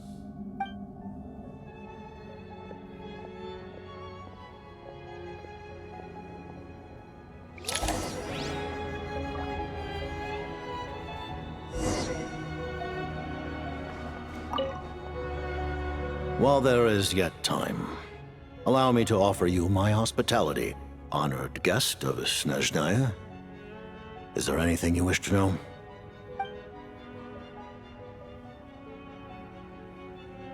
I remember hearing the term Mistleton from Columbina. Yeah! Paimon wanted to ask about that when the name came up just now. What is it? Paimon's heard of Project Snezhnaya, but not this one. As you know, Project Snezhnaya is a series of measures enacted to consolidate our nation's resources, the greater purpose of which is to serve Project Mistleton. Many of the things you have encountered thus far are essentially for the advancement of that project. This includes the Kuvaki Experimental Design Bureau in Nocturne. Researching Kuvaki was merely a facade. Its core objective was to use local resources and research findings to build Mistleton itself. And that's a weapon built for the final battle against the Heavenly Principles, isn't it? Huh? How did you know that? I was given some intel, and I made some deductions. Wait. You must mean that thing over there. Oh, Paimon's gotta take a closer look at this thing. Especially after you guys sent so many people to Nocturne to work on it. Kuvaki alone will not break through Celestia's defenses, let alone challenge the Heavenly Principles. The Heavenly Principles are no doubt accustomed to combating the power of the Light Realm, and elemental energy is simply the power of the human realm, converted to that form by the Heavenly Principles themselves. Any attempt to use this power against its creator would be a futile endeavor. For now, therefore, we have set our sights on the form of energy associated with the Third Descender and the Stellar Linchpins. This may hold the potential to allow Mistleton to contend with the Heavenly Principles. You could say that by reverse engineering the Stellar Linchpins to extract the energy within, we have obtained a source of anti-Celestia energy. The Kuvaki Experimental Design Bureau, Project Snezhnaya, and the new energy experiments. Huh. So, Project Mistleton is what ties it all together.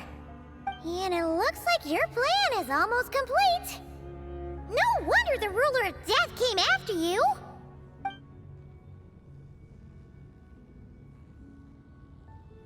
Her Majesty the Tsaritsa has embarked upon an expedition to vanquish a monster.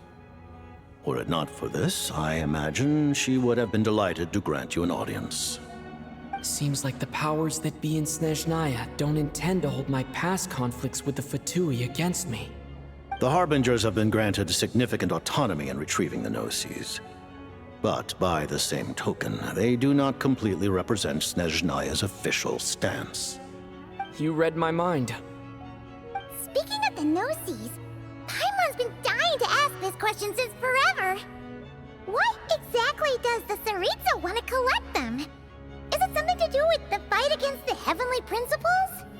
The Gnosis will undoubtedly serve as a key bargaining chip when she confronts the Heavenly Principles. Beyond that, you had best ask the Tsaritsa herself. I am not sure if this information is mine to disclose. What do you mean, not sure? Don't you make the rules? You're the highest-ranking Harbinger! Ugh, never mind. Taking on the Heavenly Principles is something most people wouldn't even entertain in their wildest fantasies. Why is the Tsaritsa so fixated on this? Intervat today. Civilization is nothing but an illusion. Something whose very existence can be negated at any moment. Our civilization may very well be destroyed in the struggle, but as things stand, the heavenly principles could choose to negate our existence on a passing whim. And we must not sit back and accept that fate. Only by changing the state of affairs, only by overthrowing the heavenly principles, can our civilization truly be said to have taken root. Otherwise, the fate of the people of Conria and Hyperborea is a cycle doomed to repeat itself. Accepting potential destruction in return for getting to control your own fate. Furthermore, perhaps this is still somewhat difficult for you to understand. Are you aware that all the rules of this world are made up of curses? Huh? All of them? Paimon knows about the curse of death you mentioned, and the curse of immortality that you and Dainsleif have. Then the birth of the Hilichurls, the rules of Natlan's Ode of Resurrection, those are curses too? Farina's long life seems to stem from a curse placed on her by Focalor as well. Yes. Even a god's love for humanity is a curse the heavenly principles inflicted upon the gods. What? The Tsaritsa has always had ample reason to hate the heavenly principles. If she can seize their authority, she will reconstruct the entire world, and when that time comes, humanity will be completely liberated from curses and lies. Look forward to it. It will be a world beyond your imagination. Though the ordinary people of Snezhnaya may not understand these details, in this frigid land locked in a ceaseless struggle against the environment, in this nation to which the gods have never shown favor, we all believe that standing in solidarity with the Tsaritsa in our shared struggle will surely usher in a new and better world.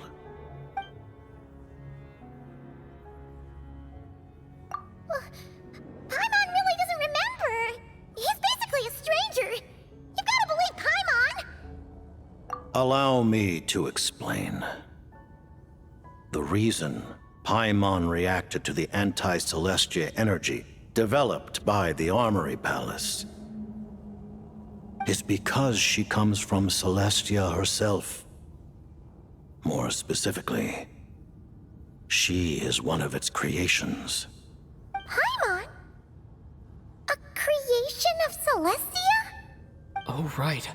I was blinded by anger earlier, but thinking back on it, Renova also said that Paimon is a creation of Celestia.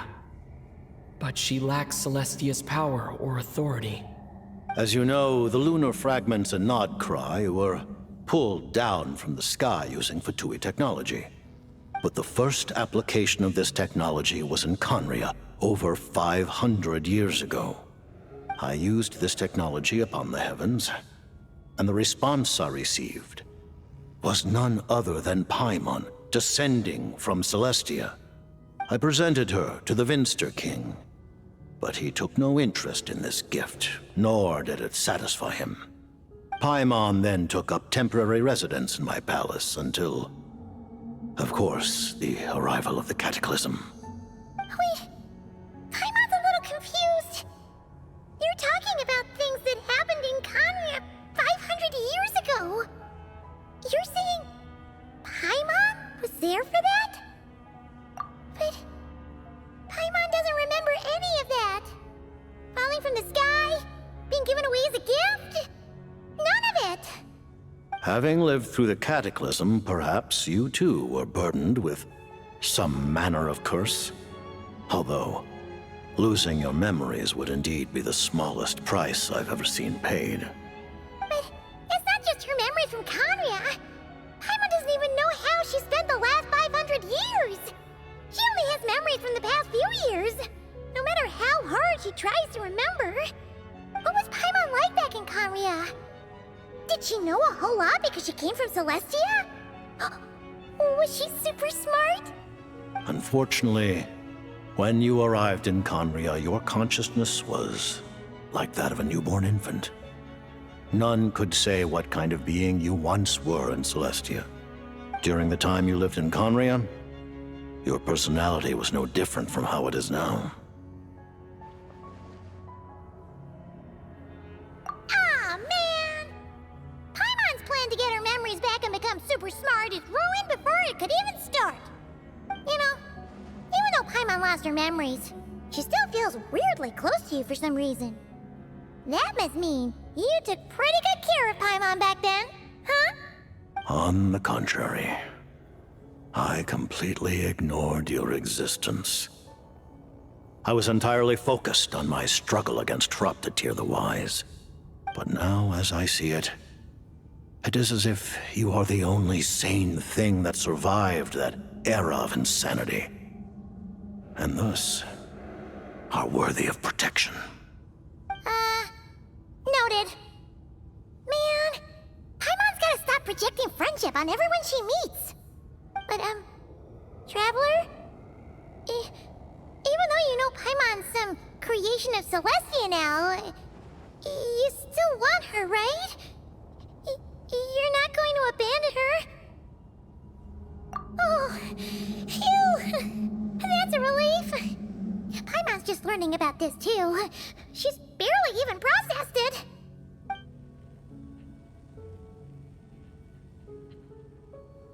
Thank you for telling me so much. I'm a bit surprised, honestly. I didn't expect you to be quite so transparent with me. Given the circumstances, the Fatui need not hide anything from our allies. Allies?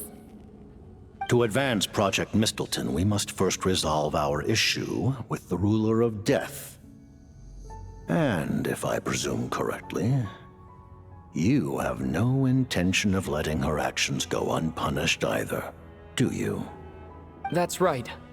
Ever since she said she intends to reclaim Paimon when we next meet, I figured reconciliation was out of the question.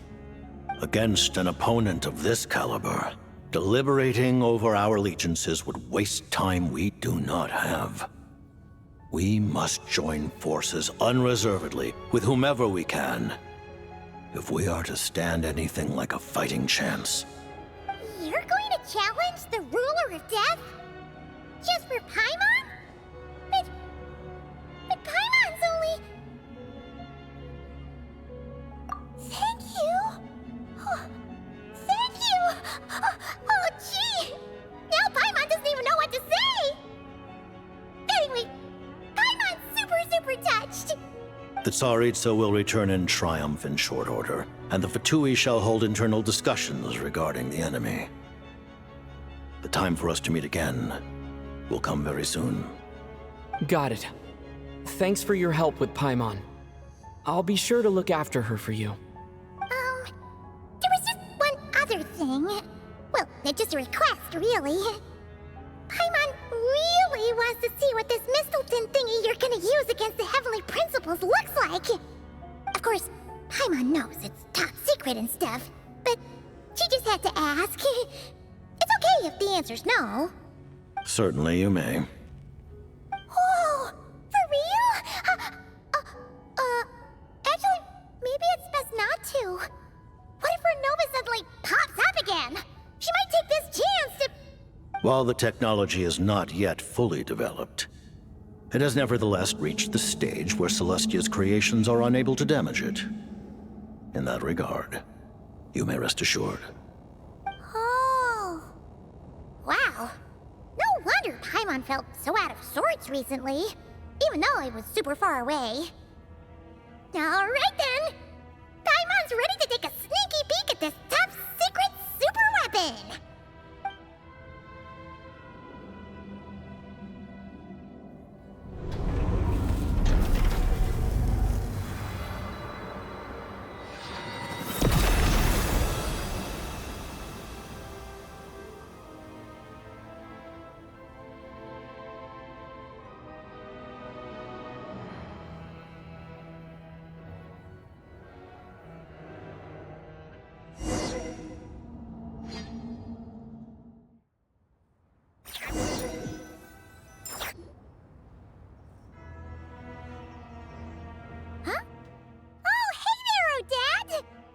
Paimon?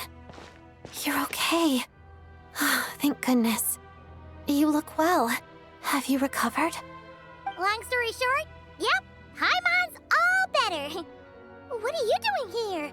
Were you waiting for us? That's right.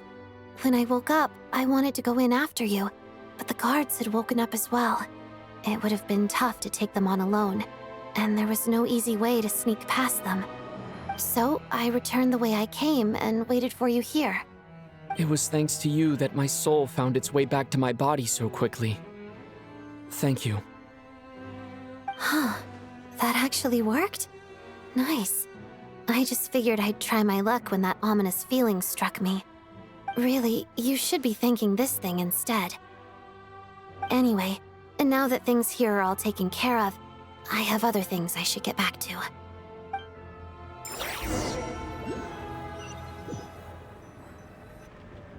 Ah, Director Chuganov, you're back.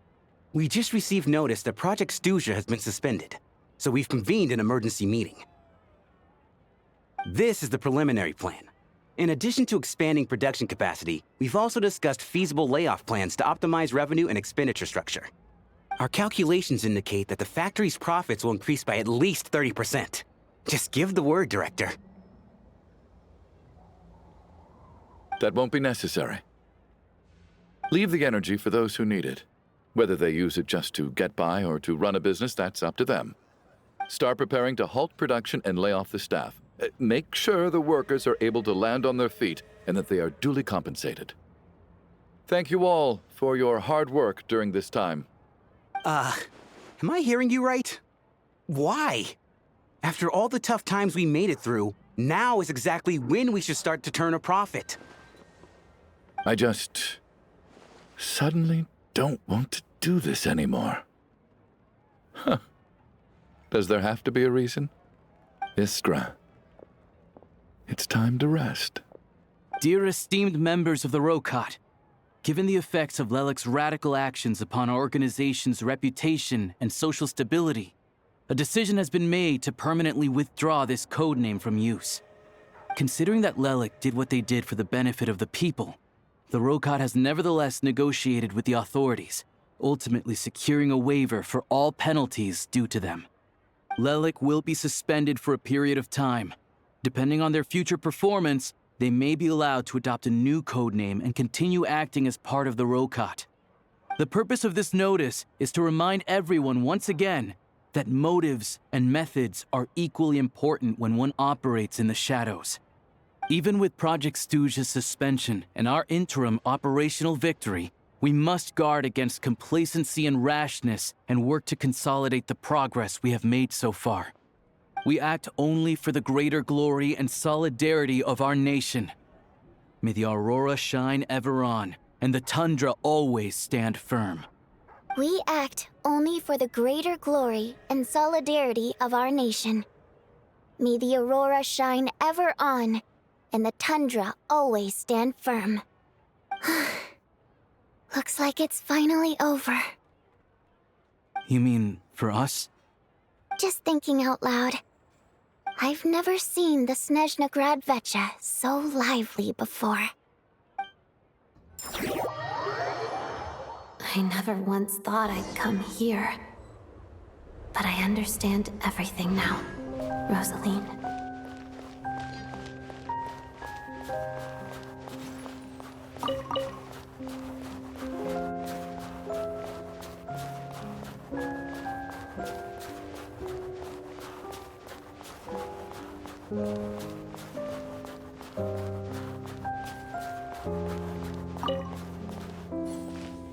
I've seen Spirit Seeker performed many times, including by your mother. Why do you bring that up all of a sudden? Even though the choreography is always identical, every dancer finds a way to make it her own.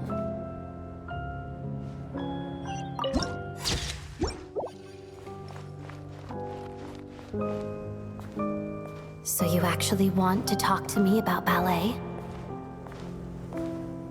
I just think it would be a pity if the dance was lost to history.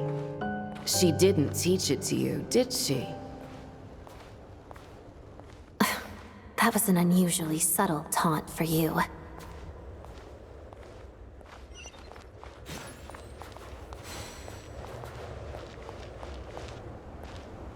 We embraced one another on the snow-swept plains, melting the ruthlessness of time. But when our bodies, in pieces, are cast to the winds, what of our love will remain behind?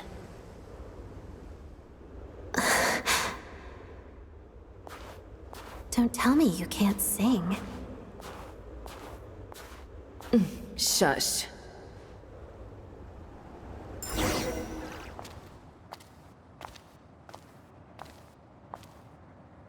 I understand her hatred. The Fatui robbed her of the life she should have had. I never opposed her dancing. Yet still I became an enemy of her ballet. I'll just keep my distance. Many despise me. I'm used to it. You're certainly not one to shy away from confrontation. But children, they need a different approach. I'm hardly the most maternal figure. Yet, she is a child. In my experience, while a father commands authority, he must still yield to love. You should tell her what you think about her dancing.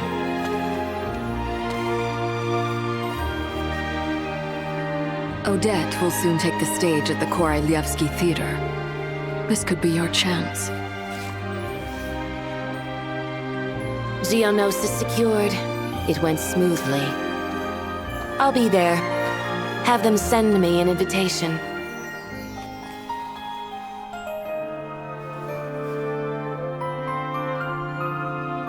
Sadly, things didn't work out. Her final words are inside that block of ice. This?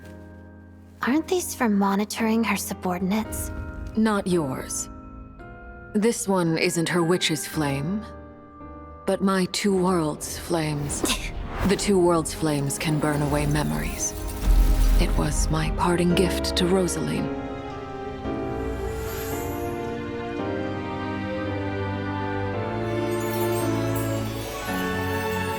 If all goes to plan, she and I will both live to see the Tsaritsa succeed. I believe she'll find peace. But if anything happens to me, she needn't follow in my footsteps. The cryo-energy will fade away in time.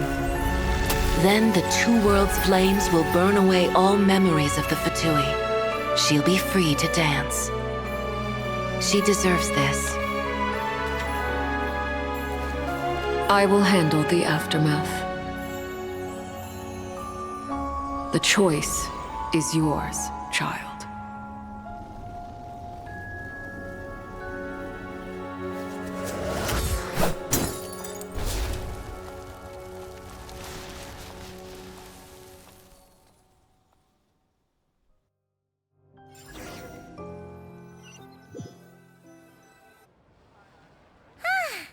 Fresh air at last! Paimon's head isn't spinning anymore, and the fever's all gone. Paimon's finally free to fly again! Oh, it's nice to finally know where Paimon came from, too. It did make Paimon a little nervous at first, but it's such a relief now. Like, who cares if Paimon's a creation of Celestia? She's probably not anyone that important. Probably just the fairy of food and fun or something. And like you said, this doesn't have to change anything between us. You're not gonna just... Hey! Hurry up! Why are you walking so slowly? You've spent the last few days lying in bed and stuffing your face. I didn't think you'd be able to fly this fast. Says who? Paimon's as agile as ever. They don't call her White Floaty for nothing. Paimon originally wanted to check out the bookstores in Snezhnaya, but she's more in the mood for flying around right now, so let's save that for later. Wait, they've got light novels from Yai Publishing House here too. Huh? And this is Paimon's favorite mystery story from Fontaine. Wow, they gotta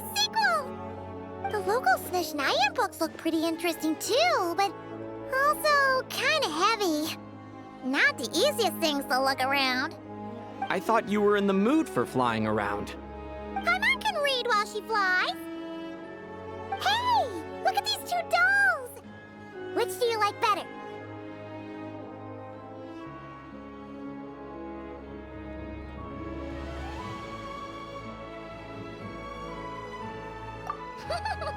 Alright! Boss, we'll take both. Paimon will have the other one. Oh, I thought we were only getting one. All right, fine. I'll pay. There you are.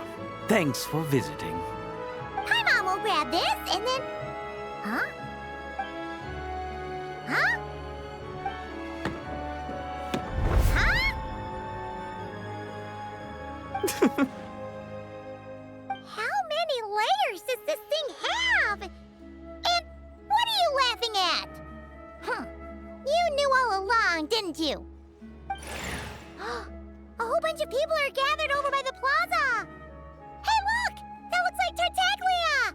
Hey, Tartaglia! I know that voice. Of course. If it isn't Paimon and my old comrade. You're looking well, Paimon. All better? Yeah! The Jester knew I was wrong and fixed Paimon right up! Thanks for sending someone to keep Paimon safe, too. Oh, yeah. About that. That was kind of embarrassing. Who could have known that our director would go looking for you in person? So sorry for the misunderstanding. Oh, right. Let me introduce you. This is my little sister, Tonya. Hello, Tonya. Hello. Firstly, I'm really sorry about my brother. Sounds like he's caused you no end of trouble. Hey now, why'd you have to start with that? Not that it isn't true, of course. So she's the real Tonya.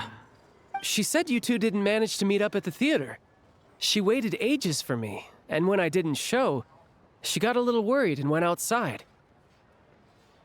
I know, right? He didn't bother to say a word to me. I searched up and down the city for him, and he only told me about it when I finally caught him at the gates of Glupov. I've been rushed off my feet lately, so I didn't get the chance to go home. I just figured the Traveler would fill you in when he got there. Well, the snow was bad, and you're never late. So I was really worried about you. How was I supposed to know that you'd stood me up? I'm sorry, Tonya. I really am. I'll make it up to you somehow. Just... please don't tell Mom and Dad. Although the mix-up led to a series of misunderstandings, it's probably for the best that the real Tonya didn't get caught up in that mess. Besides, it's obvious that Tartaglia isn't usually one to break a promise. He only gave his ticket to me because he had to look into Lelik. No, it's fine.